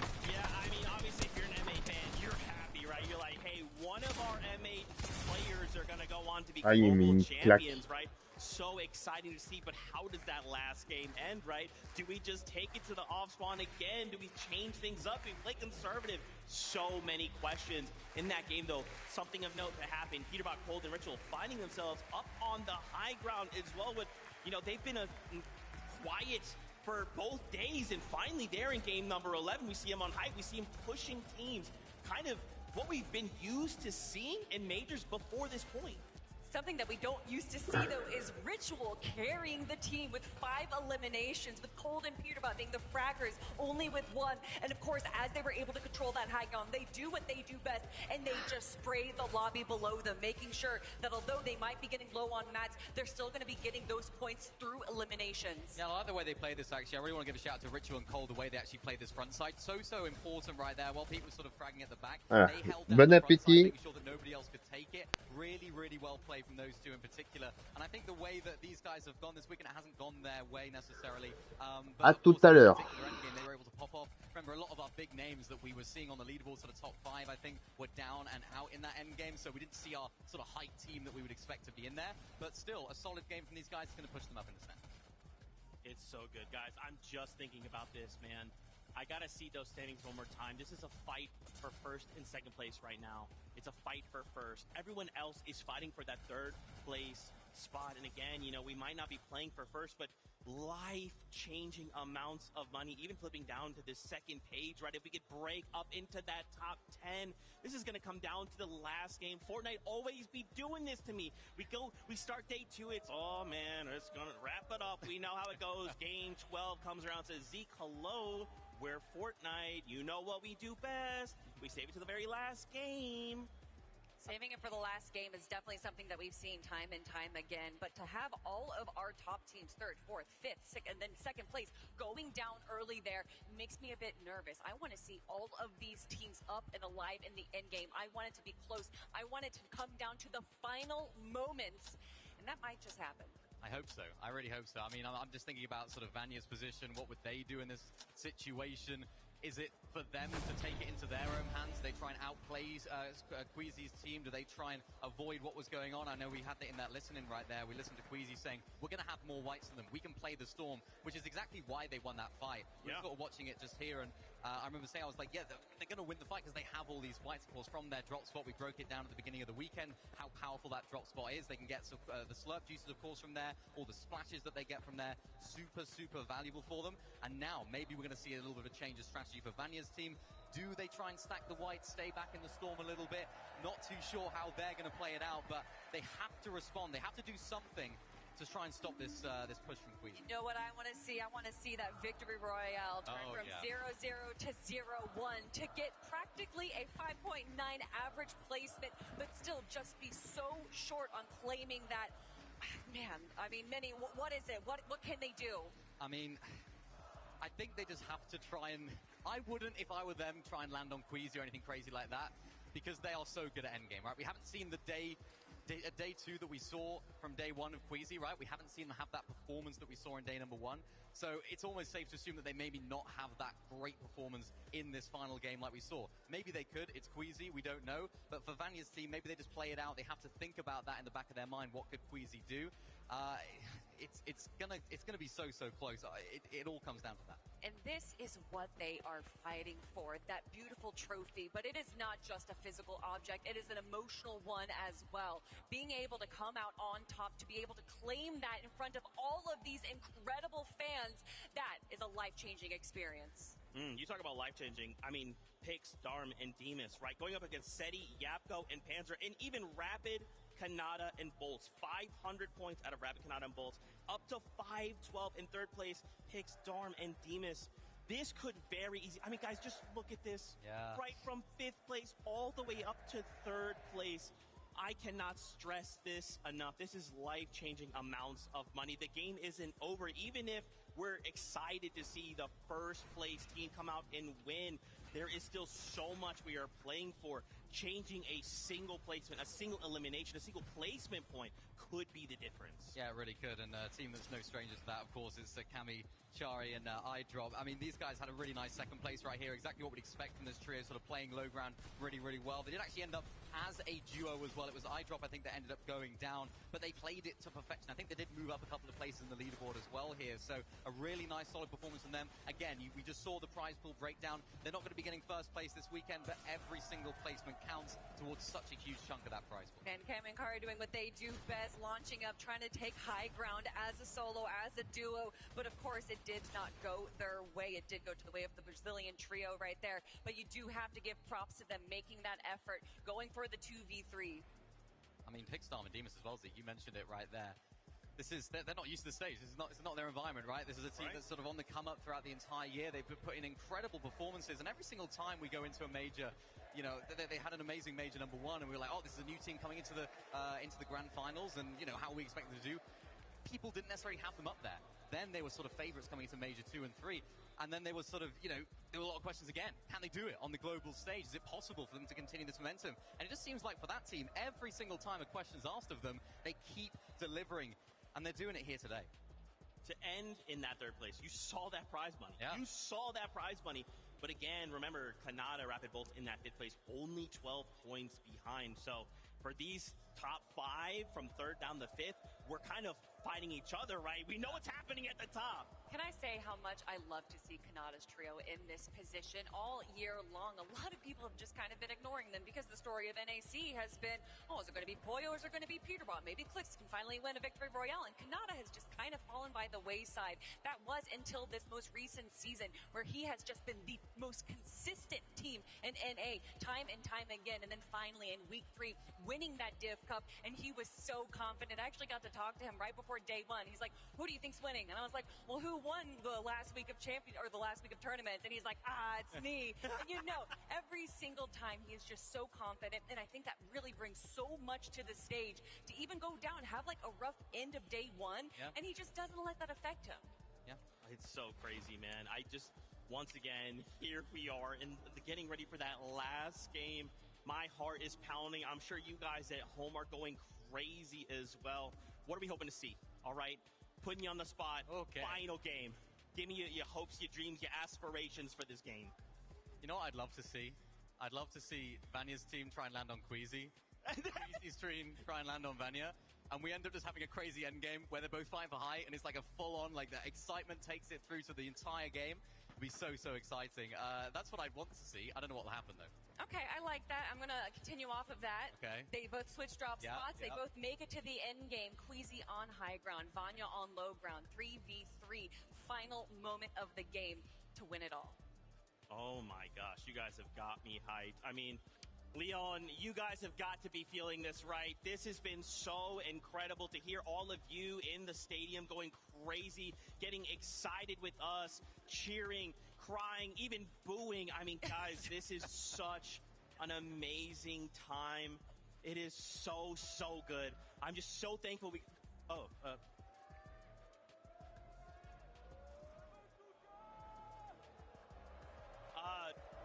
I'm sorry, guys. This is hot off the presses. I need Benji right now. I need the translator. Guys, this is plans for 2026. Benji, put the headset on. Oh my gosh. What's happened? What's happened? This is for you. This is hot off the presses. This is what is coming for 2026. We're going back to duos, Benji. Oh my gosh! Les gars, l'année prochaine, ça sera une saison FNCS en duo! This is new FNCS mid-season LAN? Oh my gosh! Les amis, à mi-parcours, il y aura une LAN de milieu de saison. Pareil pour les FNCS duo. Une LAN, les gars, une LAN. Reload Elite Series? I don't even know what that means! Oh my gosh! Une LAN, il y aura aussi une LAN, les gars, en recharge. Le mode recharge, série Elite. Pareil, ça sera en milieu de saison. On a déjà 2 LAN de prévus. $1 million mobile series? Mobile tournament. Oh my gosh. Les gars, un tournoi à $1 million sur mobile. Okay. Ranked 2.0. Yeah. Ranked 2.0? Classé 2.0.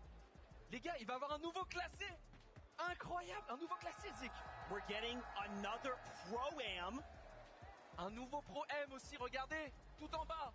Le Pro-Am, vous connaissez, il y en aura un aussi en 2026. Benji. Yes, the most.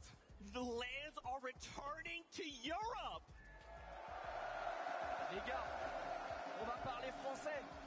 On parle français. La LAN sera de retour en Europe. Il faut qu'on fasse en sorte que Epic choisisse la France. Epic Games, please, choice is France.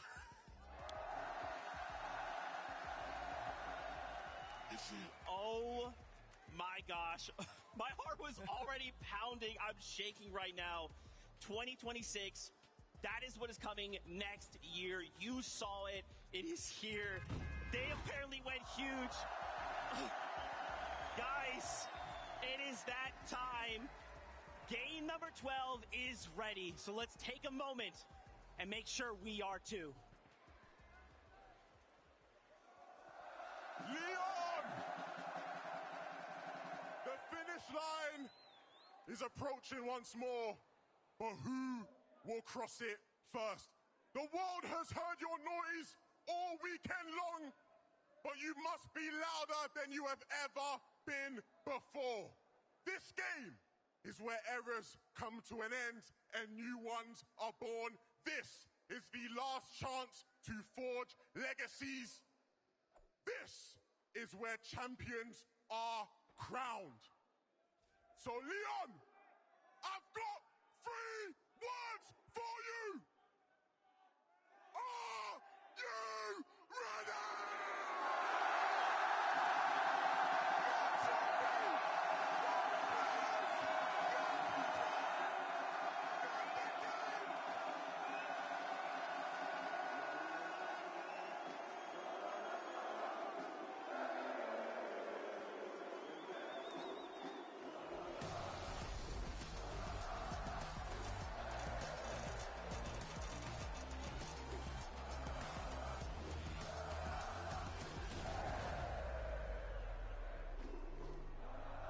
It's all come down to this. Jacob, the final battle bus of the weekend is upon us. Legacies will be forged here. Levin's already called it out. I know that there's so much action that's taking place with some of these off-spawn contests, but there's only 2 teams that everybody wants to see right now. And that's Queasy, Swissy, and Mustache. Vanya Boo Boo, Pixie, where are they at? Will they clash yet again? Not too soon. Business as usual on the north side of the map, with almost a 50-plus point lead for Queasy, Swizzy, and Mustache. Nothing changes for them. They don't even need to necessarily win this game. They just need to continue to outscore Pixie, Marius, and Vanya, who are also uncontested at the OXR HQ. And the most insane thing about this all is it was Queasy in that last game that ended Marius, Vanya, and Pixie's run. They not only pushed over to their side of the map, they chased them down and sent them back to the lobby. Completely intercepted, completely ruined Vanya's game plan for his team. But Vico, a little bit of off-spawn domination taking place here. He's got a big elimination onto Yuma. Blixie and Benno are not with him, though. Coyota still looking to chase Vico out. And Vico nearly gets the better end of that trade, but he will fall. Benno, Vico, and Blixie are out of the running. But for Coyota and Rise, there's still a lot of heavy lifting to be done. Asia on top. A battle throughout 12 games, and as the dust settles, they will be the last ones laughing and immediately set their eyes onto 2 different teams to try to continue to accumulate that early game surge. But they have to be careful. His teammate is on the other side, and they are still down Yuma. They have to figure out a way to backtrack, but they have no time. Pablo, Chino, they're already trying to taste down Asia's best. Hello? Can't really do much of anything from this position. He's just got to stay side by side to Hero currently, but Chino, Pablo, and Ferdoxy, they've already got 3 eliminations on Chino alone. And Ferdoxy still keeping an open eye out for where Halat is headed next. Hero and his teammate glad to be far away from Chino, Pablo, and Ferdoxy, but these guys could be the real menaces of this lobby. They're just going to continue to try and get a clean sweep for everyone that comes into their path of fire here. Ferdoxy and Pablo really distributing some pain right now, and Hero, he just doesn't have anything to try and prevent himself from being taken out. Off-ball mix and focus.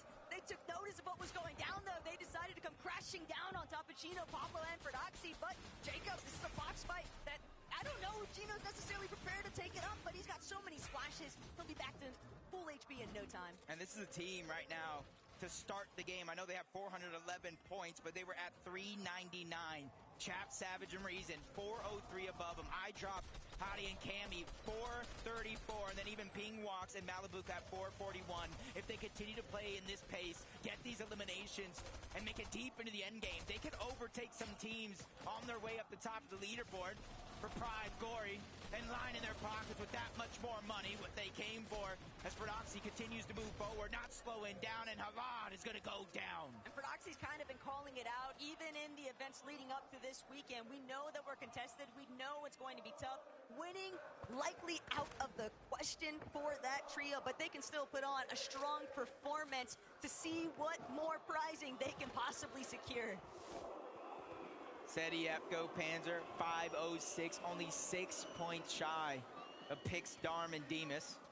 It was honestly not too far away from their current drop spot, but you're seeing how stacked the leaderboard is when you kind of drop down outside of that top 2, or even top 3 or 4 for that matter. So it's going to take a good amount of eliminations if some of these teams on the outside wants to punch into the top 5, but better late than never could be the final opportunity that they have. As we continue to look around the map, seeing a lot of the same strategies going down as some of our previous games. Haven't seen a whole lot of reason in chat. Mr. Savage trying to take up a surge-based position, though, up against Swizzy, Queasy, and Merstache. Whether or not this actually pans out in their favor is yet to be determined, but chat, Mr. Savage, Reason, definitely have had their highlight moments throughout this tourney. Yeah, a team that's definitely had their ups and downs, and still, we talk about their story making it here. Barely, almost missing out on a chance at the grand finals, but it was a 1-point differential. They made it in. All they needed was a shot. 2 points. They made it in to qualify for the global championship, and now Savage is on the cusp of a potential top 5 if he can perform well with some eliminations in this game. King, Phaser, PH Sin. They faltered, they fell out of the top 10, but they're just one placing down inside of that top 11. Oh no! Pixie, Vanya, Marius, do they even have any idea of the intention that lies behind Ryu, Snowy, and Sod? They're looking to play massive spoiler here at OXR headquarters. If they catch Pixie and Vanya slipping, Marius racing across overhead. Right now, they're just trying to lock in their search. They're not really anticipating anybody to be nearby. And even with Vanya overhead, they're so preoccupied with just trading out these bloom battles. Marius, he's split apart from the rest. Ryu, Snowy, Sod, a singular 3-2-1 could be the difference here. Is Marius going to be able to stay strong? You see, they don't want to give up their position. We saw Clicks, Higgs, and Yamzo try to do the same thing to Kanata, looking all around. Marius does not even know, and you can see his loadout. He's the one for his team that's getting all of that extra material to replenish what they use for that surge base. He's getting all of those extra heals to consolidate them inside of their tower, but he is also the one that is exposing himself the most. Snowy, Sod, Ryu, they were able to close the distance and get inside of the OXR HQ.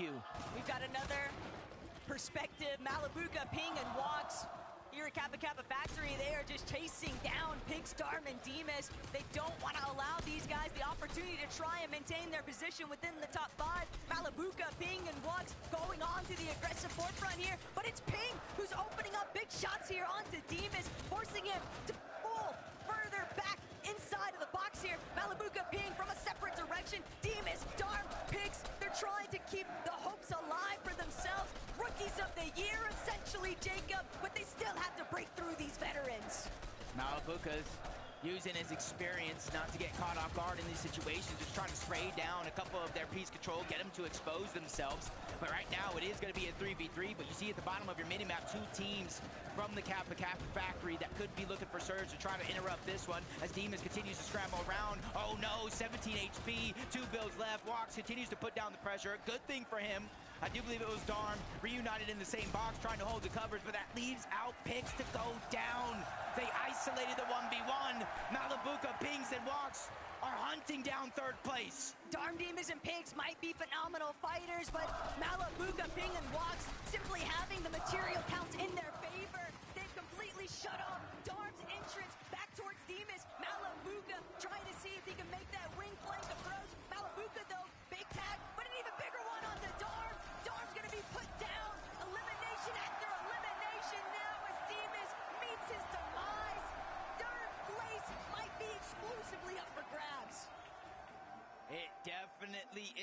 how tight that leaderboard is. Pick Darman Demas. I just want to give him a huge pat on the back from underdogs to top dogs. These guys looking like a serious threat. Vanya, Pixie, and Marius. We saw that team floating around the OXR HQ. They did not get any opportunity to pounce onto Marius, so they're going to survive and live to tell the tale and hopefully shoot up that leaderboard. I did see Vanya at the very last moment, though. He was already setting up for the pre-edit, so if Snowy, Brad, and Ryu aren't careful, they're going to find themselves getting caught completely off guard. Seti, he might not be a fan favorite this weekend, but he's still looking to try and take over. iDrop, Gammy, Hadi, it's teammates, or former teammates, I should say, just looking to gauge who really got the better end of the deal. Kind of decisions, crash pads, launch pads. And with Seti, Yapko, and Panzer right in front, that is the team currently in 4th place, 506 points, just shy of getting into another big money spot of the top 3. Swizzy, Mustache, Queasy, even with the zone pulling so far towards the south, they know it's very, very important for them to get their Storm Surge first. And then they throw one of those upgraded launch pads down, they hit the Flowberry Fizz, and they cover over 1,000 meters quickly. But as we tune in, Cold is already down. Peterbot on the back foot, but it's actually Ritual that fell. Him and Cold, the 2 best fraggers in all of NA, have a chance to fight back, but it's Malabuka, Walks, and Pings on the other side. Seti, Panzer, Yapko, they're in the mix as well, and one more team towards the north. And a sandwich between some of EU's best and Peterbot Cold. They know what kind of a pickle they're truly in. Peterbot's got a couple of pre-edits set up already, but he knows he just needs to escape. Every dog has his day, and this one he doesn't want to find himself losing the bone that was thrown in the last lobby because they got a better placement than what they'd expected. But, obviously they're going to try to crash pad up. They just dodged disaster somehow. Peterbot, he gets the audio cue. Great damage towards the backside. Just a sliver of HP remaining. But you see them kind of second-guessing the decision. They don't know exactly who that is hiding there. So them being 2 versus the 3, they have to figure out if they want to push this or not. But a good opening opportunity with damage. They're creeping closer and closer. And whether the crowd likes it or not, Peterbot and Cold, Ritual, they've actually had a pretty incredible day 2 performance, Jacob. They have completely leapfrogged their way up the leaderboard, and they're clearly still intent on just trying to see how far they can really go. They've gotten so much prizing from NAC throughout the entirety of this year, but now on the global stage, Peterbot and Cold as a duo, they might still be looking to bring Ritual back into this one. Yeah, I gotta think that they do have that reboot card. They're kind of beelining it over towards Dystopia, but they have to be careful. Bakapars and Pump are already there trying to get scraps. To go back on over to Rangers Ruin. Prodoxy, Pablo, Gino. They got the Ouais, bon. You're seeing what that does. Not only do they get that OXR rank, but multiple slurp juices, splashes that they can use. They already have 400 and Apparemment, le Cup de sur Fortnite Duo 2026. J'ai vu le station, tout ça, j'ai pendant manger, j'ai vu.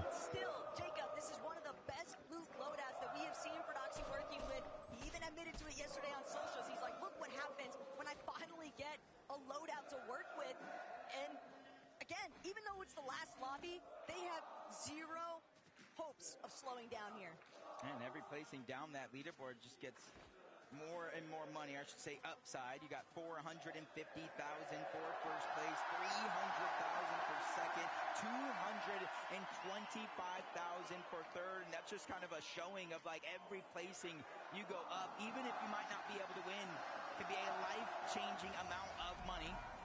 As Peterbot's going to go down to Victor V yet again. Victor V, that's like his second time or even more in this tournament, taking down Pete himself, even with Ritual back, a sliver of HP, forcing out the splashes. Cold and him have to reunite and figure out a way to get their teammate back. Victor V might be the real Peterbot counter.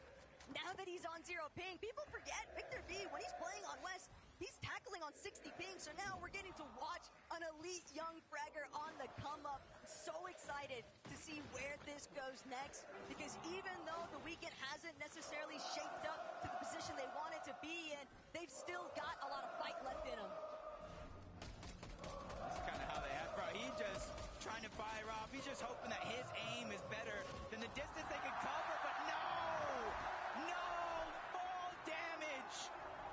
Basically taking himself out. The full trio looking to run him down. They do have a chance, though. We saw Cold, we saw Ritual go back to Dystopia. Does he go and see Swizzy, Mustache, and Queasy yet again accessing the bunker? Not too far away from the hive, just outside of Ranger's Ruin and Foxy Floodgates. And they now have the Mythic. They have the Medallion. They have the Exotic. And they have time here to let every other team pass them on the zone and fight each other.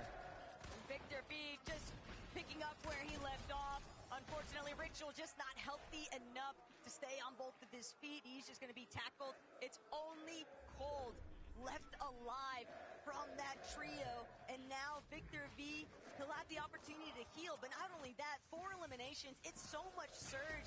And Jacob, realistically, Epic, he's trying to help make the calls alongside Paper. They still want to keep pushing forward. But Ryu, he's going to bring down Epic Will. Victor V now looking to give a little bit of backup here to a support player. But Victor V, he's stuck in a 1 versus 2 situation. They're trying to close in onto the primary fragger here. But Victor V, Pop's got to be going crazy, watching his son pop off in the crowd. Without any builds, I'm not too worried. He does have that medallion, the double jump. It also negates fall damage as he quickly reunites with Paper on the other side. That's what they're going to start thinking about, how many builds that they have, what do they need to get, but they don't have time. They're immediately getting jumped on 1v3, multiple angles. Victor B still making plays, slides out of those builds. Paper still stuck. He's still trying to figure out an answer to the onslaught that's thrown his way. He continues to fight back. Ryu, though, almost full HP when it comes to the shield as well. Paper, no knock. Victor B is down. The full trio is out of here. A little bit of tragedy has struck there for Victor V, Paper, and Epic Whale, but they still did enough. They left Cold in such an awful position. He's still got to try and work his way out of that location. Gino, Pablo, and Fradoxy. Look at the elimination, Jacob, already at 8. They have won their goal in sight, and that is to jump, force their way into the top 5. There's only one way to get some points in this game. You cannot expect the teams above you on that leaderboard to go down early. The level of competition inside of the top 10, I feel like, has never been higher. So you have to start to take matters into your own hands. And this is one of those teams, for Doxy specifically, that will play to win. He will make or break himself. He's not going to go down with at least trying. And that's how they found those 8 eliminations. But Clicks and Higgs, you see them lurking around, trying to grab those extra bandages, the heals. This is going to be a 2-tick zone. Clicks, Higgs, they might just be looking to try and play for the reboot. They have no idea that Chino, Pablo, and Fradoxy have already made their way back over to Ranger's Ruin. They are creeping up on them. And Higgs, Clicks, they're just so exposed. Holding my breath watching this, Jacob, because I know it's only a matter of time before 3, 2, 1 comes through. But Higgs, he nearly puts up the defense, but it's just not enough. Higgs is going to be knocked. Clicks scattered, left to try and fend for himself. But with 3 healthy players out of EU's powerhouse, they'll be put down, and Clicks eliminated. Gino, Pablo, and Fradoxy hit their first double digit. This might be game 12, but they're not out of gas just yet. When it comes to eliminations, Taco, they have 40 points on straight eliminations alone. Alors, donc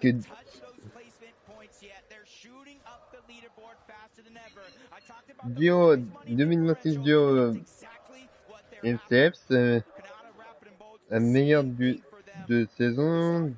Je recherche. Allez, une nouveauté, c'est Bobil. Classé, problème de retour. Europe. Ah oui, d'accord. Donc, c'est ça la prochaine mise à jour.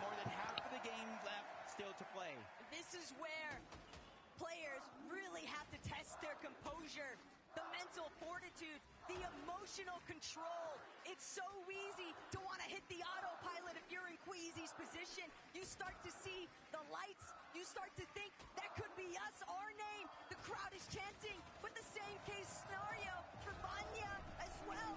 They're still looking to try and overtake first place. And if for Stash, Swizzy, and Queasy get lobby focused, that could be the ultimate difference maker. But instead, Swizzy fires back. It's going to be a takedown. The elimination couldn't have come at a better time. And that's 4 more points for them, inching themselves closer and closer to it being mathematically impossible for anybody to catch up. But again, no placement points just yet. That can truly shake things up, especially since they have a max pull across the map and a few teams trying to make and mirror that same rotation. First comes the crash pad, then the Flowberry Fizz, and they can continue that rotation until they make the zone. But Taco, more than half of this zone is over open water. Not only that, but Swizzy, Queasy, and Merstache, they are white line crash padding straight towards the next zone. The fact that nobody has taken a shot at them along the way, it's a bold maneuver, but it pans out heavily in their favor, and they're continuing to scale their way down. We saw Ritual get eliminated yet again. Saster striking for some teams in front of Queasy, but better still, Seti, Panzer, and Yapko. They've still got a lot to settle here in this lobby. They find another elimination onto Adapter. Valor already taken care of by Visuals and a Minish, but Braids on the other side of these walls. Seti can't continue pressing forward. They're stuck inside their own build. That is until Yapko finds the elimination onto Visuals. Yeah, much needed elimination as well. They were only 8 damage above the threshold. That's not a feeling of comfortability at all. Now they go for 300, but dropping back down low, that just goes to show how active this lobby actually is. But they continue to steamroll. Mustache, Swizzy, and Queasy find their 3rd elimination of the game, taking down NA West. And you know that Vanya, Pixie, and Marius, they can see it all in the elimination feed. 3 additional elims for Swizzy, Mustache, and Queasy. They have so much ground to cover just from placement points alone, and the elims are doing them no favors whatsoever. But Mustache, Swizzy, it's like Queasy told them, just be off the leash, do whatever you want, just find those eliminations. Up there it goes, School. Trying to drop down low. He's the first one to get knocked. Sauko followed in that trend. He was trying to be a hero, but ends up a 0, leaving Arc all by himself. That's a ton of pressure for one of the youngest, one of the most aggressive players on his region, but active surge for Pars, Pump, and Baka, 136 below the damage threshold. It does not matter if they have high ground, if they can't utilize it, and nobody's giving them any peaks.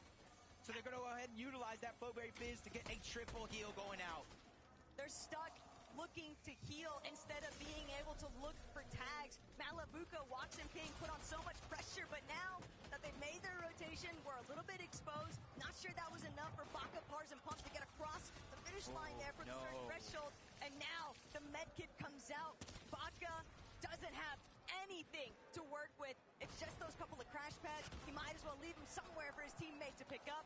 But Pars, just looking at this loadout, Jacob, he's got barely anything to work with. 0 ammo in his AR. It's literally just 19 shots in that Wrecker revolver. Luckily for him, he at the bare minimum has Pump on his team.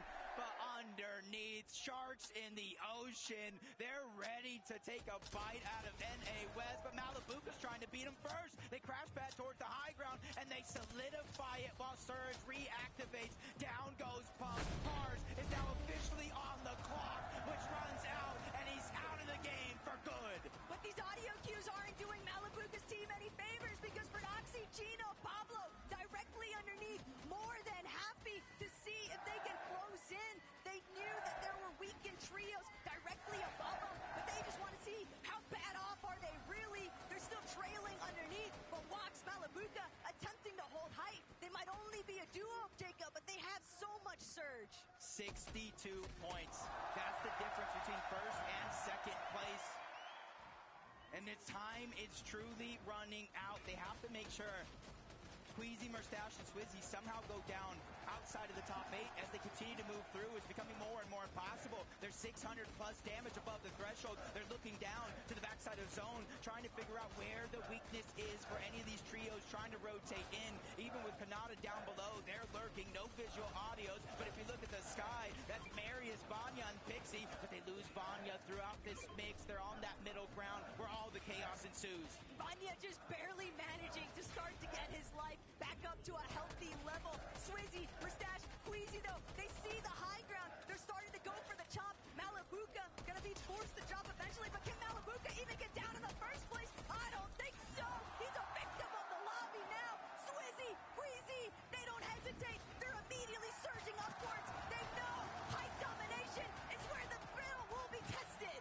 On the high ground right now, they're getting challenged, but they're fighting for it all. It's Pixie, it's Marius, and Vanya. If they want the win, this is the moment right here. Swizzy goes down. Mustache has fallen. It is all up to Queasy and Taco. There are more than enough points still left on the board for them to overtake the first place spot, but they have to survive. Vanya goes down. Marius is going to have to pop that slurp juice and reunite with Pixie. But where's Queasy? Pixie and Marius, they're so incredibly low. They're not going to be able to save Vanya. They'll at least get everything that he had to offer at the final moments. But Marius, Pixie, as a duo, they've got to find Queasy. They don't know where he's gone off to. Seti in the low ground. If Marius and Pixie aren't careful, they might run smack dab into the center of where all the congestion is building at. But they're crash padding up. They're trying to get back on the height. They know what is in front of them, and they want to take it by force. They already have second place locked in. It's all or nothing. Down goes PHC, but no!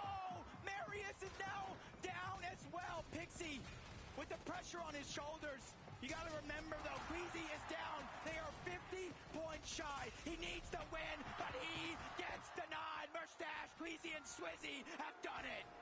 It was the final moment.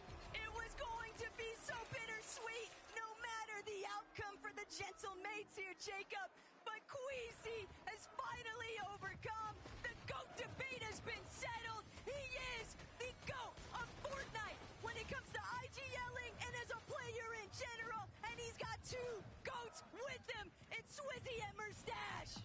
But there's still hundreds of thousands of dollars split between these teams still left alive. A good chunk of them at the top of the leaderboard, including Pablo, who's trying to have that solo run, but that one gets ended, and rather quickly as he was by himself. That was Seti and Yapko. They're one of 3 teams left alive. Panzer's trying to move in, 20 HP. He's quickly running out of builds. Seti as well, but he's going to go out. Cammy, his invitational partner, has done it again. He ends his show. He said, no, you will not pass me. You will not take my money, as Cooper and Curly are still down below. 2v3 situation, 3v1. I drop Dari and Cammy win the final game of the day. What an impossibly crazy finish. Nobody could have possibly anticipated that it would all come down to this final match. In day one, we saw Queasy, Swizzy, and Mustache leading the charge. They had such a monumental lead over the entirety of the lobby, but it still all came down to the wire. They knew it was a marathon from the get-go, but they sprinted across the finish line to claim the title as your 2025 global champions. A year-long journey just to get to this point. 12 games, almost 700 points, 3 victory royales. They have done it. It almost seems as if it hasn't even fully keyed in yet. Mustache and Swizzy, they're letting everyone here in Leo know. It's gentle mates. It's Twisted Queasy bringing home the title. Fellas, lift that trophy high!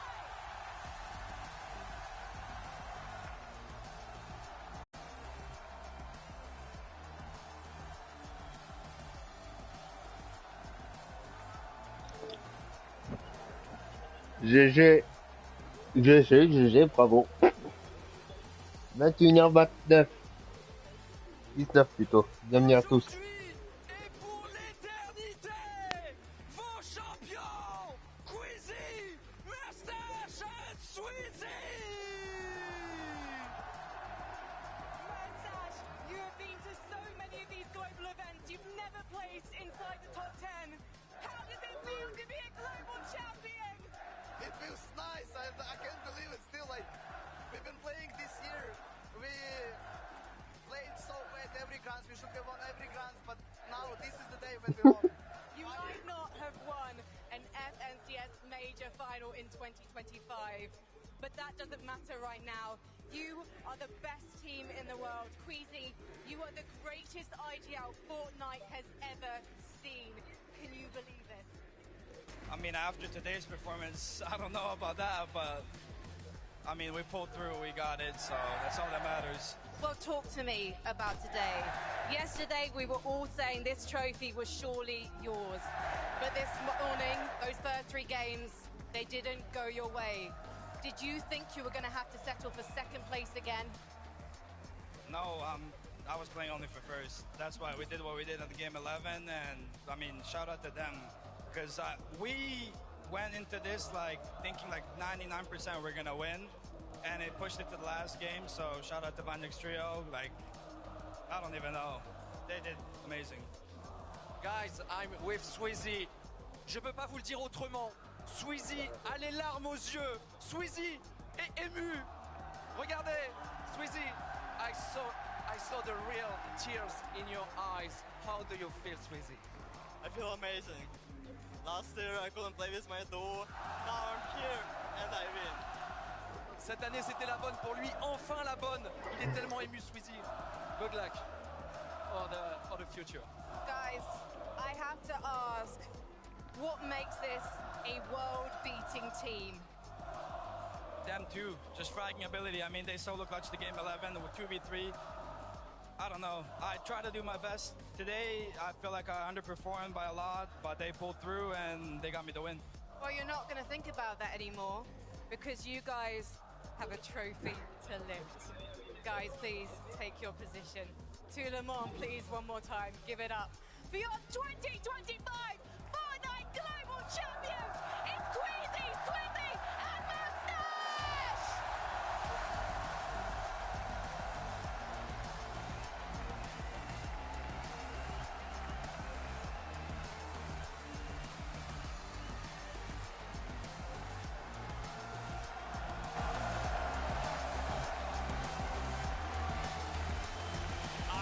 Cannot believe it. In this moment, your global champions, Queasy, Swizzy, Moustache, taking it all the way to game number 12. To think, Kelly, at the beginning of this year, this trio formed, and we thought, what the heck are you talking about? This sounds like a high-caliber trio. To qualify, to bring it here, to push everyone else on land to their very limits, and now to walk away. Global champions. Guys, how does it feel? Swizzy, I want to start with you, bro. Any time that you guys have performed well, I mean, the camera's been on you, you feel like a guy who wears his heart on his sleeve. Those emotions flood through you, smile big. How does this moment feel right now? It's still amazing. I think I did the most mentality in our team. Like, I saw their face our first game, and they say like, guys, lock in. Lock in. Dude, and you said yourself, right, the fact that past times you've not been able to play with your actual teammates. The moment you get to play with your actual trio, you win the global championship. Yeah. Queasy, going all the way back to the Invitational, so close to claiming that first place spot, but you walk away in second. Last year, this same situation happened, and finally, you claim your rightful spot as a global champion. What has that journey been like starting all the way back in 2022? I don't even know. I mean, from Invitational, literally like before game 12, I said, guys, please, let's not make it the same thing again. And, I mean, we did it finally, so it's a crazy feeling. Moustache, brother, I mean, you've been hearing it for 2 days now. They see you on screen, this crowd goes crazy. Did that push you forward? Did that make you more nervous in any way? Not gonna lie, I want to say thanks to everyone who came here, who supported us, because it meant so much for us, I think. It gave me confidence, at least the first day. So yeah, I want to thank you everyone who came here and supported us. All right, we got to talk about essentially the winning moment for you guys in Game 11. I want to know what was going through the comps, whose idea was it, and how were you able to execute it? Basically, half break, we went to VOD review, we watched zones, we were figuring out, because day one, our game plan was to get metal in bunkers. Day two, the bunkers were gone. 2 of the games we ran for it, they got taken before we could get there, and kind of messed up our game. And after I watched the VODs, we were supposed to go Foxy, but I said, if it pulls the same, I saw Vanya tanking like Medmiss and Storm, and then padding, so I try to like go towards him and wait for him to pad and kill him out the air. That was the plan, but yeah. I mean, obviously it worked out in your favor going for second place right there. Queasy, that is why you are regarded as one of the best IGLs in the world. I mean, and look, Queasy, I don't know why you're down on yourself right now. I mean, Swizzy Merstash, this guy's been your IGL, and he's not giving himself the props that he rightfully has earned. I saw you walk up to that trophy and shed a tear. I saw you smile big when you lifted it. Brother, you're a global champion, and not only that, you've got EU their first global championship title right here, right now. Leon, make some noise for Swizzy Queasy Mustache!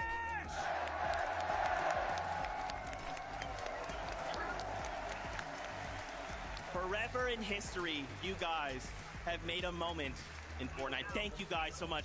We're gonna let you guys go. Take this trophy, get out of here, go celebrate global champions. Congratulations again. You can leave your headsets here. Get out of here, guys. Come on, Leo, make some more noise! Congratulations. Come here. Oh my God. Good question. Good job, you guys. Head that way right there. Yo, congrats, Queasy. Man, I cannot believe it. I cannot believe, once again, Fortnite does it, Kelly. Game number 12, pushed to the absolute brink. It was won in game number 11, right? Taking it as far to landing on Vanya and basically putting them in a situation, hey, because, you know, you think about it, right? Minnie, you would think about, okay, maybe game 12 is that time. But no, they're one step ahead. Game 11. Let's push them to the very brink. Game 11, because that gives us game 12 as a buffer. And because of that, Minnie, they are now global GG. champions. Respect. Incredible stuff. GG, bravo. Incredible stuff. Think back to Queasy. Chapter 2, Season 6, FNCS win. His first FNCS win. Then, of course, we go to the Invitational. The all-important moment that we remember from that time. Second place in that tournament. Made a big play, didn't work out. Then he goes on to get 6 out of 12 wins in Grand Finals with Vino. A record-breaking performance. And then last year with Thomas HD coming so close to taking home the title. He has done it.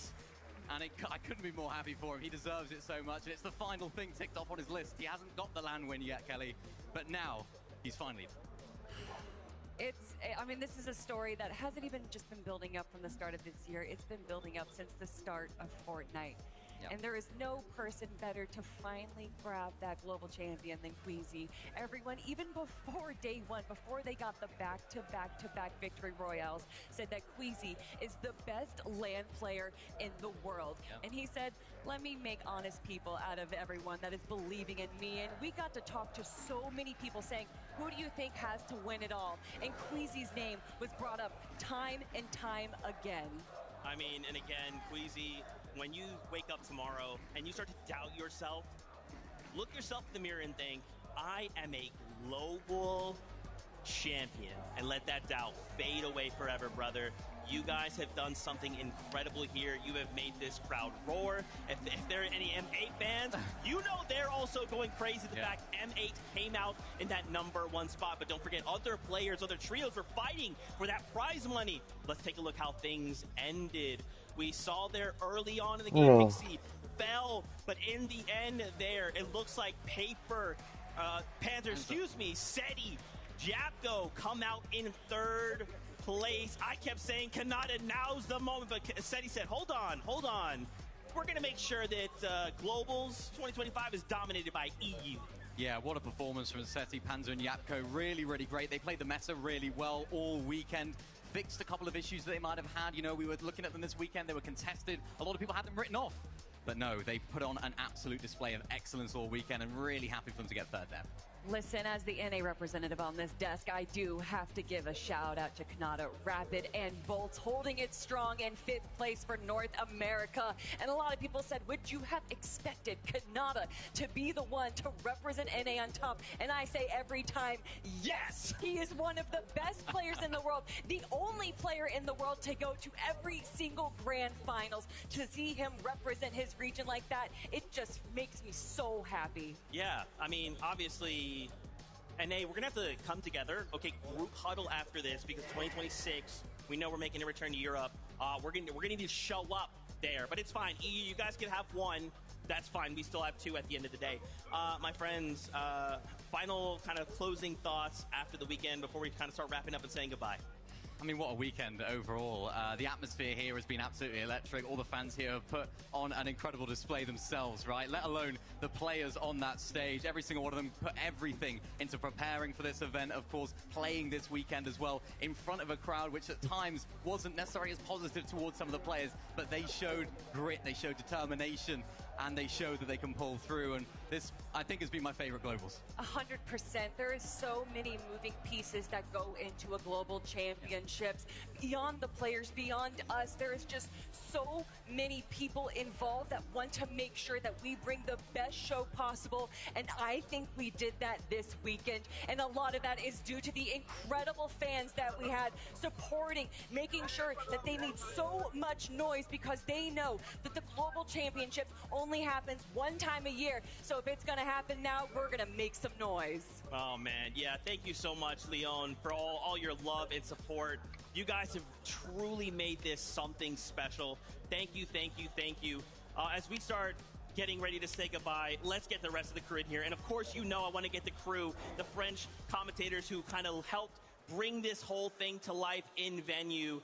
Fortnite fam, thank you so much. A big thank you to the players. A couple things before we go. Don't forget double XP going on till Monday. Hop in, get yourself all that XP. Make sure you play. So much to play for. You heard the news for 2026. It's about to be crazy. But as always, until then, we love you. Keep yourself safe. And we'll see you on that battle bus. Beep, beep.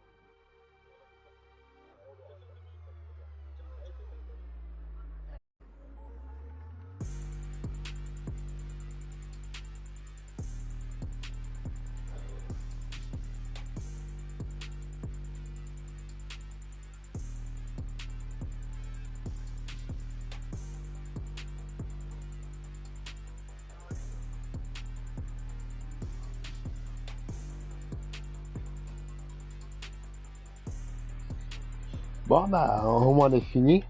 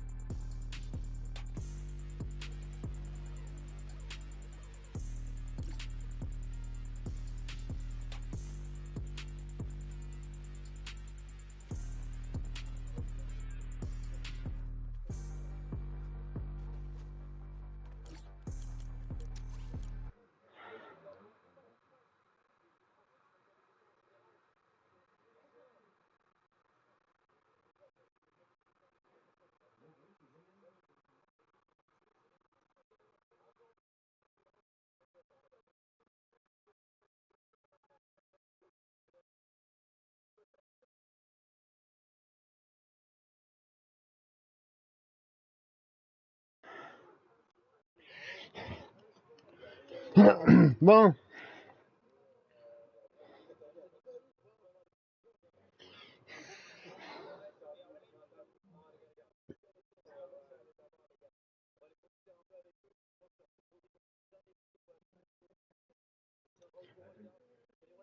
Merci aussi pour donner de la voix. Merci pour ceux qui sont sur le live. Merci à tous ceux qui ont dit. Plusieurs fois là, compris. Le temps, c'est découvert, parce que de base, c'était fermé.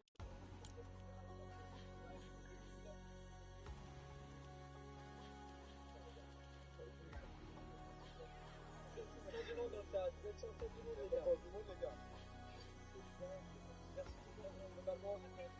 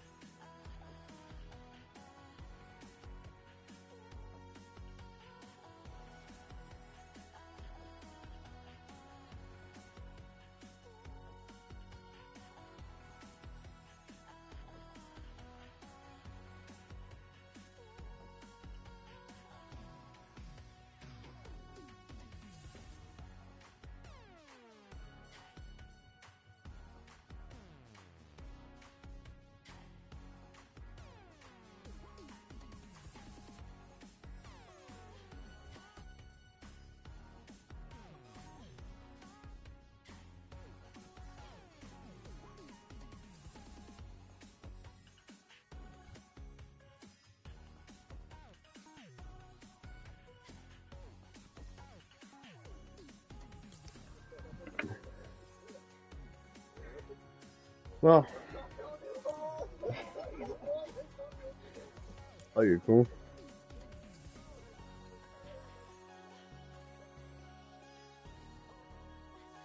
GG à M8. Bravo. Bon.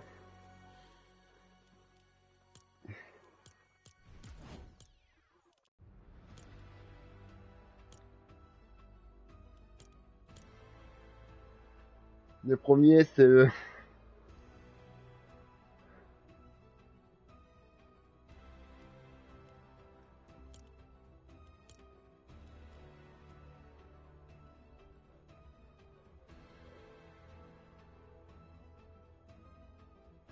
Ah, on est où?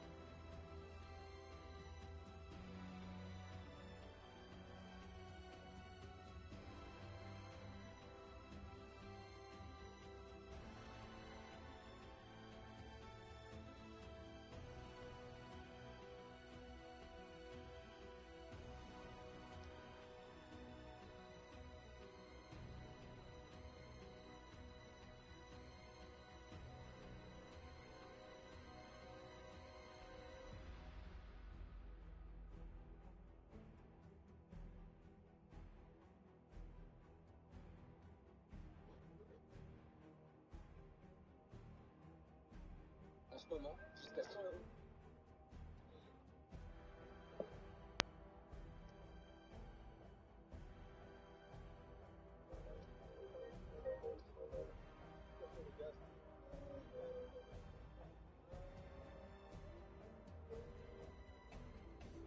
Ah bah, il a dit pas, les gars.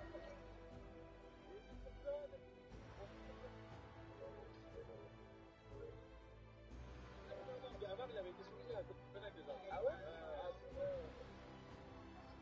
Les gars, comme ça, ça va faire, les gars.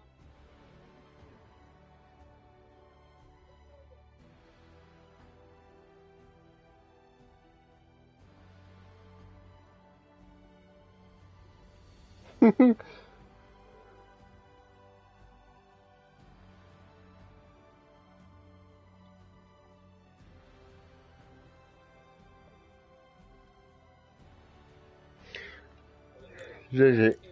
Respect.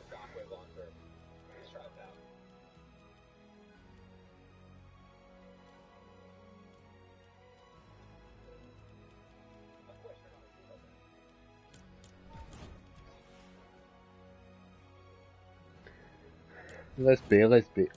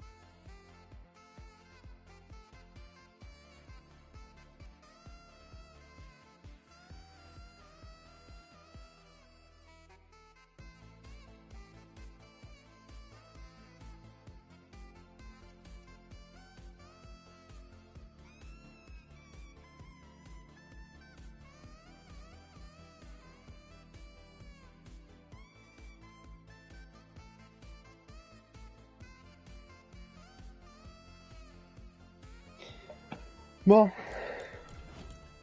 Je vais faire petit blitz kill.